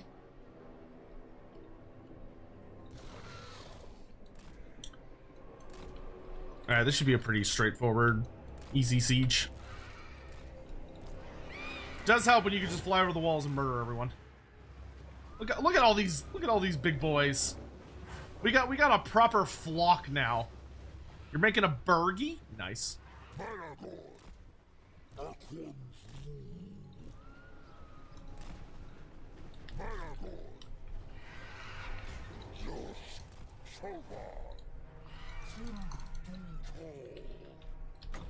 Look at those archers on that wall. It would be a shame if you were to, I don't know, have it collapse under you and fall to your death. Oops. You, go after her. You, go after them. You, go after them. Chimeras.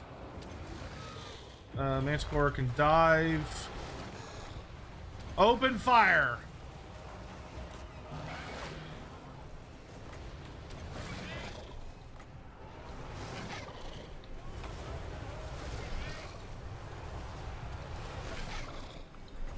We're gonna drop this debuff to get rid of a bunch of ammo somewhere.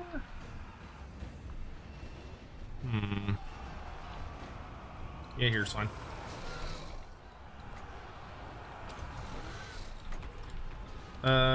We could blow. I don't need to blow anything up. Is she dead yet? Oh yeah, she's super dead. You lot, go catch all these Grail Guardians. Handgunners? In this economy?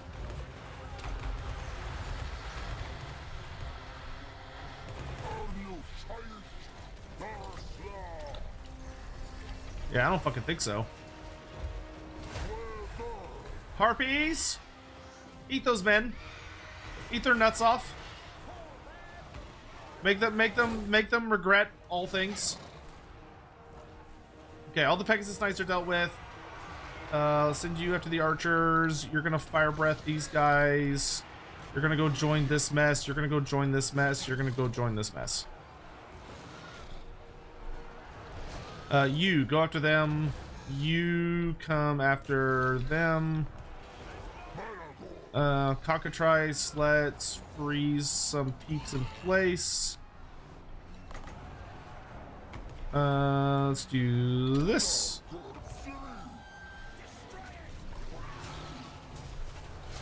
Come over here. We're gonna fireball them.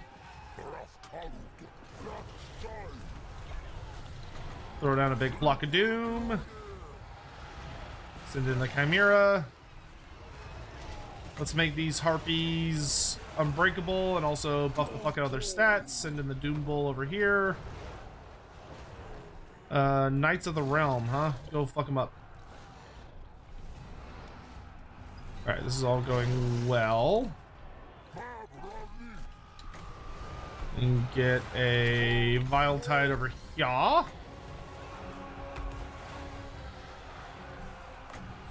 Debuff these Grille Knights a bit. God damn it, I keep cutting off my own casts. Really bad about doing that.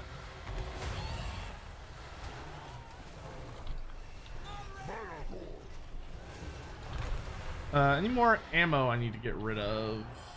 Yeah, there's fine. Okay, you fly over this way. You come up over this way. You come up over this way. You can keep doing what you're doing. You can go fight over here. You can go fight over here. We're gonna fireball the fuck out of these Knights of the Realm. More fireballs. You can just dive on in there. Okay, you go after them. You go after them. Ah, I smell army losses. Delicious. So falls Marienburg. How am I? Yeah, I'm doing pretty okay. I'm doing pretty all right. Surviving, living. Melvin, I don't know if I've gotten to talk to you since the holidays. Did you have a good holidays?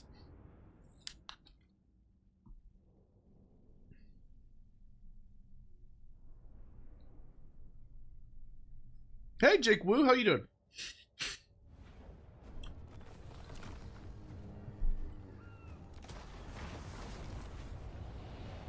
Oh, nice. There's a plague.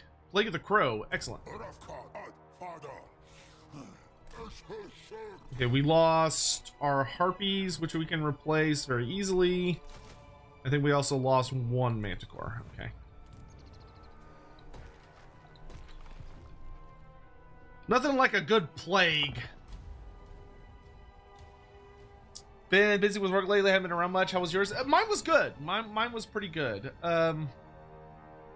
Things are going all right. It's been a little stressful. For various reasons. A lot of work stuff, a lot of just financial nonsense. And I can see tax season looming on the horizon, but overall pretty going okay. I'm a little worried about we have a winter storm heading in this week, which I am admittedly a bit worried about, because it's looking like kind of nuts. Just posted a Lorebeards 40k topical on the YouTube that when you get a chance you could boost by posting on the new Lorebeards announcement channel. Sure, I can do that. Throg wants to be friends. Oh my god, I have a friend. Good, I need friends. It's been a sad, lonely time just being a flying beastie boy.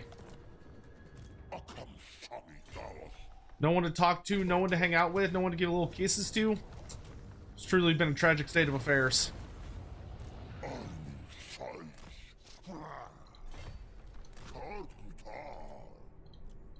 Okay, we've got all of our regiments for now. Yeah, I'll just take one more manticore. Okay, so we'll blow up Gorsel and then we'll activate the ritual, I think. Well, we've got like all the big dick buildings activated, so that's good. Texas doesn't handle winter storms well? Yeah, fucking tell me about it. Especially because we don't get snowstorms, we just get fucking ice storms. Where like it comes in and it like sleets and hails and does all this shit. And then it warms up a little bit and then it cools off again, so everything freezes. And it's terrible. The whole fucking thing is terrible. Can you get Frostworms from him? Yes, I could. If I can convince him to make a defensive alliance with me, I absolutely can pull that off. We could get some Frostworms, which would be really, really nice, actually.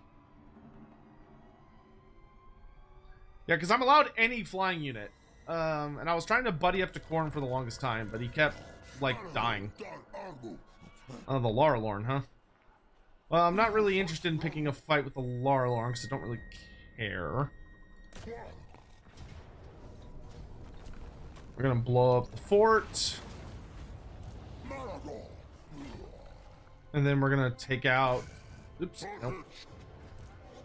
Let's actually go ahead and perform this ritual. Just because I'm not that close by.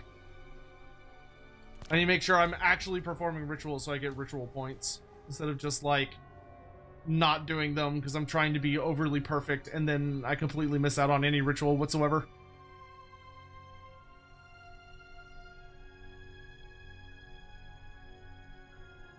What about where y'all at? Is anyone having, like, winter issues where they are in the world? Hopefully not. The Cathay Caravan was so close to Marienburg. Could you imagine? You travel all the way from Grand Cathay over land, all the way to Marienburg, and like you can see the city in the distance. You're nearly there. It's right there, and then right as you pull up, the city just like explodes. it just gets flattened by a Beastmen war herd.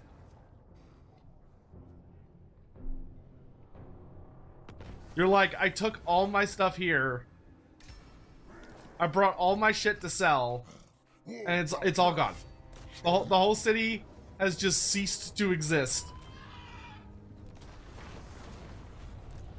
Minus 15, minus 17 Celsius for a few days? That sounds pretty fucking chilly, my dude. Like, holy moly, that sounds chilly.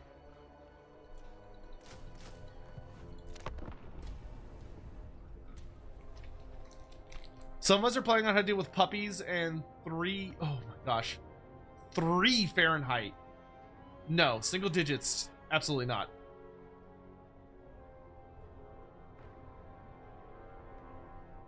Got the furnace fixed just in time. Oh, that's good. I mean, at least you got it fixed. Here in Norway, we're hitting our 2nd cold snap of the year. Man, I would love to visit Norway. I'm curious how horrifying their winters are compared to mine.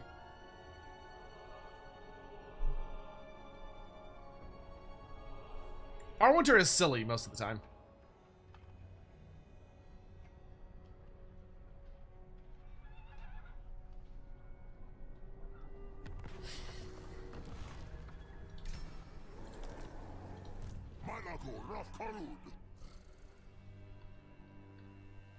Okay, I think this might be the last settlement of Karon, unless he's like grabbing stuff behind me, but I don't think he is at the moment.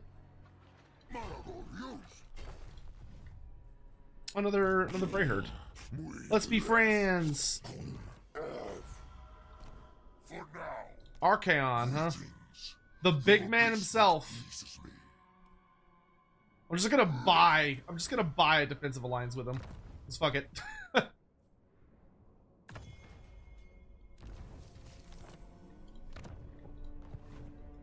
Where is Wintertooth? It has been some time since I enjoyed compelling conversation. Okay, yep, I'm gonna buy friendship with him too. Oh nice, the Winter Pyre is open for a slot. We could actually maybe get some allied units. Finally!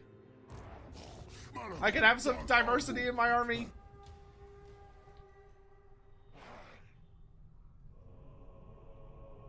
I'm in North Texas as well. My job doesn't care. You have to show up. Dude, that's gonna fucking suck. If you have to work on Saturday, you need to be careful, dude. If it's as bad as it looks like it's gonna be, like, you...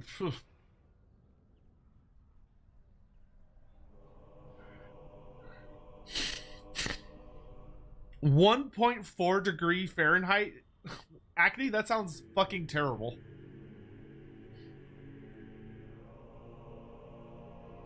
I'm retesting Elspeth and the tier 2 gunner school is not bugging out. Oh, did you not test the new patch? Like, they put out a hotfix today that was supposed to fix that. So is it fixed?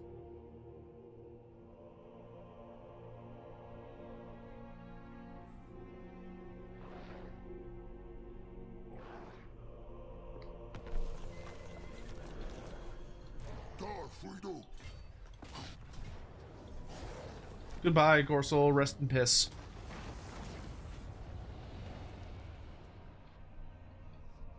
Okay, I think Corone is out of settlements.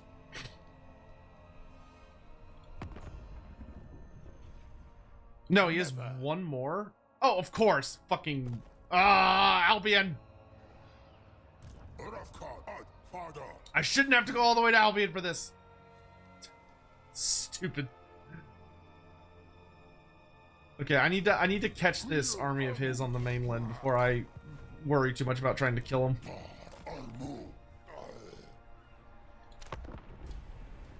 Come and die, woman.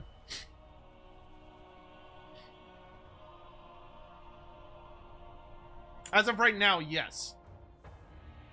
I played a campaign yesterday. Well, yeah, the hotfix came out today, not yesterday. It like just came out.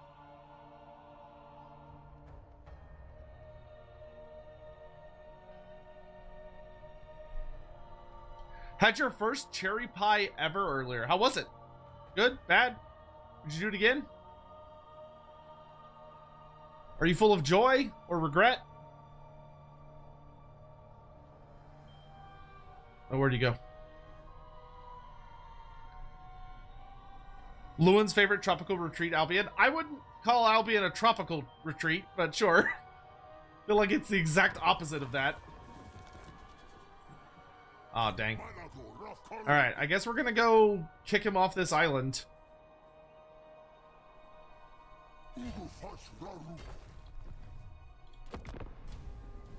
I would like to exterminate Lewin. Last hotfix was on the 15th? No, that was a beta test. There was a beta hotfix that you could opt into. But the actual hotfix dropped today if you didn't opt into it.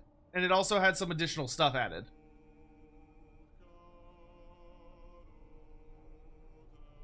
I'm pretty sure. That's why I just did a video on it.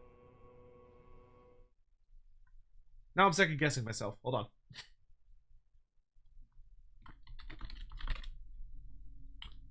on. Total War. Oh no, it did come out on the 15th. Huh. No, I'm just dumb. Well, how was it broken yesterday and then working today? Unless, did they update it? And like, was there an update today? I don't think there was an update today.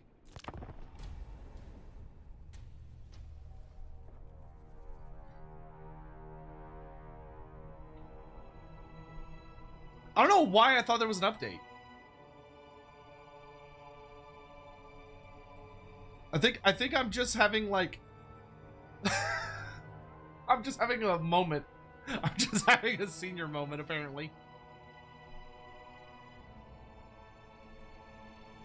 Good. I'm losing my fucking mind just in time for my birthday in a few weeks. Or a couple weeks. Delightful. Just what I wanted. Hotfix went live like 5 days ago. Well, apparently I just made a video on it today, so like you know me. I'm always with the times. I'm always caught up on what's going on in the world. That's me. Yes, sir.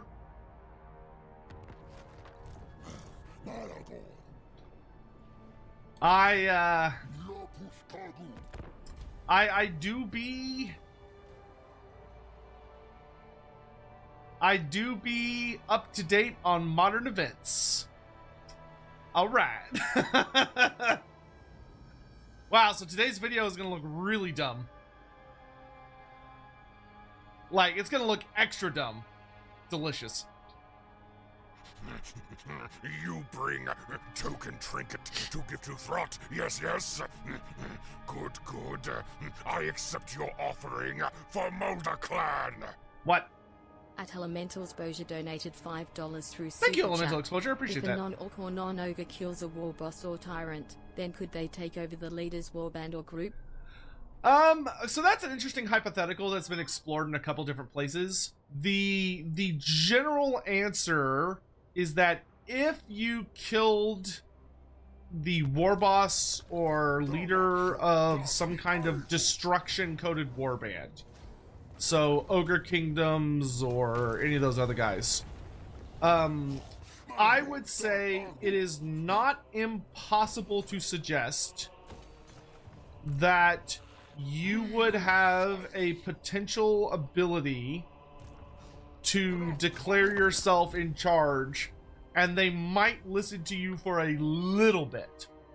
Greenskins are far less likely.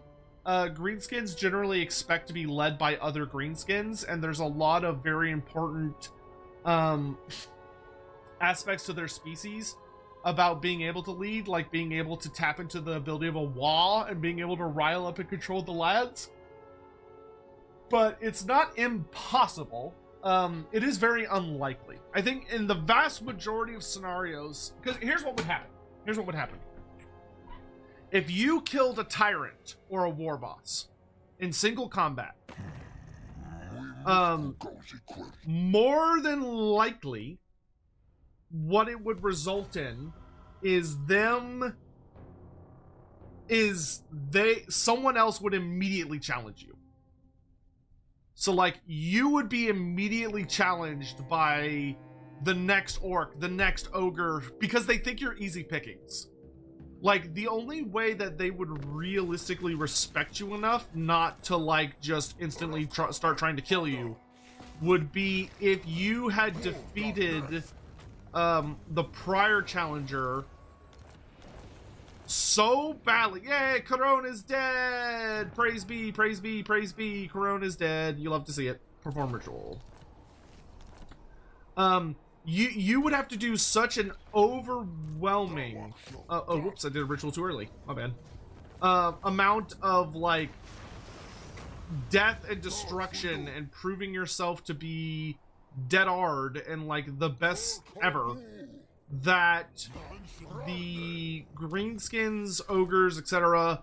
would be too scared to challenge you, which would be very, very, very, very, very, very, very, very, very, very, very difficult to pull off. Not impossible, but super fucking difficult. What brings you here? Like in the vast majority of scenarios, you're going to be met with unpleasant responses. Because I just don't think they're going to be interested in playing ball with you, so to speak. It's 34 points for a Chaos Frost Dragon. Okay. I'm going to get that Chaos Frost Dragon. Chaos Frost Dragon would be fucking awesome in this army. It has been some time. You have any ally missions for me? You do. Kill Durthu. Yeah, I'll take that. Killing Durthu, I can do that for breakfast. That being said, if you absolutely annihilated their former boss, like we're literally ripping them apart with your bare hands, then I think you would have a pretty reasonable chance, though you would constantly be challenged. And if you ever did anything that was like not culturally vibing with them, so like you tried to make the warband or the tribe act in like a really bizarre way from their perspective, you would constantly be met with challenges and they would constantly be looking for ways to kill you. So the whole thing is doable. It's certainly possible theoretically that you could have a hostile takeover of a tribe of ogres or greenskins, but you'd have to play your cards so carefully. So incredibly carefully.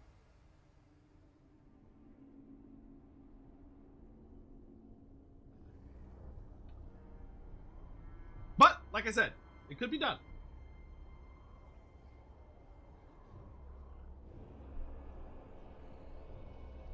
Just make sure you bring the proper equipment. Oh yeah, we'll take no matter how far.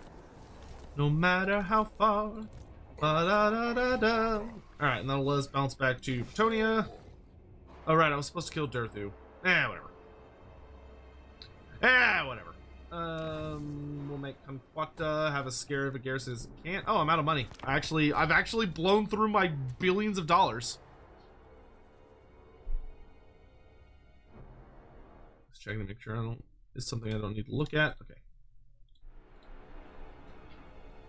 Does Grimgor survive the end times? No. Grimgor dies fighting Archaon in like the last big fight. He does put a whooping on Archaon.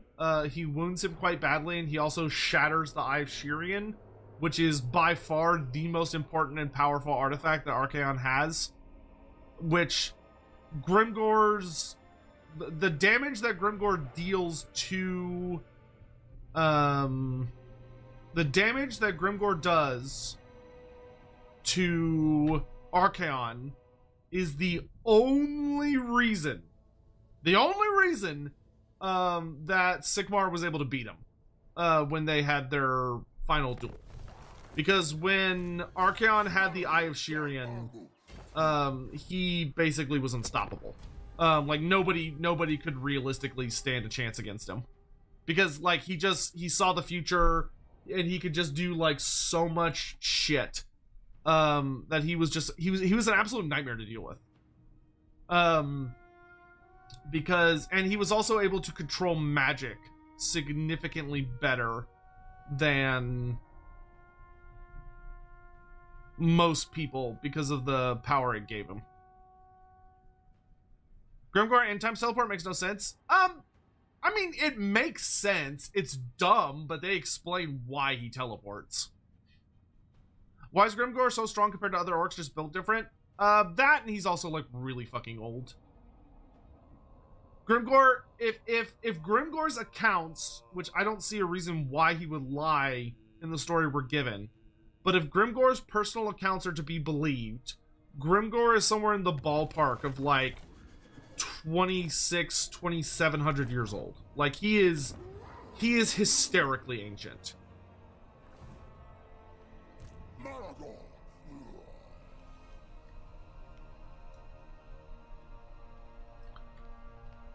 Alright, let's see, I need to look up the challenge parameters, because I need to check what specific cities I still need to pop.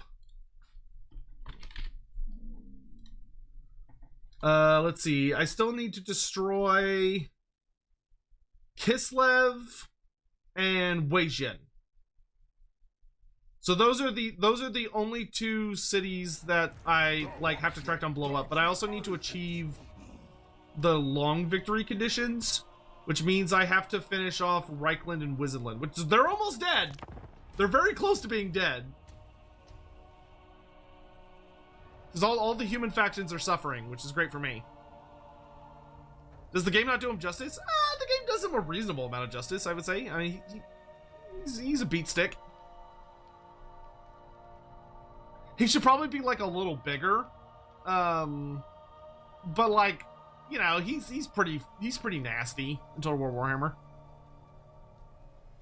Is the Warhammer Fantasy side of Lorebeards on temporary hiatus? Essentially, yes. Yep.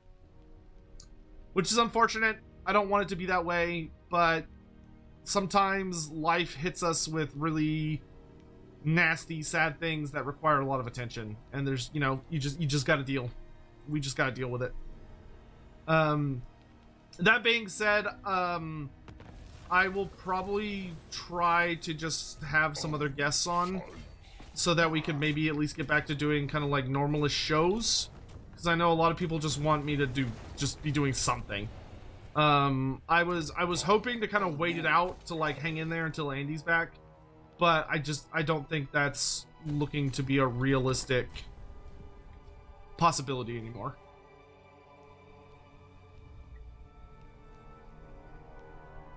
Hot take, Dorger was the true Everchosen? That would be a pretty hot take, seeing as Dorger is just kind of like there. Why did the Dawi not use magic? Because they were quite literally designed by the old ones themselves to be creatures to whom magic is anathema. So for them, magic is a strange force that they cannot perceive, like the winds of magic. And they also do not have the ability to control very well. To use magic for them is exceedingly dangerous. If they try and channel magic and they slip up at all, even the slightest, it will petrify them. Which, you know, means they're dead. Which is, generally speaking, considered to be a bad time. So it's a fairly complex thing that has to, it's kind of between like their biology versus, or their physiology, I should say, versus several other points, and the whole thing's just like a very messy, nasty thing. Am I asking too much? No, you're good, dude. Yeah, sure, you got a military access, I don't give a fuck. This? Are there any dwarfs who can use the winds of magic? Yeah, they're called chaos dwarfs. There you go. Does Dorgar even have a personality? Yes, Dorgar does have a perceivable personality. He really does not like anything, really. Dorgar is Dorgar is the steed of the apocalypse. He is a deeply I should say not he. It is a very nasty piece of work creature that only desires the destruction of everything. And Archaon had to break it to his will, which was very impressive and very difficult.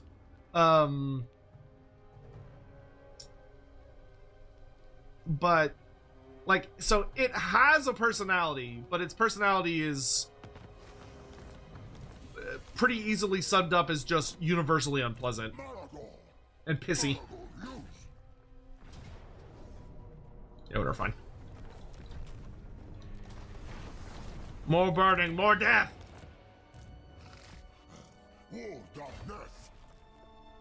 Lost 2 manticores. I'll try as long as I can not to activate this ritual so we can get a big one off it. Because we're almost at the big boy tier where we unlock the final battle. Archon's into brat taming? I don't I don't think that's what that would be called.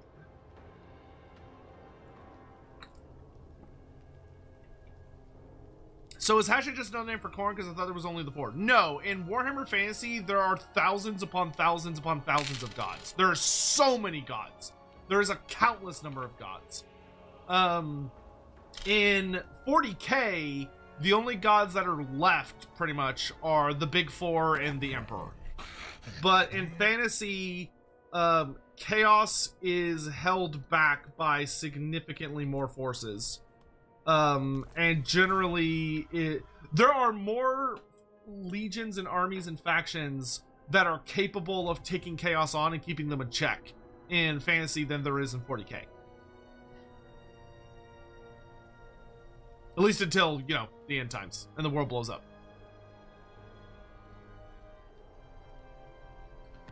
If I had to make a Harpy special character, who would I do? A Harpy? A Harpy special character would be a little weird because Harpies are not like intelligent creatures.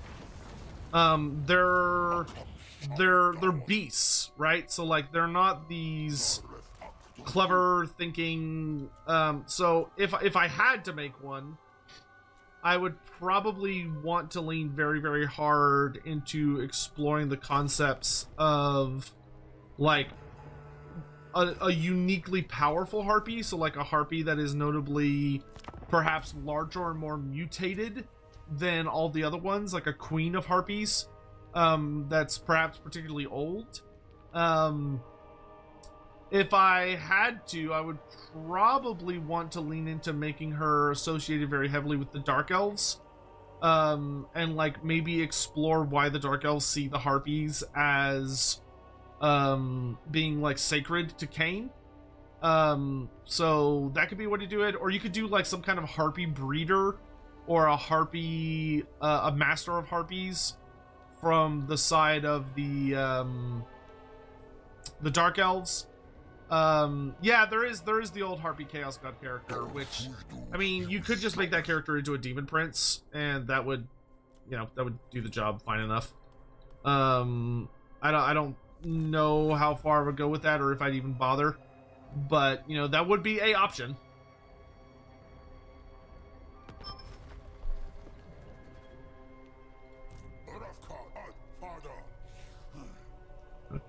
Okay, so we've got what else heading over to my ritual site. They're going to beat me there, so let's go ahead and perform it.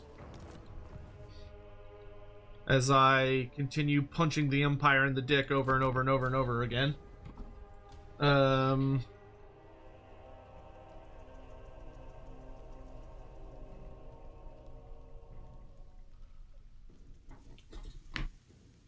Always found it funny that when that should be the other way around, there's probably countless gods in 40k, but they just don't matter compared to the gods for the main playable factions, in my opinion. I mean, yeah, I've always felt it very weird that 40k is not, like, full of gods.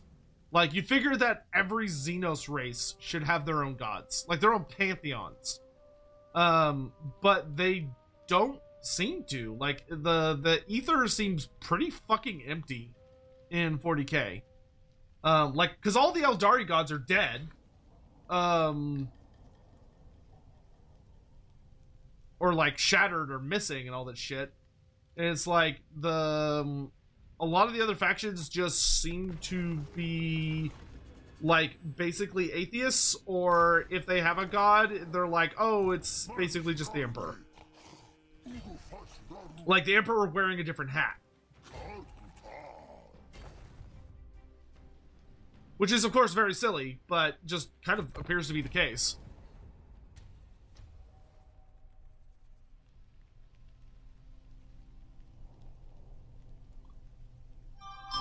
Oh yeah, you do have Gork and Mork. That's true. Gork and Mork are out there. Though Gork and Mork are always kind of weird. They're not like normal etheric entities. They're very unique. With their own explorations.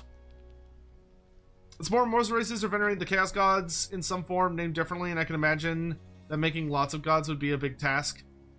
I mean, would it though? I feel like they could just kind of like have offhanded mentions of various gods just all over the place. But they could just be running with the every god is secretly chaos in disguise theory. With the, I guess, the exception of the Emperor, because he's the special golden boy.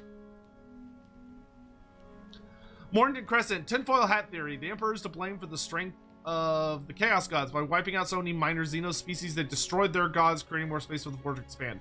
I think that would be a very fun thing to have as, like, something that happened. I don't know if 40k cares enough to, like, expand the gods and deal with that sort of question, but I think it would actually... I think that would actually be an opportunity for 40k to tell a fascinating story about the consequences of what the Emperor is trying to accomplish.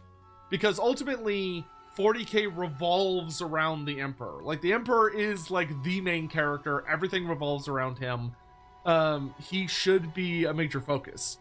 The idea that the Emperor, perhaps in his quest to, you know, make it where people would not worship gods, in his quest to pull off whatever shenanigan he was trying to do. Because, like, you know, you have the whole thing where the Emperor didn't want to be worshipped, right? The Emperor's like, oh, I'm not a god. Oh, I'm not a god. The idea that maybe there once used to be many gods, but the Emperor then went around exterminating all of them. Like going around killing all of these different Xenos and wiping any and all existence of their gods off the face of the earth. Which then opened up vulnerabilities to like the dark gods becoming more and more and more powerful as they became the ultimate force within the setting, because there was like nothing left to oppose them. I do actually think that would make for a very, very interesting storyline. That would add another layer of kind of hubris to what the Emperor did, but in a way might also potentially be like an understandable act, depending on how you look at it.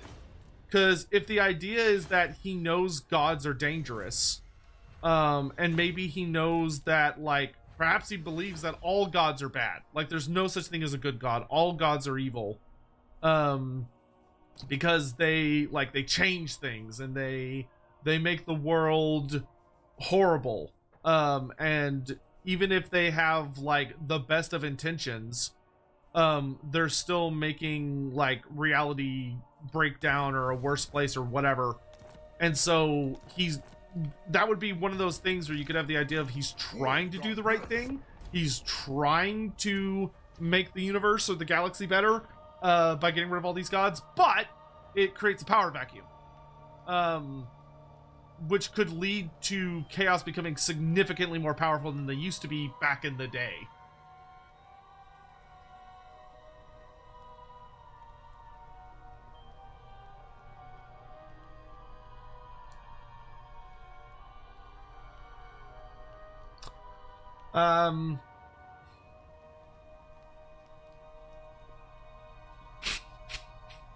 You just saw the Hear Me Out YouTube short? Great.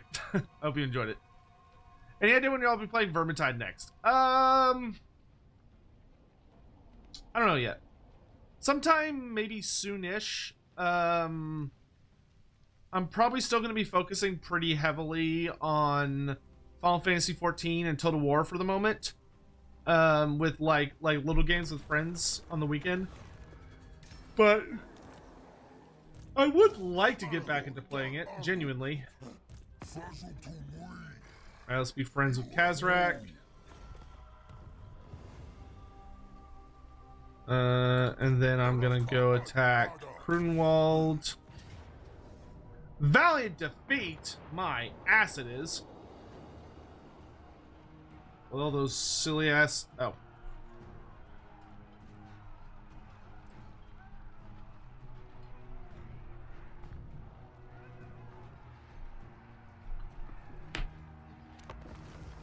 Ladriel should be in 40k. She'd fit in really well. Yeah. Yeah. Oh, yeah. Ladriel, like a hidden god of the mist. Yeah, that would be... She'd be perfect. One second, guys. You bring token trinket to give to Throt. Yes, yes. Good, good. I accept your offering for Mulder Clan. At Sign of the Emperor 1240 donated 20 Australian dollars through Thank Super you, Chat. Honestly very excited to see if and how your thoughts on the Emperor change post the end and the death. As I've said, it's also worth listening to Horus Rising first and Ashes of the Imperium after. I will. I would say I hope you keep your expectations grounded. I'm not very fond of the Emperor, and I highly doubt that's going to change. But you never know. We'll see what happens. We will see what happens.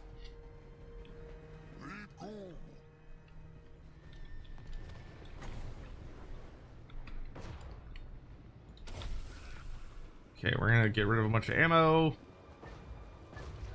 We should be able to just kind of fuck these guys up.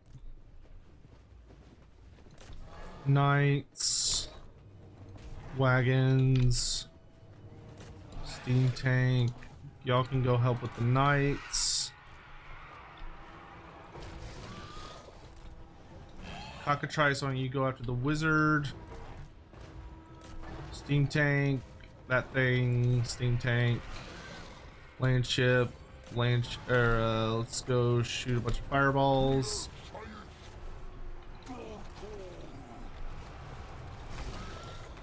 More fireballs.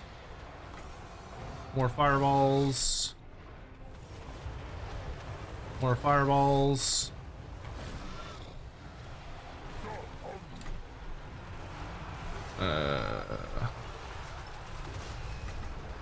More crows. Y'all can start diving in on stuff.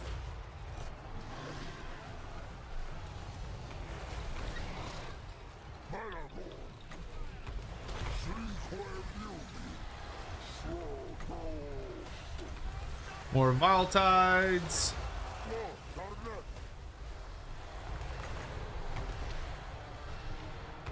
See if we can get like a really good pendulum. Okay, if you're unoccupied, get back down in there.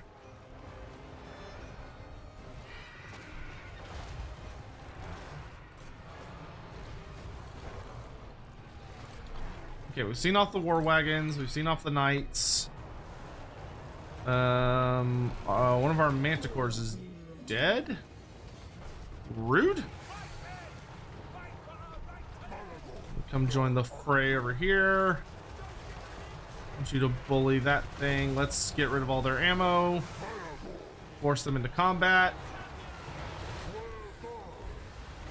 We're going to debuff the fuck out of these Grail Knights because I don't appreciate them whooping up on me like that. Buff the Gorbel. Who's going to use Viletide over here? Because we need to get rid of Spearmen where they're cropping up because they kind of hurt. More Viletides, more Viletides, more Viletides.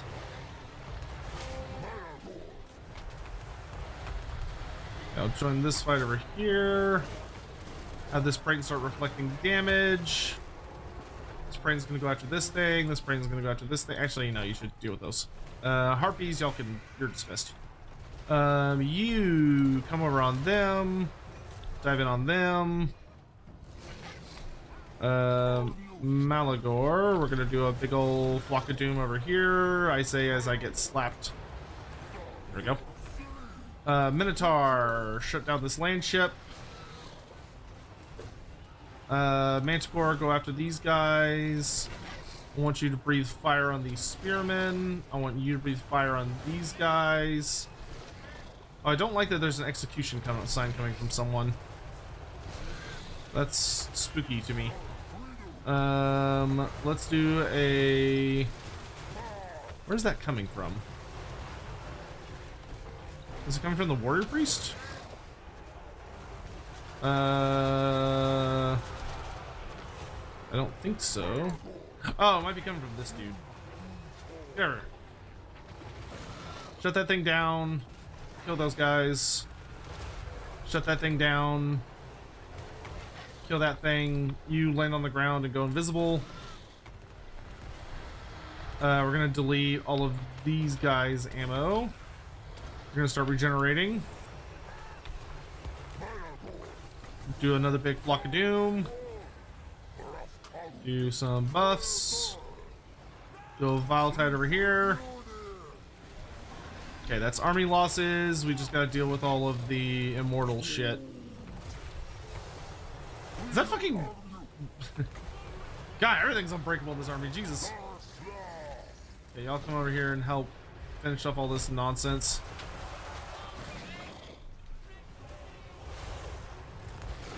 Damn, dude, the generals or the witch hunters immune to unbreakable. The fucking okay, the arc collector wasn't. I was like, oh my gosh. All right, I think that's everything except for the witch hunter. So we'll just bring over the bull to deal with him. Everybody else can get back up in the air. Manticores are so weak compared with the new monsters.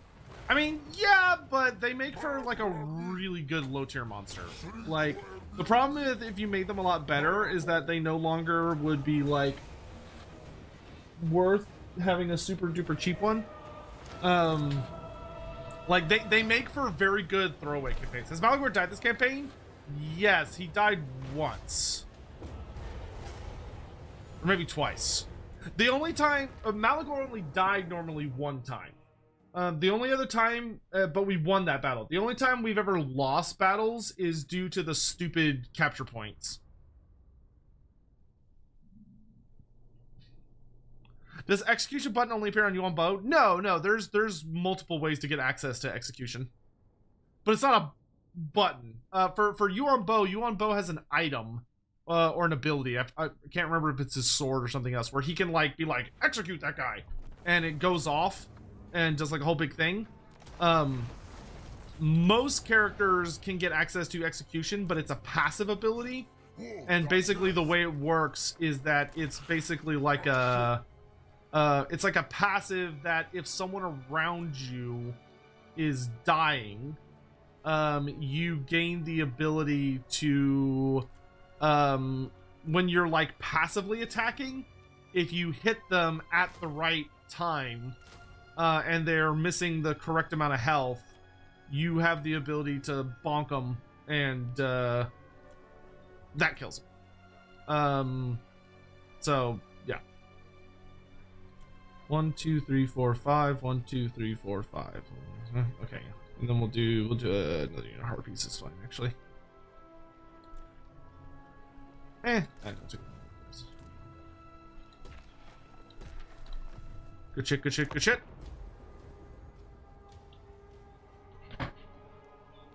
Master of Mankind as well. We'll see how we're doing year-wise. Oh, Spartan. I've been kind of musing over what I want to pick for it. I haven't really settled on a thing yet.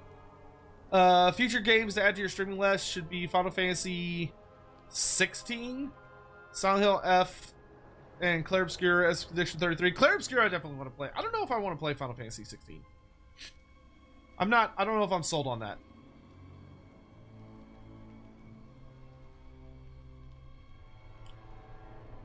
I'm not like completely against the idea, but I'm not like dying to play it. Hey, Castrade, finally home for the day. How's it going? It's going pretty well. We're making some really good progress on the Malagor campaign. The only like campaign thing we have left to do is wipe out Karl Franz, and then for our personal challenge, we then have to destroy Kislev City, whoever happens to be living there. Which right now, Kislev City is owned by Chaos. So, I don't know if that's gonna count. Oh, an Ogre Mercenary Camp. Fuck yeah, dude. Awesome. That's gonna make the garrison here really good.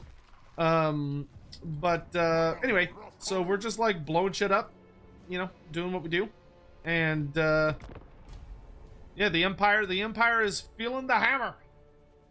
Would I play Baldur's Gate 3 with some VTuber pals? Yes, in a heartbeat. I would love that. I mean, I would love to play almost any game with my VTuber friends.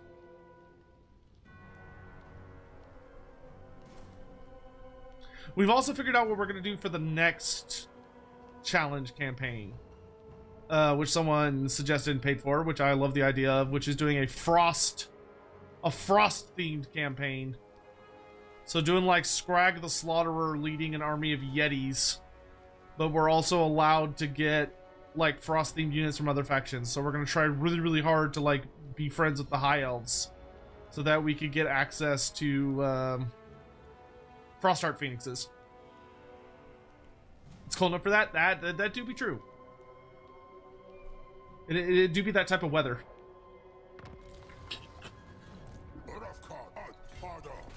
All right, we'll blow up Hergig.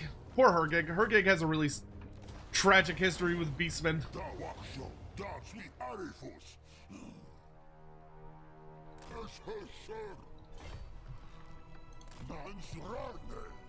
They're trying so hard to they had such a bad time with fucking what's his face. Oh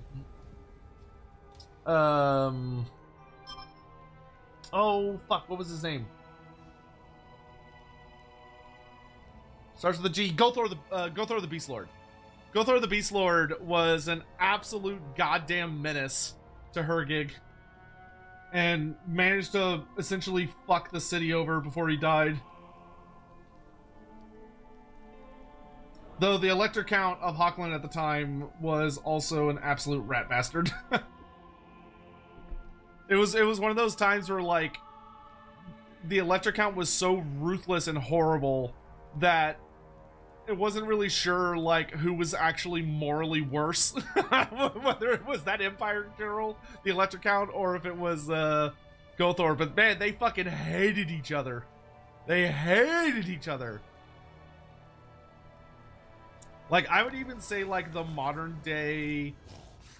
Like, Toddy and Kazrak, I think, is a longer lasting rivalry that has a bit more of a fun story to it, with, like, some twists and stuff. Trollhide? Trollhide gives me regen! Slap that shit on Malagor right... Well, I really like having my 200 armor, though, because it lets me just throw him into battle without a care in the world. I think I'd rather have that than regen, to be honest.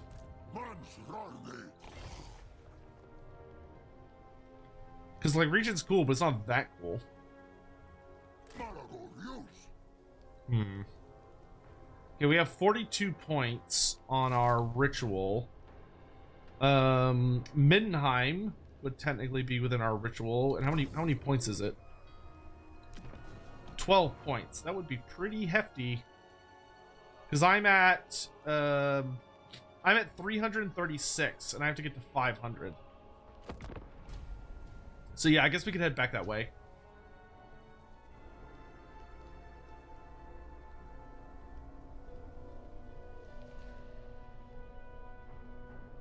What if the chat did a poll decided you didn't select 4 Beastmen unit options? Oh, that's kind of a cute idea. Yeah, we could do that.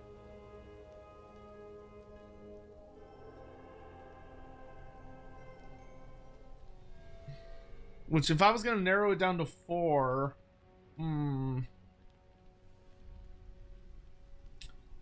I think if I had to narrow it down to 4 units being my favorite Beastmen units, I would probably... Praeton, definitely Praeton. The Praeton...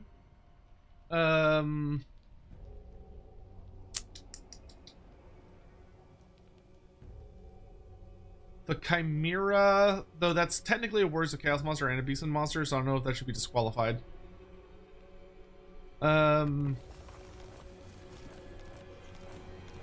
Or do I just want to talk about the Praeton? I might just want to talk about the Praeton, to be honest. I do fucking love me Praeton. Oh, Jabberslythe! Yeah, Jabberslythe. Good call. Yeah, good call out there. Good call out there.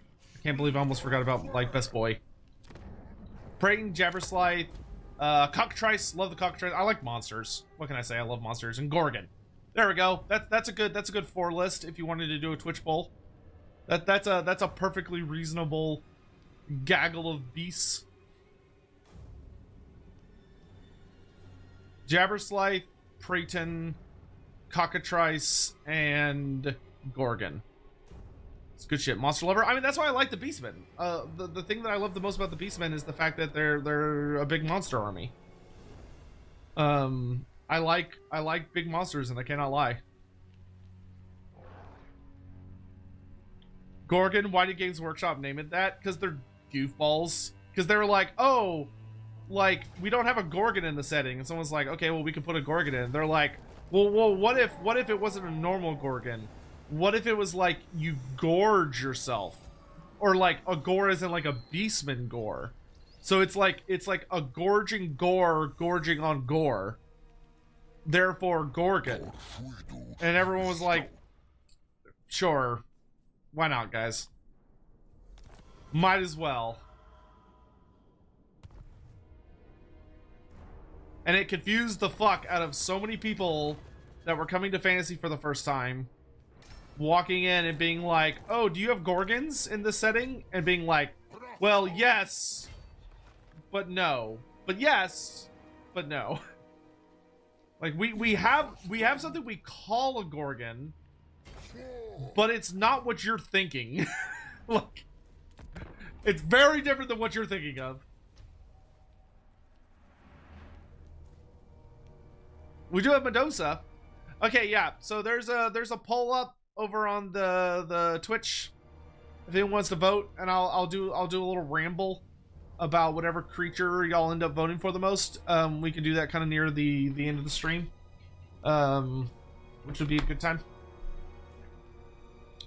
2 Kings are so fucking scary. Like, why is Katev all the way over here in the Empire? One of my favorite streams when you theory crafted DLC packs live with chat. You think we consider doing more of those? Oh, we could definitely do more of those. I would love doing that. If y'all think that would be fun, I would love to do more of those. I didn't realize y'all enjoyed it that much.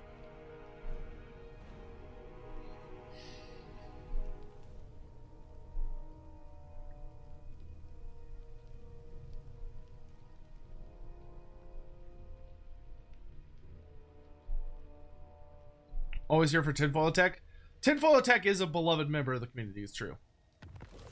He may be out of his fucking mind, but he is in a way that a lot of people seem to find relatable or even inspiring. Alright, we burned down Middenheim. That's an important story beat.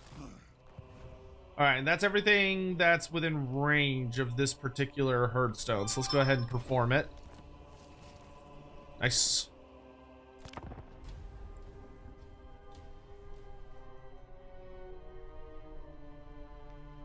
Thank you for the follows, by the way, for anyone that's following me or the Lorebeards account or whatever. I have to keep an eye out for when a buddy of mine sends something. Yeah, fuck, yeah, no, we can absolutely do that. Hell, maybe we'll do that for, Maybe we'll want to do that for Lorebeard stuff. Do I approve of bribery on the poll? I always approve of bribery.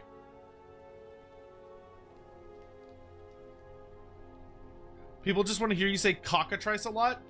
Y'all like when I talk about cockatrice? Not just one cock, but 3 cock. Therefore, trice cock. Understandable. Yeah, give a fuck. What else? That is a lot of cock. It's true.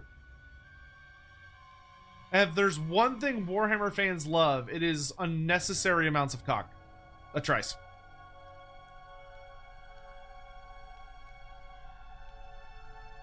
I mean, personally, I think I'm a little more, like Team Jabberslythe coded, but like I can totally get being like a cock worshiper, because cockatrices are pretty cool.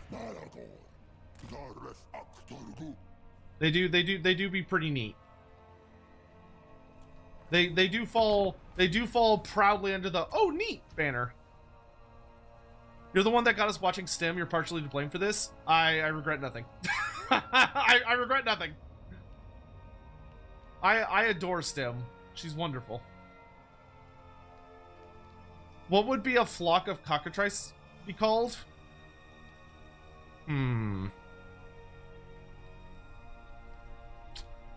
What would a flock of cockatrices be called?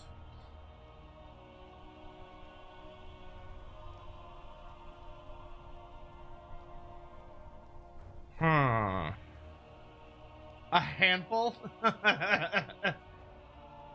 Tarks is on a door, Stim, he's scared? Nah, I don't believe that. I don't believe that for a second. I think he just acknowledges that she is greater than the gods. A gaggle of cocks? Actually, you know what? I actually like that. A gaggle of cockatrices. That's pretty good. Why don't I make a VTuber model at this point? Who says I haven't already? If I had, not saying I have, but if I have, do you have any idea how long it takes one of those fucking things to get made? I'll tell you, because I have looked into it. Long. Like, it is a time investment. You don't just casually pick up a VTuber model. That's not how it works. 1, 2, 3, 4, 5, 6. 1, 2, 3, 4, okay.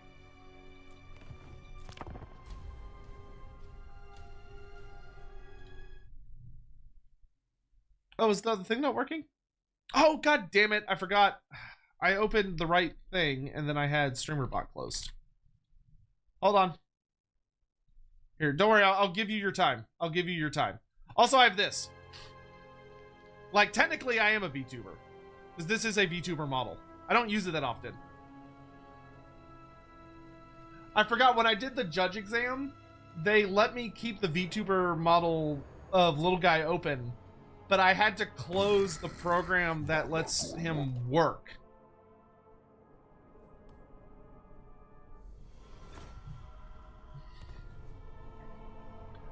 Because they were like, oh, well, theoretically, you could, like, use StreamerBot to cheat somehow. I don't know how, but they, like, theoretically, you could cheat using StreamerBot. Therefore, you must close it.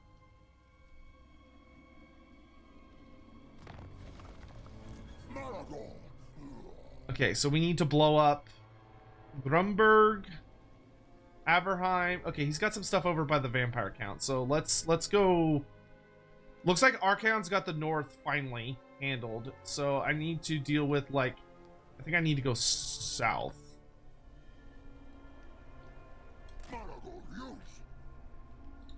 All right, and then we need our token harpies. Gotta have the token harpies.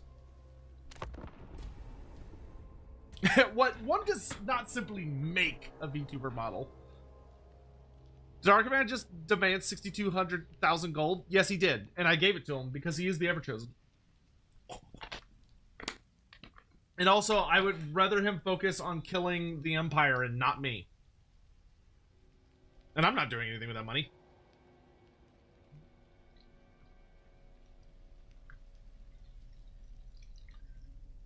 So close. Yet so far. Yet so close. Yet so far.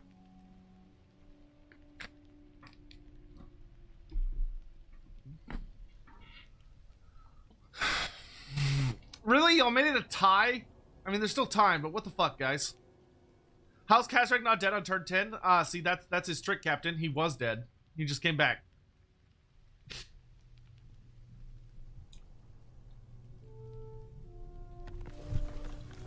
Living legend, how dare you call out my financial situation like that?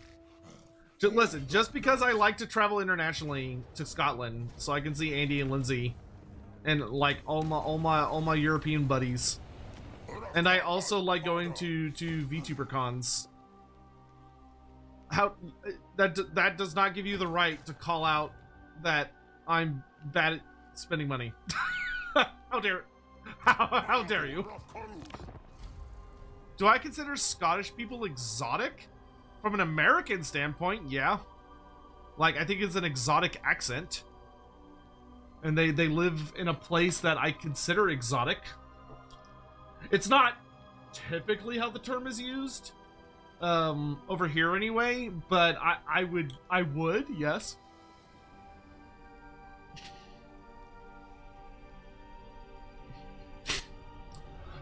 Well, to be fair, Legend, the economy was not as shit as it is now when I did all that stuff. You've been doing VTuber rigging since 2018? Have you really? That's super fucking cool. I admire that deeply. It looks really fucking difficult. Like, really difficult. Like, making the art is bad enough, but the rigging is like, holy sweet fuck. That's like black magic as far as I'm concerned. Okay, we want to blow up all this junk. We'll start with Averheim and then work our way around, I think.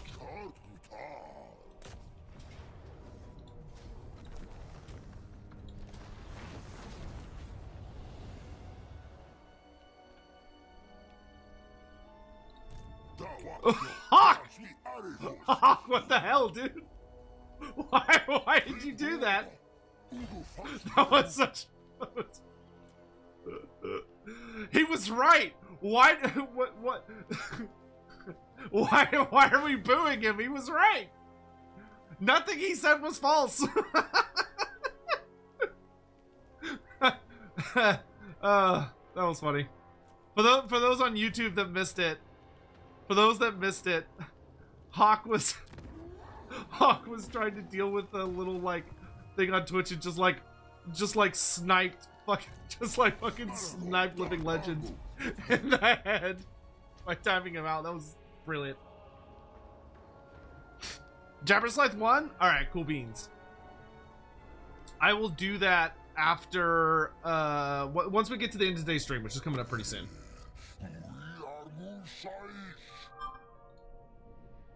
Mazda Monday, you can go fuck yourself. I'm not paying you money. Good sir. Sotek, shouldn't we go kidnap / save Isha / Shalia from Nurgle's Mance to get Andy back? No, that wouldn't work. Sadly. Unless you're willing to take her place. Would I travel to attend EU TwitchCon? Only if someone was paying for me to do it. If someone wanted to pay for my flight, I would do it in a heartbeat. I would do it in a fucking heartbeat. I've heard the EU TwitchCon is actually really fun. Oh!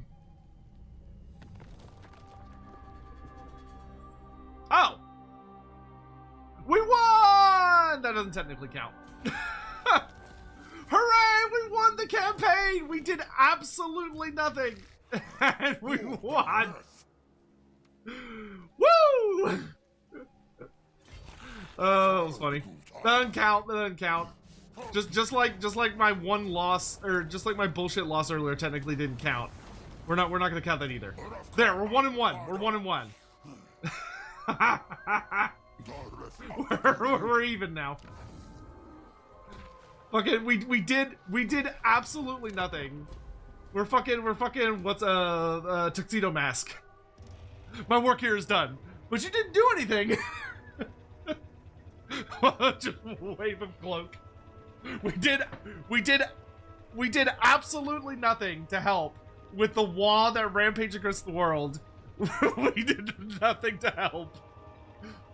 What in-game price? We got the Dwa. Which I wish CA would call it, instead of the Great Wall, I wish CA would call it Ragnarok.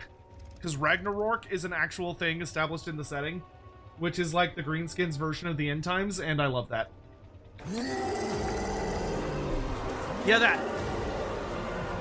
So I guess that triggered and the Greenskins got their asses kicked.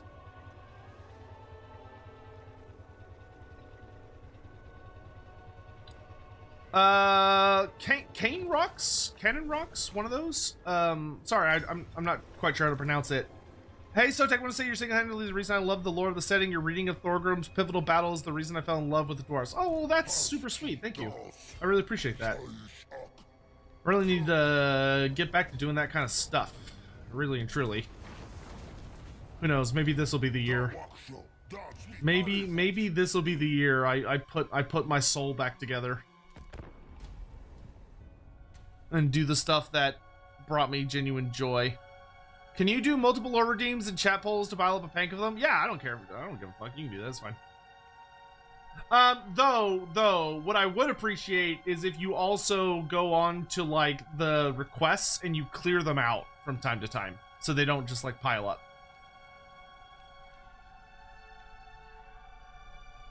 What is the moon bar there in the money thing? Oh, so the Beastmen have a Morselid mechanic. That depends on the phases of the moon. So it's showing you the phases of the moon and how long until the next moon thing. All right, I need to grab something. Where did I put it? Where did I put it?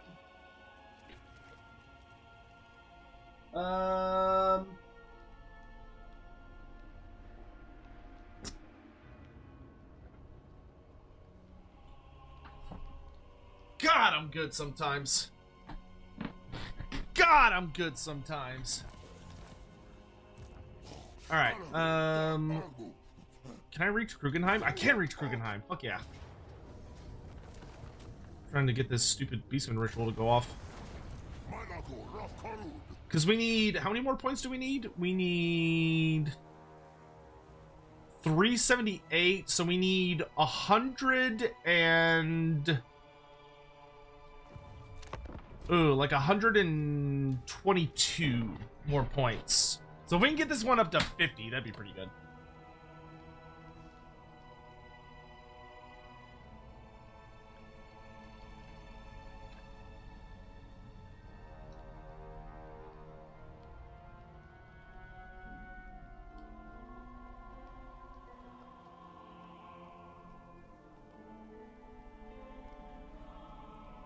La, la, la, la, la, la.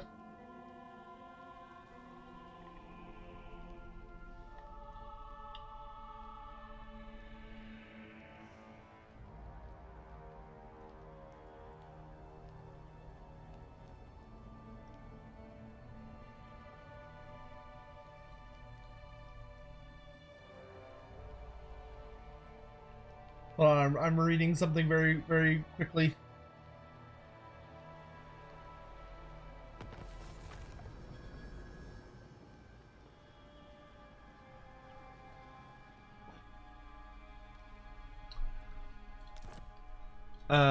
Okay, we do need to go over to Kemperbad because it's the last big area that we can hit this ritual with.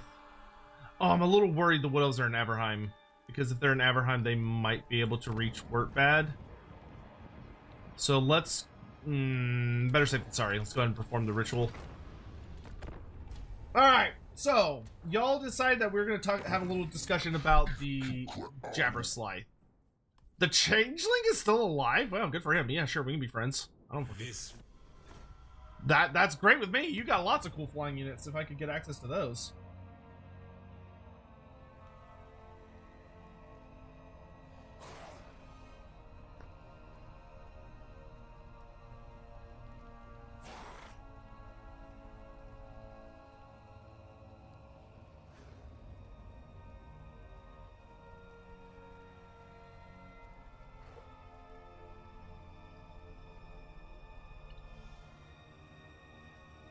So, the Jabberslice.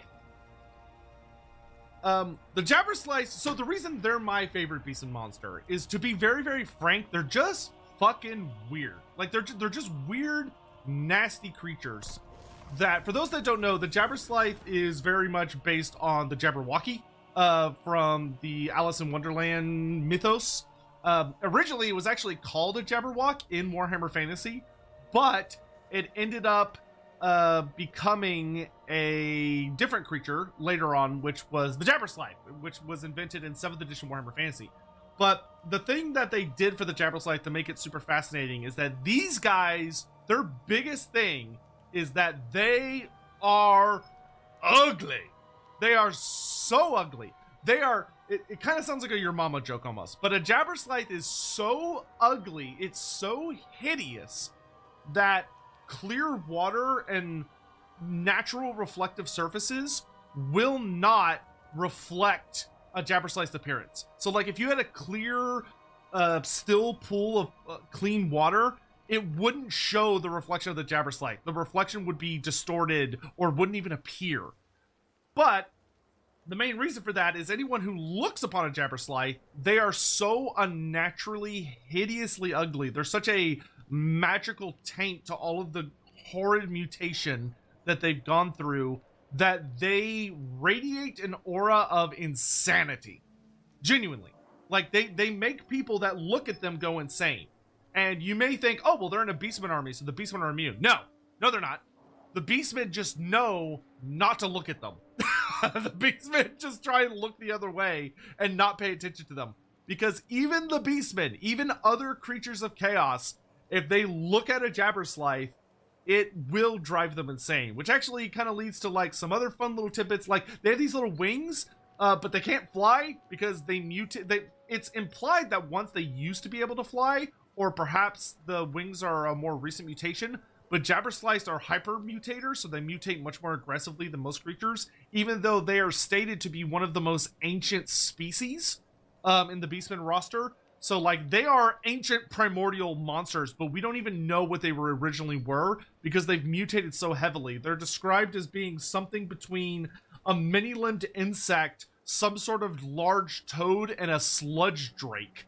But no one knows or remembers what their original form was, but because they've mutated so badly. But they have like the giant tongues that can like, they're super long and they're really sticky and have little like grabby spikes on the end of them. So they can actually launch their tongues out and like grab people or grab something as big of a horse and then drag it back into their mouth. They're awful.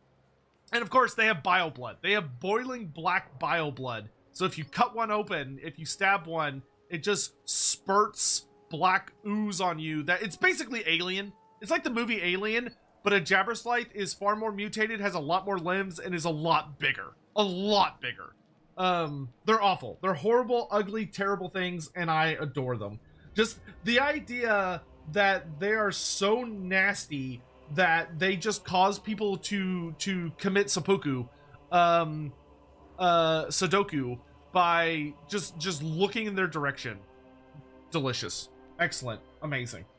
But yeah, what's not to love? Also, they're not stupid. A lot of people think they are. They're significantly more intelligent than you probably think. Anyway, good shit.